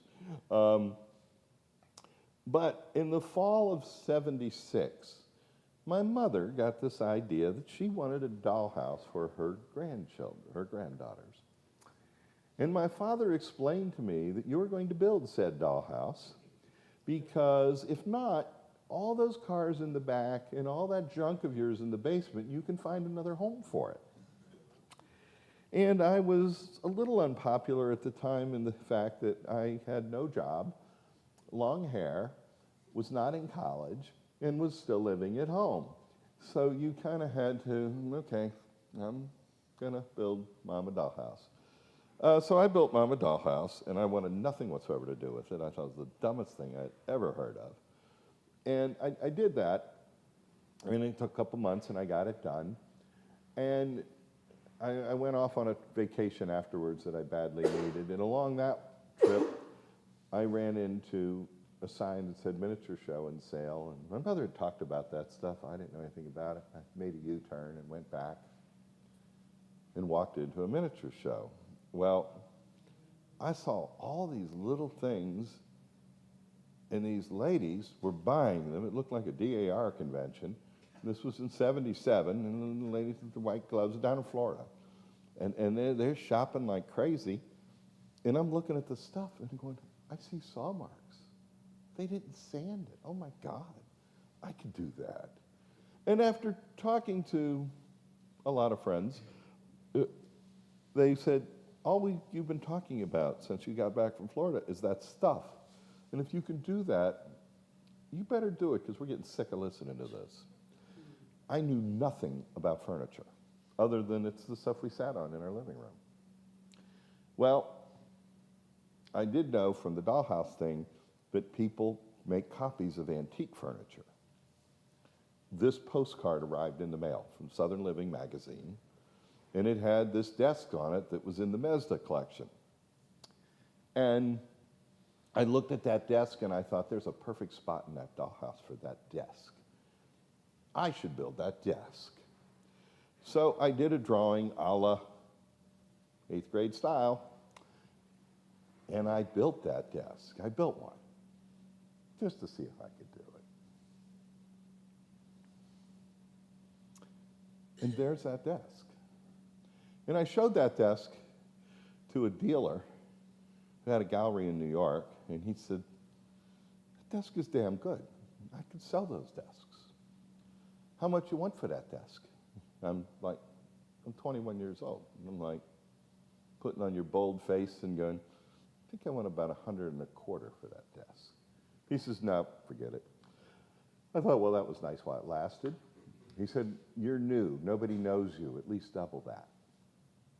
Oh. I delivered him 3 desks, August 3rd of 1977. He sold those 3 desks within that week, and I never looked back. This picture, by the way, the first magazine article, they called me in November, or no, this was in the November issue. They called me in October. Some photographer wanted to come out. They had heard about my little desk, and they wanted to do it. So here I make my first desk. I deliver it in August. 2 months later, a magazine wants to put a picture of me in it. Now, the reason I say that, which is so cool, I mean, it's so weird. I've got to get dressed up as they can take my picture for the newspaper. Anyway, years later, the photographer sent me the negatives and the contact sheets for the whole photo shoot. I have pictures of what was on my workbench the first months of business. You can see my first piece. You can see the beginnings of my second and third piece. There's sketches, there's stuff. I'm going crazy. And anyway, I never looked back. And that was the fall of '77. That Christmas, my parents bought me some books on furniture. Wallace Nutting's books, the classics. Well, I knew nothing about furniture, as I said that earlier. So Matter of fact, that desk has the center glide, drawer glides, like the sideboard in our dining room had. I don't think any 18th century piece of furniture was ever made with those, but my desk was. Anyway, I read these books, and I read about this Goddard guy, this furniture guy, Goddard. It's like he's making good furniture. And lo and behold, in an article in the Washington Post, there's a Goddard tea table coming up for sale at Weschler's auction house. Well, I got to go see this thing, you know. And this was just a couple months later, and I go down to Weschler's. I'd never been in an auction house before. I'd gone to car auctions, outdoor events, but a hoity-toity auction house, never been in. I didn't think anything of it. So I was in my shop clothes, you know, torn jeans. It's the 70s. I look like hell. You know, long hair, whatever. I walk in, and there's the table. And I walk up to the table, and I think, I want to see how this is made. And it was on a pedestal, and I grabbed it, and I flipped it over. And we'll just say the look on the security guards was priceless, according to the, you know, MasterCard commercial. I had no idea. I thought that thing might bring $5,000. It said see department instead of price on request or anything. Yeah, it opened at $50,000 and it sold for $95,000. It was a really good table. My other experience with Goddard furniture took place at the White House. A guy named John Zeifel made a miniature White House. It's been at the Truman Library a number of times and so on. And he rooked other people into making things for him. And he rooked a friend of mine, Judy, into doing the rug in the Blue Room. Well, Judy lived in Chicago and she was visiting, and we had an appointment at the White House since she was staying with our family in our guest room. And when John Zeifel set it up, she says, "Oh, make sure you put my friend Bill on the invitation list or the, you know, whatever list, and give the Social Security number and blah, blah, blah." Anyway, we show up at the White House, and there you can see a little desk there in the corner. The chief curator of the White House was rather busy that morning. He was running a little behind. I think the president wanted something or other. And they said, "Would you mind waiting?" Now, you're 20-some years old, standing in the foyer of the White House. Are you going to say no? Of course not. So they said, "We're going to take you to the map room." Well, the White House, I don't know how many of you are familiar with the way it used to be, but it is mostly full of federal furniture. The truth is, I don't like federal furniture. It's just, I don't like it. I like colonial furniture. The map room is the only room in the house filled with colonial furniture. It has pieces by, you know, William Savory, Thomas A. Flagg, Goddard. I mean, the best of the best stuff was in there at the time. And they take us down there. And by the way, the room gets its name from FDR, kept the maps of World War II down there so he could track the progress of the war. Later, Bill Clinton did his little deposition thing in that room. And also, Henry Kissinger met secretly with the Chinese about Nixon's trip to China in that room. Has a little bit of history. Anyway, the usher takes us down, puts us in the map room, asks if we'd like anything to drink, and so of course you're paralyzed and saying, thinking, no, we're fine, you could be starving, you know, we're fine. And he says, "Make yourself at home," and he closes the door. Well, the first thing I did was ran around and sat in every chair in the room. I mean, oh my God, Thomas A. Flagg. Did Ben Franklin sit in this chair? I mean, how many chances this is the same kind of furniture in the Metropolitan Museum or, you know, Philadelphia. This is the good stuff. And anyway, I sat in every piece in the room. And then I thought, I do want to see their dovetails. So I started opening the drawers of about every piece in the room. I'm sure they're used to it, the Secret Service. I'm sure they've seen everything. But we were in there for about a half an hour, and we just had a blast. But Judy looks at this Goddard desk over in the corner, and it was open at the time. And she said, "Why is the lock offset?" And I said, well, Jude, if you crawl under it, you'll see. So, this is a lady a little older than me, and very nice, proper woman, dressed up, because we're in the White House, who gets on her hands and knees and crawls under the desk to look up at the block and shell carving. And that's when the chief curator of the White House came walking in the room. And he's like, weren't you with somebody? And I'm like, Judy, I guess a little too soft. So I teased Judy for the rest of her life that she met the chief curator, Clement Conger, Rex Scouten, at, ass first at the White House.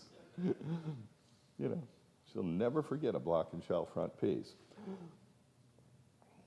Anyway, I'm basically self-educated, and there's the desk, by the way.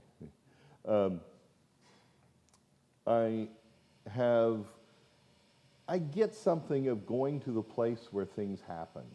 There's something about that. Growing up, I was involved in history. I was at historical events. I was in the middle of the thing.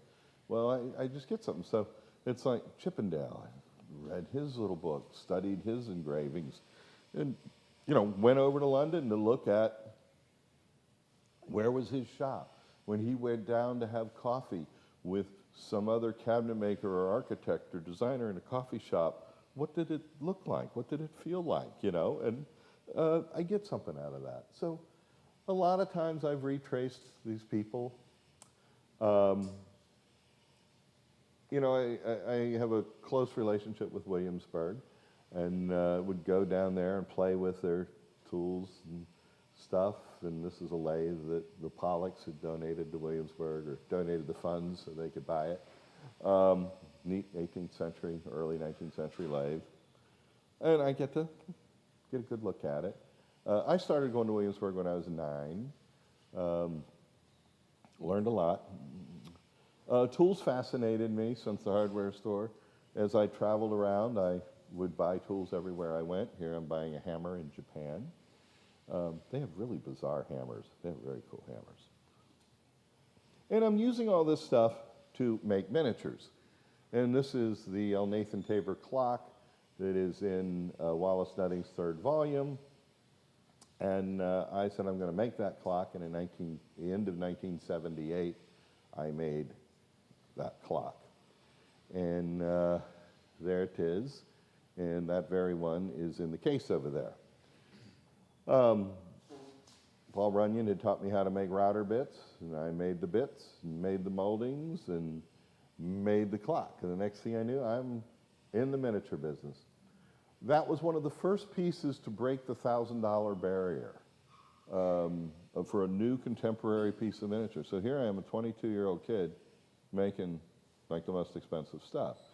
It was huge. I was like the boy wonder, oh my God, what Bill's done. And I made 15 of those and sold 13. I kept the first and the last. The first one recently, last year, went to a museum in Kentucky, and that's the last one that I've kept all these years. But who knew? It was just like, wow, I can do this.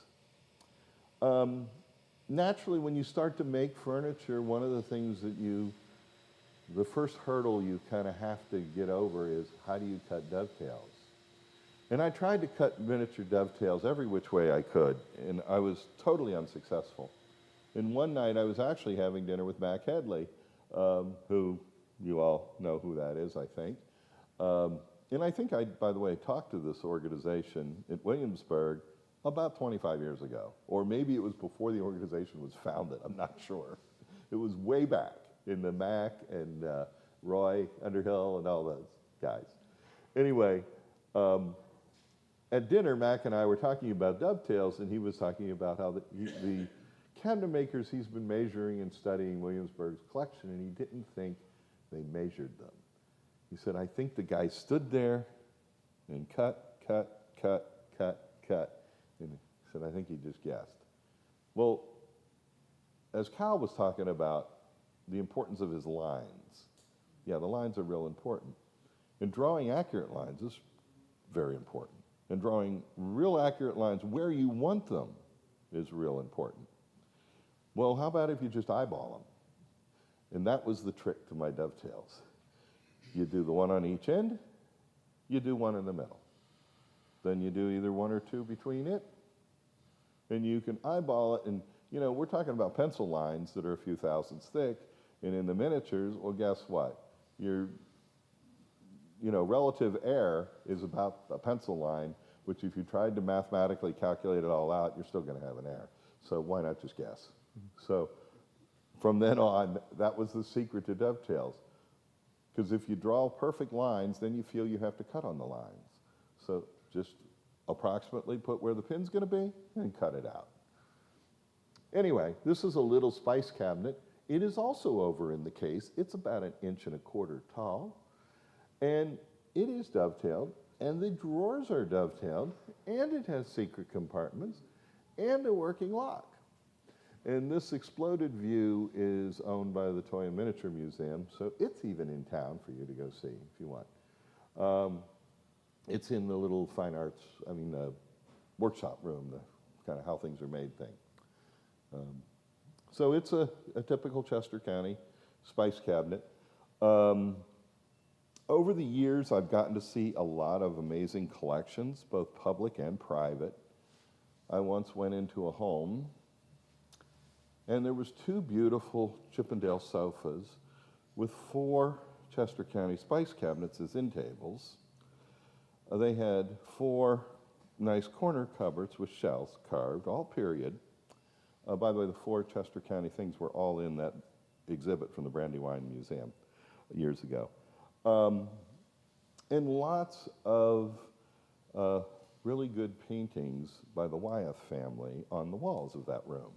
And that was just that room. And Charlie Hummel told me, he said, "Did you ever get downstairs?" Which, unfortunately, I didn't. But he said, "The good paintings are downstairs." But I've gotten to see amazing things over the years. Just like Cal was talking about tool marks earlier, when I make things, I try to capture the soul of the piece. This is a Danish tile-top tea table, 18th century, in the Danish Rococo style that's painted. So the carving is partially rough carved and then painted.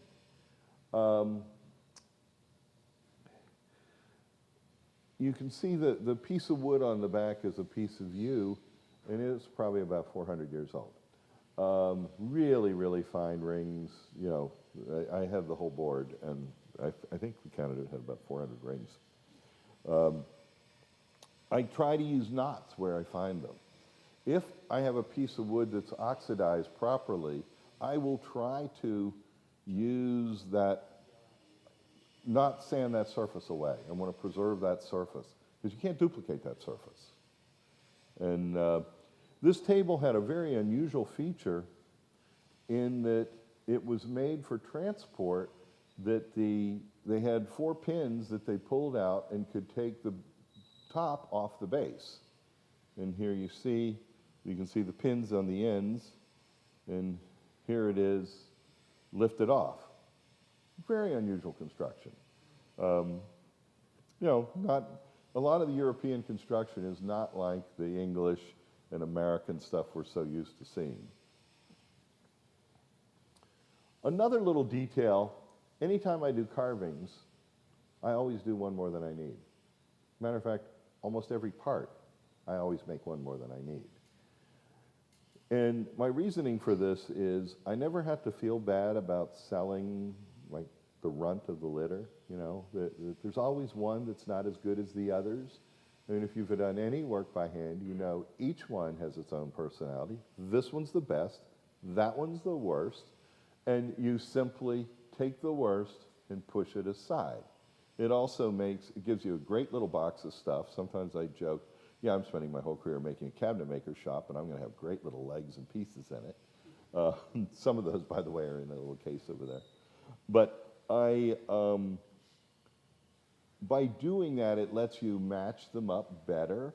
It gives you options, you know, and you don't have to feel so uptight if you screw something up, because you kind of, you got a spare, you know, and it really makes a lot of difference, both mentally and physically, and when you're with the finished product, you go, you don't ever look at it and go, oh yeah, that's the one with the bad leg. And there's the little table. So basically, the apron on the top of that table slid down inside the Yes. apron and then just, It had a few blocks, like Yeah. equivalent of glue blocks, but without the glue, they were like pin blocks that it held. And it had, yeah, it did. I think it had dovetailed corners that were rounded over then, the apron. It was a different thing. It was asymmetrical. You can see the carving is kind of asymmetrical. And we had a lot of photographs of the original table. This was a commission piece by the owner of the original table. And my friend Leanne Chalice-Wessel made the tiles, and she also painted the table. So there's her tiles. Painted the table. It was a fun piece. I like tables. This was a table I did in the early 80s. I did a slide program showing every step of this table being made. And so a little Rhode Island card table. And, you know, if you look at it, it has a little bead right around the top surface. It has, I forget what they're called. They're not gardooning. What are those little half moon or whatever slices? Lunettes, okay. It has lunettes, a little cove underneath that. Like Cal had said, this one curves, but doesn't have the carving. There's a little bead at the bottom. The legs, you know, I made a router bit for those, and this was all made in Swiss pear. Has fretwork, has the chamfering that stops before it goes up into the table. And it was a cute little piece. That's what you're looking at in that picture is 2.5 inches high. So it was little. This was a Chippendale wall shelf out of Mopani, cut out with a jeweler's saw, mortise and tenon, everything. I do joints because it's easier to assemble the piece if it's jointed. You know, try to flat glue two little pieces together perfectly, and I mean perfectly, it's a pain. Whereas if you cut a joint, you have a few thousandths wiggle room before you cut the other half of the joint. So, and then when you go to glue it together, it all snaps in place. It's a Philadelphia dressing table. And there are times that the hardware on a piece is as hard to make as the rest of the piece. I mean, this piece I don't remember the exact time it took, but I remember calculating it out. The 4 pieces of hardware took as long as the rest. And it had nice details. I mean, it had, you know, the Spanish feet were carved. But the hardware, I stamped out. You know, the way they chased, I made chasing punches and chased the hardware like you would. And those were little. They're probably 1/4 of an inch wide.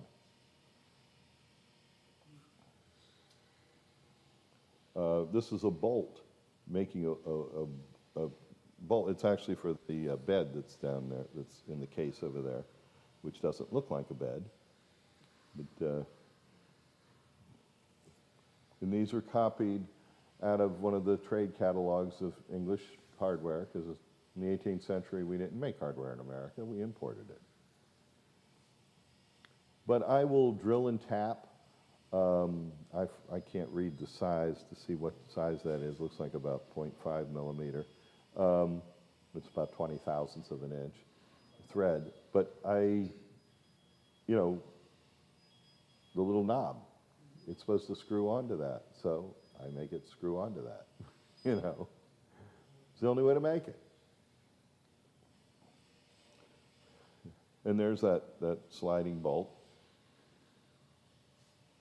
And this is on a deception bed, or metamorphic bed, which The one I based this on, it was at Gunston Hall for a while, and I think it's at Mount Vernon now. But, you know, people like George Washington or Mason would have had guests, and, you know, some of them overstayed their welcome, or it was too late at home to drive home, so they would have to spend the night in the hall, and they could whip out a canopy bed for the proper gentleman or whatever. And you lift off the seat and open up the sides, and then lift up the back, it's hinged, and the curtains drop down, because, you know, you don't want drafts, and then start to unfold the bed frame, and there it is, and then in the bottom of the base is the ticking, so you can, you know, lay your ticking out, and you have a lovely bed. I made 3 of these. Another piece that I've done more, you know, in the past, not quite decade, a little longer, about 12 years ago, I think. I did this architect's table, sort of a George II style English architect's table, and I like things that move and work and wiggle and do stuff and have secret compartments and all that. And I was doing this off pictures in a Christie's auction catalog, and they said these were sort of rare. It's not true. It's an auction catalog. They lie. But I was short of information. I wanted to know more. And lo and behold, at an auction house in Louisiana, one was coming up for sale. And it wasn't the best example on the planet, but it was nice. And I thought, I could afford that. I could use a table like that. I collect antique drafting instruments and have quite a few 18th century instruments. I thought, I could use that. I should buy that, try to anyway. So I decided, I called the auction house, I got a condition report. And lo and behold, about 2 weeks before that auction, Pook and Pook in Philadelphia, they had one. Well, I get their condition report. And I'm looking at them. I spent all night one night on my iPad. They're both digital, flipping back and forth. This one has quarter columns. This one has full columns. This one has better wood. This one has nicer hardware. This one has better candle slides. They're more interesting looking. This one has a better mechanical features. And I'm eeny, meeny, miny, mo, eeny. 5 o'clock in the morning, I'm sleep deprived. I can't decide. Simple solution. Buy both. Once you get them, then you decide. Well, one of them is in our library and the other's in the study. I still haven't decided. But I bought them both. So now I had something to work with. And then I had to remake my miniature almost entirely because I didn't like it. Now that I have the real one. You know, the table is very mechanical. One of the coolest features that the one of them had is as you lift up the desk, and by the way, it's pear wood, and I think I made 8 of these. But as you lift up the top, the bookrest automatically raises up through it, which is just super cool. You can see now the bookrest is up. Well, that's not by me putting it up. It's spring-loaded and levers and such to do that. And of course, the lock works and all the miniature stuff does what it's supposed to. It has that little side drawer for the ink, the secret compartments. You know, the back has, you know, the thing for the tilting. A word about hardware, you make it, but when you design a working lock, or let's say the mechanism to raise and lower this, physics gets in the way, and some parts have to be bigger than the scale part. And picture it like this.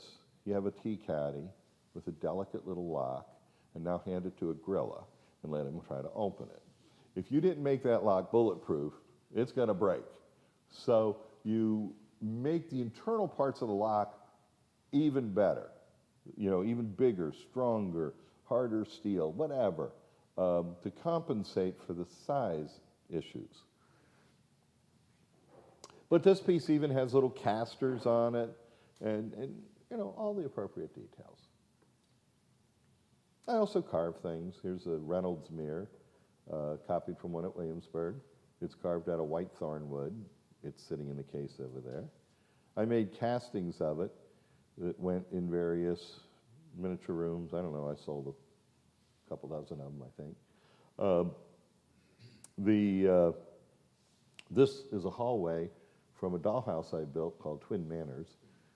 What you're looking at is a foot high. 12-inch, there's over 1,000 pieces in that stairway. And this is Twin Manors. There's one of these at the Toy and Miniature Museum, and the other is in the museum in Maysville, Kentucky now. I built two, hence the name Twin. They have a metal frame and all this. I did this when I was in my 20s, and I kept one. I sold one to the museum here, and I kept one as my retirement. And a little over a year ago, it was transferred to the museum in Kentucky, and my retirement account got bigger. So, yeah. Who would have thought, I mean, if I thought when I was building this that would ever sell for the price of a house, it was mind-boggling. The door is from the Wentworth Gardner house. Wallace Nutting used to own that house. I think he sold it to the Metropolitan Museum, and it's been sold so many times. But he classified it as one of the most perfect American doors. I didn't do the pineapple. And there's 216 pieces in the door. Yeah. Here's the hallway. The girl that lived across the street, Heather, painted the wallpaper in the hallway. It's all hand-painted. But this was just an exercise in crazy, I think there's 750 raised panels in each of the houses. It's just nuts. The Washington Post estimated there were 75,000 pieces in this thing. I'm not sure how they got that number, but I'll believe it. It was a lot. It took 9 years to build. My friends teased me. They called it my career. This is the kitchen. I did not build all the furniture in it. The pictures you're seeing, some of them are in the house that's in Kansas City. Some of them were in the one that I kept. Some of them are from my collection. Some are from the museum's collection. So, this picture is from the museum house. It took 9 hours to take that picture, to stage that and set that up back on a medium format camera. Before digital cameras, miniature photography was really hard. So that took a while. The dining room, great moldings. Again, more router bits. I made a lot of router bits. And just the details. It's all about detail. It's the drawing room. Each room is copied from 2 different rooms because none of this, the house included, is an exact copy of any real house. To start with, a real room has 4 walls. A miniature room has 3 walls. Got to see into it, so you already got to take a wall out. But yet, then you have to squeeze the doors and windows and fireplace and the architectural elements so that it still looks right and you still have room for furniture. So it's not as easy as it sounds. But the living room's a copy adapted from Graham Park and Woodford, both in the Philadelphia, Fairmount Park area. And I think the molding is all from Graham Park, and the carving was from Woodford. That was the cool thing about a miniature. You can control it. You can build it the way you want it. Yes? To what extent do you use computers in None. None. I did a talk years ago for a program, and I walked out on stage, and Steve Jobs' wife was sitting there, and the executives from Google and Apple were sitting there. And at that time, I wouldn't even take an iPod or iPad into my studio. I will admit now I do. But I do no computer, no CNC, no computer drawing, none of that. I use the computer for entertainment. Yes? Okay, that piece, that decorative piece along the side of that picture, how would you go about making that? I would take a drawing of it. That, I believe, was in the Hobbs Cal drawings. You know, the American Historic Architectural Record had a drawing of Woodford. So I had a good black and white ink drawing of it that I could make a copy of on a Xerox machine, shrink it to the size that I wanted, the actual size I wanted to make it. Remember, this is done in the 80s. We didn't have personal computers. Get it to the right size, glue it to a piece of wood, cut it out with a jeweler's saw, do it twice, do a left and a right, and then carve it. So that's how I used to do it. I, you know, run up to the print shop, make a copy, get it the size I want. I used to drive the print shop around the corner nuts. I'd go, well, how accurate's your copier? Well, it's accurate. Well, I want to do some tests. And I'd like lay out so many inches and so many inches, like a square, and I'd run a copy, and then I'd reduce it. And then I'd take my dial calipers and measure. No, it's not accurate. You know, this is 6/1000ths off that direction, and, you know, this sort of thing. And then I'd compensate for that, and, you know, constantly play with rotating and turning and then this and that to get it right, you know. But I want to add something about that. You do all that work, but the eye is the final judge. Does it look right? The numbers may say one thing, but does it look right? And that supersedes the other. But anyway, a neat house, and, you know, there's a little table full of sewing goodies. You know, the little ivory, the sewing box with the spool holders and stuff all in ivory, that's also sitting over there.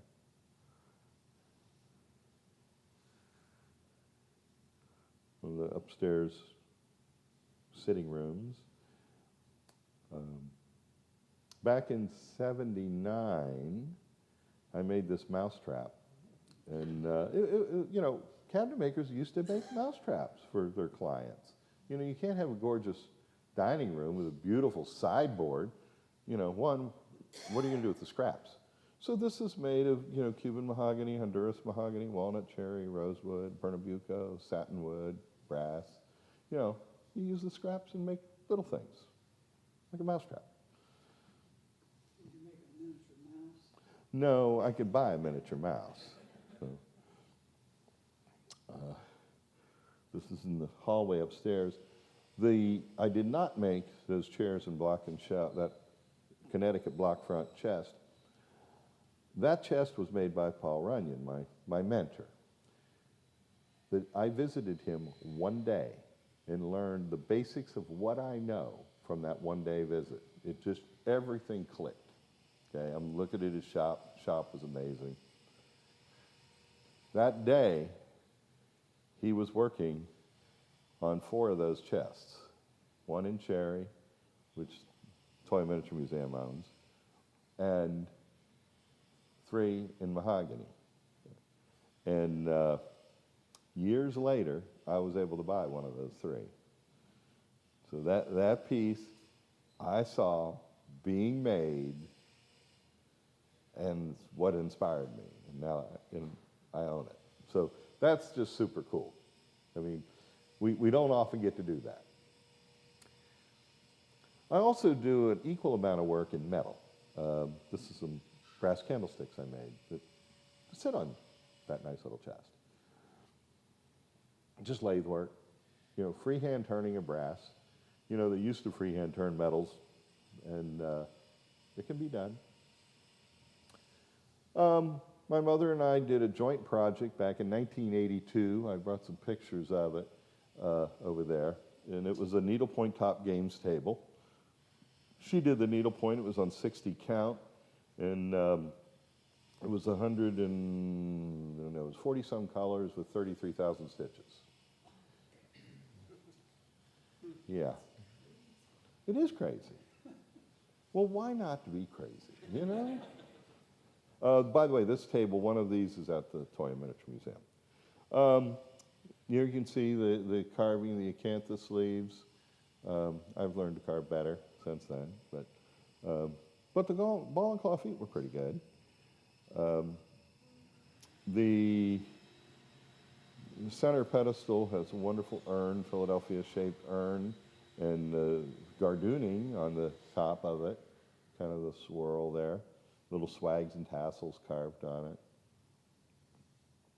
Table had the bird cage. My mother also did some other needlepoint. She did this little needlepoint casket, and I built the casket, and it's all, the drawer's open, and it's full of pieces and little sewing accessories and stuff. And we joked, this was actually on display at the Nelson for about a year, and we joked, you know, who would have thought the needlepoint you did sitting at your dining room table and the thing your kid was building down in the basement would someday be in a museum filled with, you know, Picassos and Monets and stuff. You know, who knew? Research is a key importance. My friend Lloyd McCaffrey, he's a ship model builder and carver, has stated in his book that the research for a major model is the equivalent of a master's thesis. And I totally agree. And this is a 18th century French spinning wheel. Behind it is the book that it appeared in from 1792. The other book is the 1868 translation of that, and the rulers are graduated in the French inch. So sometimes I go to pretty extreme lengths to copy something. You know, I have the drawings of it, and then I make my own drawings, and I made this in 2 different scales. So I did all the math and stuff, and in one scale did them in red, the other in black, and that's all in thousandths of an inch. That's the way my brain thinks. And then here were the wheels. That drawing was of the spoke, and here's the little wheels, and there's 16 pieces in each wheel. And that is a dime next to it. So that's a tiny wheel. And even the little crank handle screwed onto the end of it. It's a 0.3 millimeter thread. It's about 12 thousandths of an inch.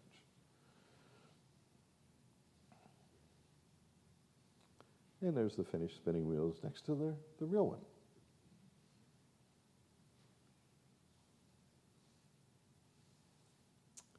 They're tiny.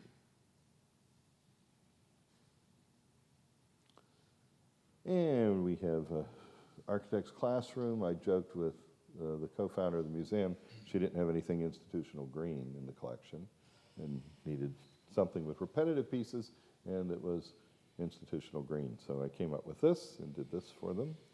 I also collect drawing instruments. I collect antique drawing instruments. So this was kind of a pet project for me. And everything is researched. It's not based on any real room, but every detail in it is based on a room that just weren't all in the same room. One day I was at the museum and a man was standing there looking at it, and he was raving that this was his classroom. He was insistent on it. He was an architect. He said, this was the classroom I was taught in. And I introduced myself as the maker of it, and he couldn't believe how I could know his classroom. And you know, I didn't want to ruin his day by telling him it wasn't his room, but it was such a thrill to have someone comment on all these details that nobody ever notices. He did. But even the lesson plans are out of Asher Benjamin's book, and the other one, I can't think of it right off the top of my head. It's been a while. This room took about 2,000 hours to make. All the furniture works, goes up, the tables go up and down, they tilt, the casters work, the stools swivel. Things like the wastebasket has 1,020 solder joints in it. And when I first did the first one, I felt it took like 27 hours to solder the first wastebasket, and I'm thinking, the only people that can afford this are like NASA or the Air Force. And I finally figured out how to do them in about 4 hours.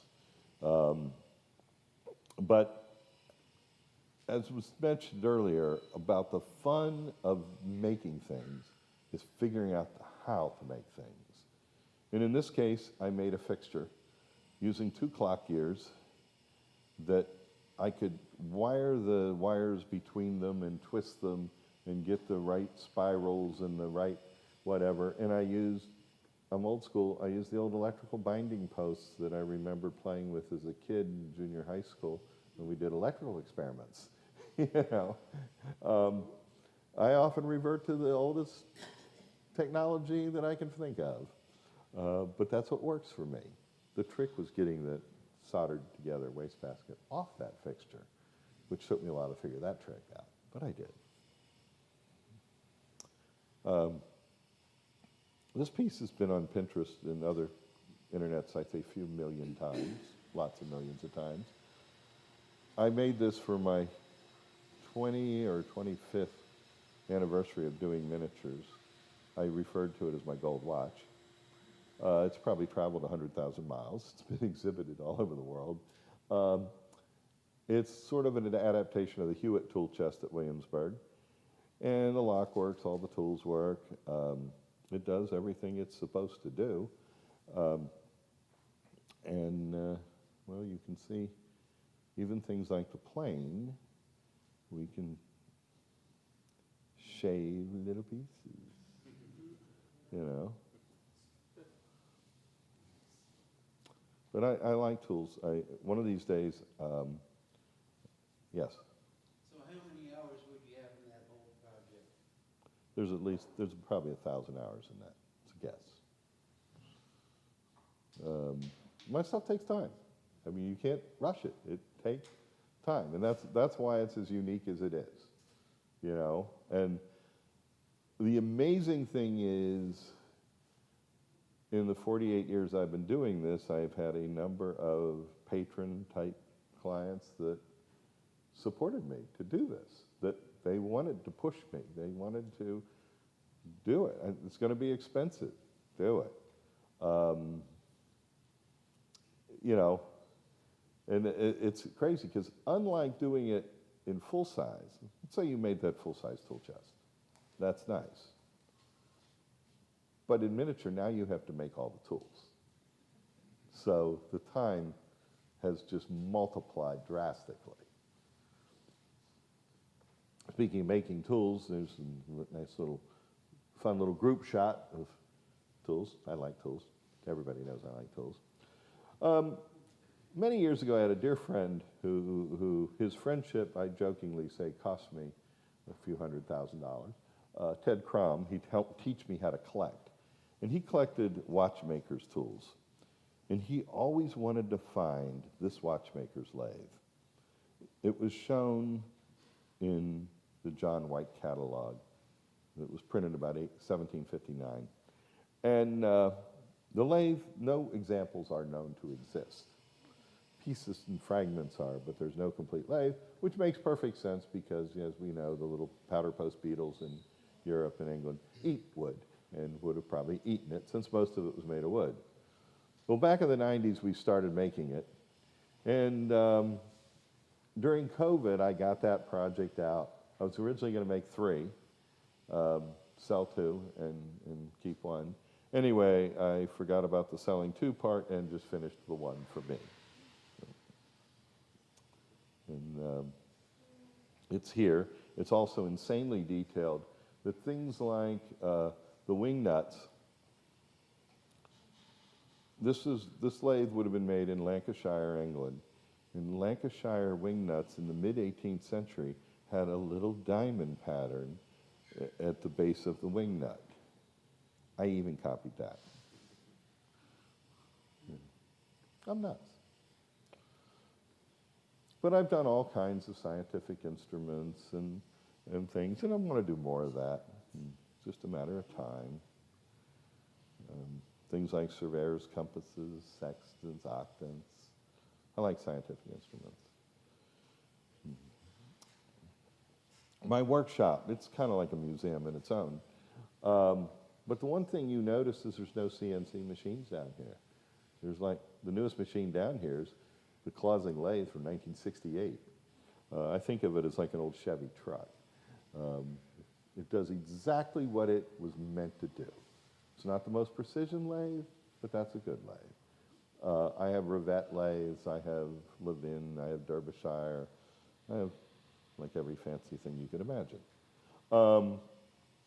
Anyway, this is the other side of it, and it's usually not quite this clean. When I first started off in business, at a flea market in Harper's Ferry, I bought a 1923 watchmaker's tool catalog. My local hobby shop had like one jeweler's saw, a fret saw. Well, this catalog had 2 or 3 pages of them. I needed one of each.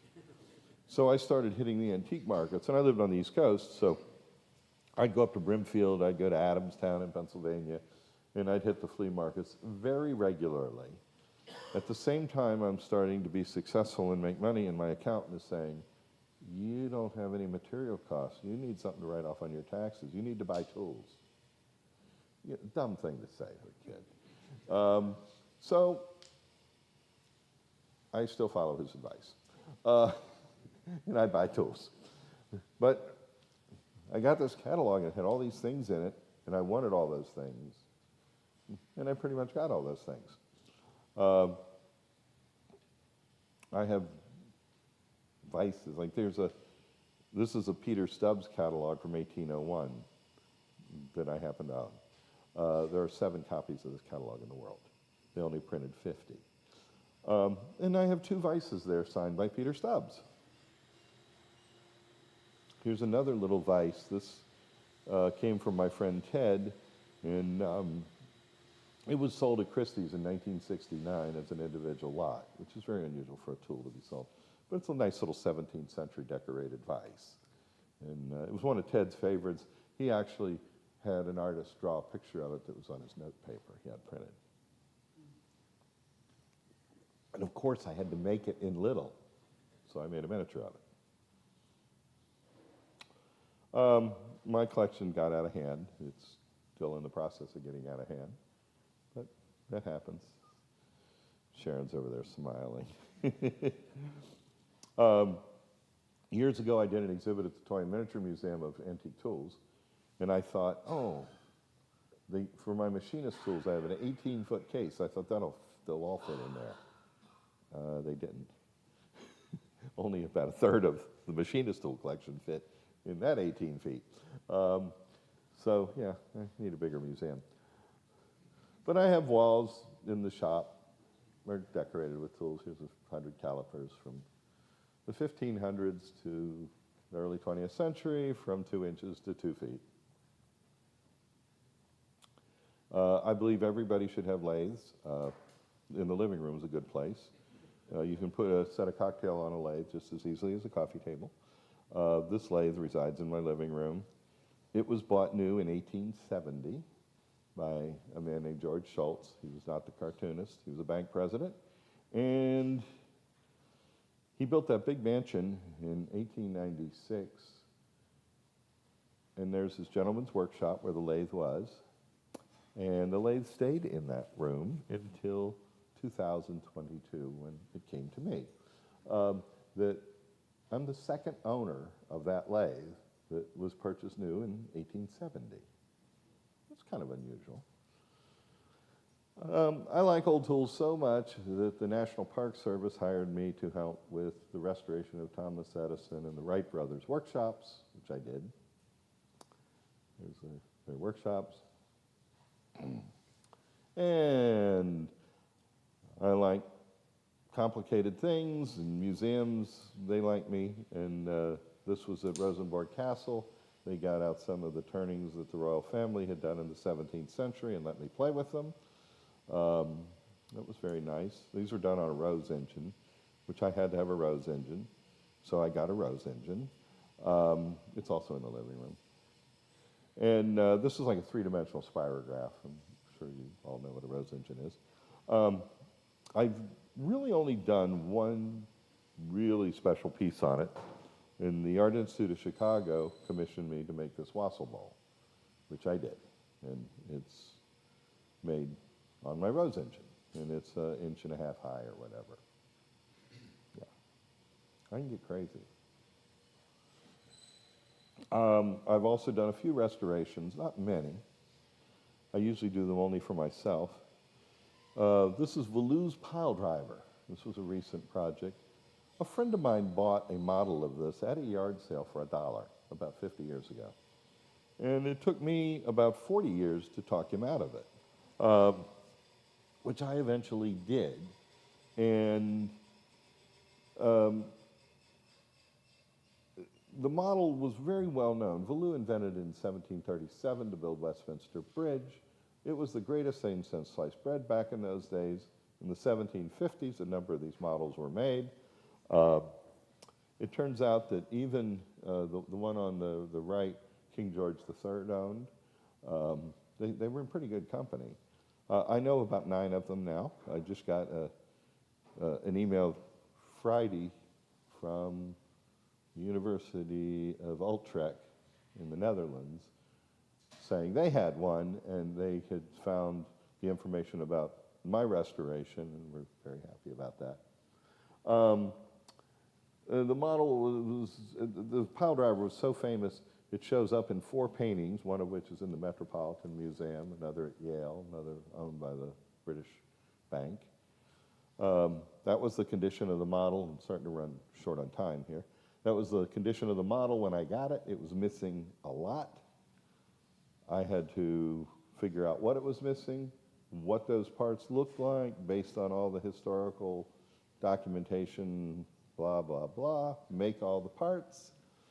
And there's all the parts I made, which are all signed, but many of them dated, so the future museum people will know that, yeah, that's mine.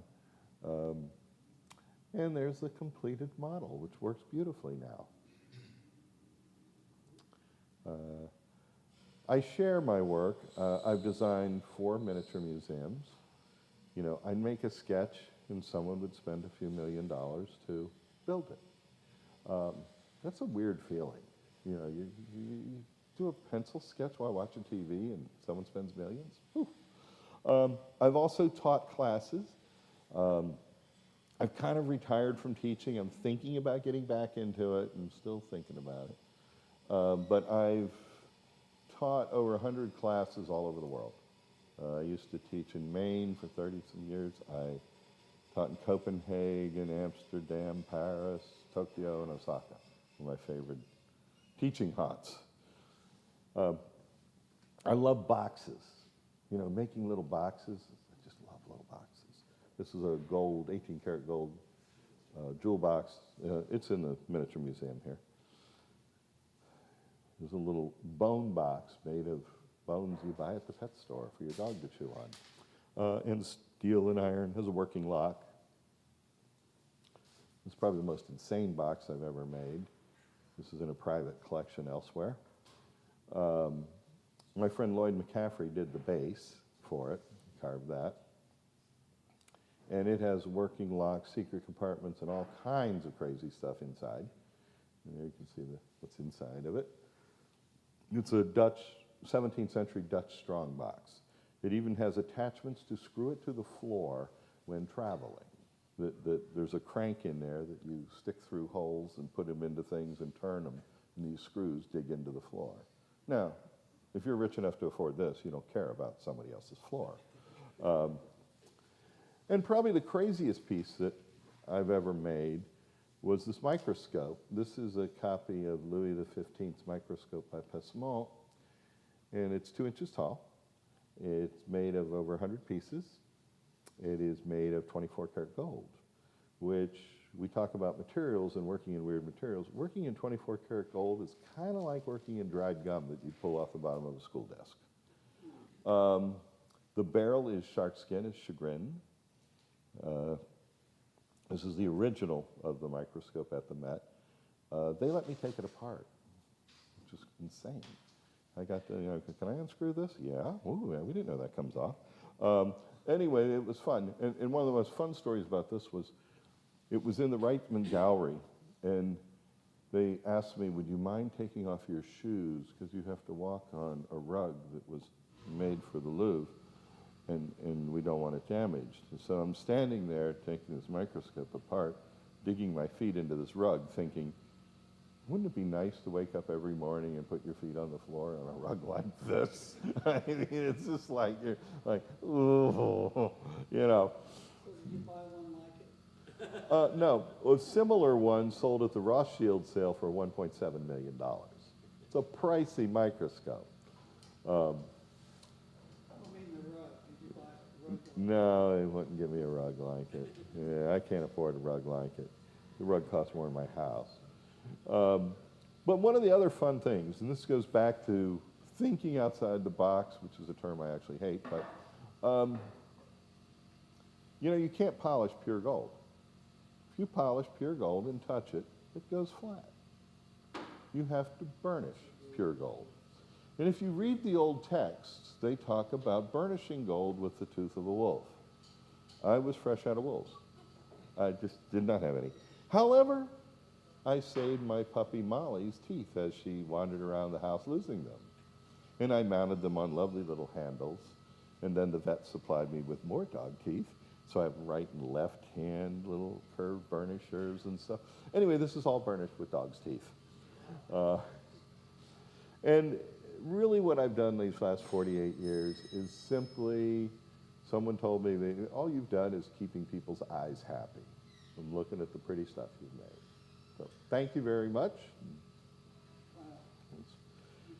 Thank you. Thank you.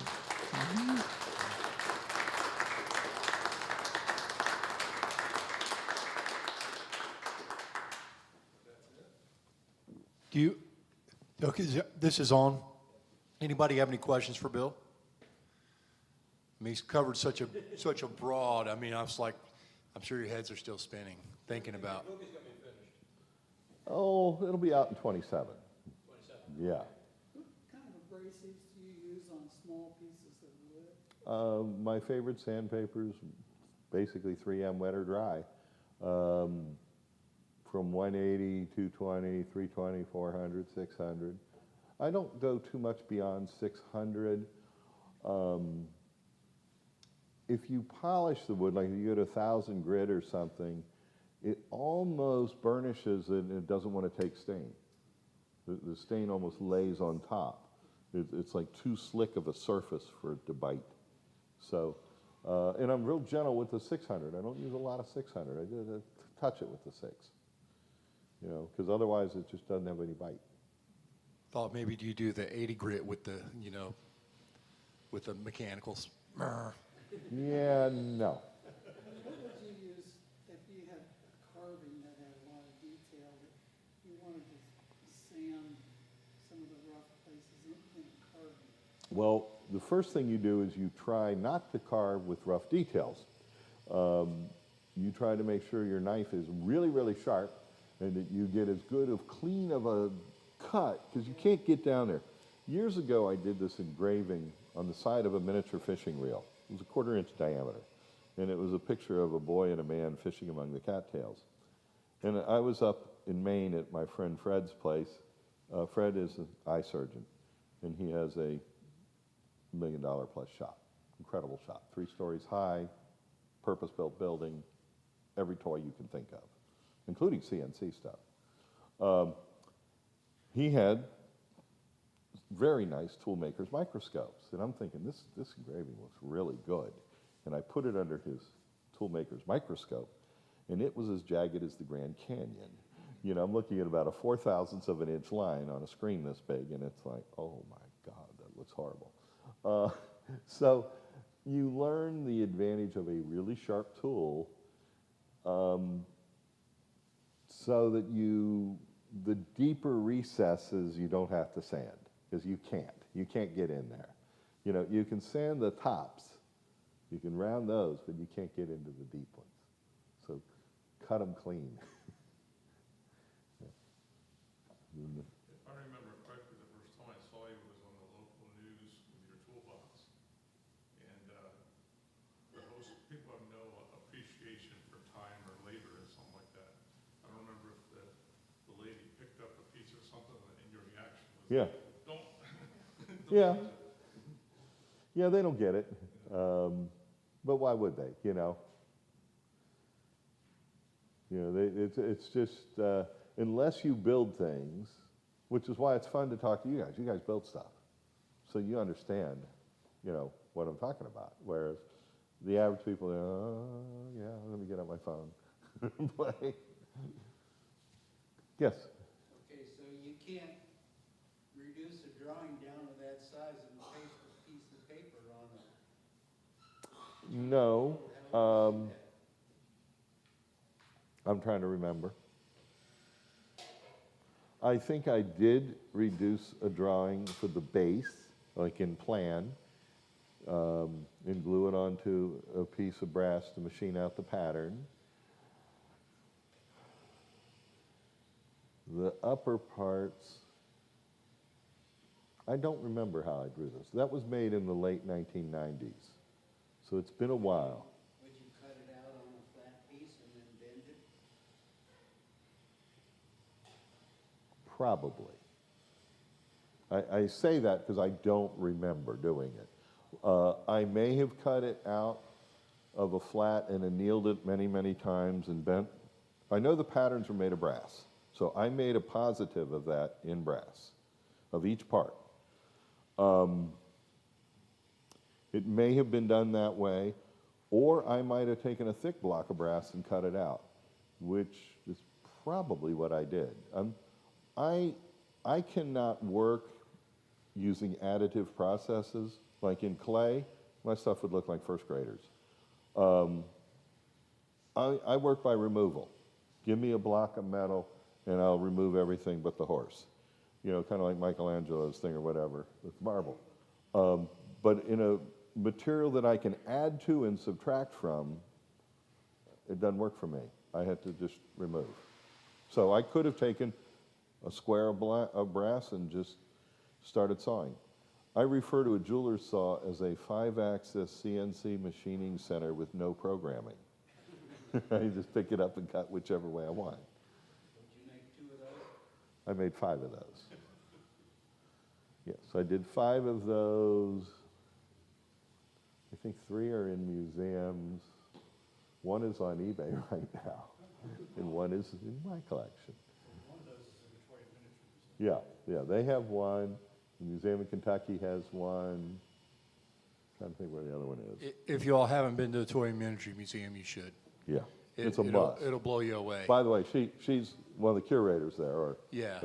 Education Yeah, specialist thanks for or coming. something. I forget your title. I'm an assistant curator. Assistant curator, okay. I'd say the same thing about the Nelson too, but specifically to the work that Bill's doing. And Bill's work is extremely well represented there, but there's amazing pieces wall to wall. There's thousands of other pieces of pieces and. Don't have to walk as far.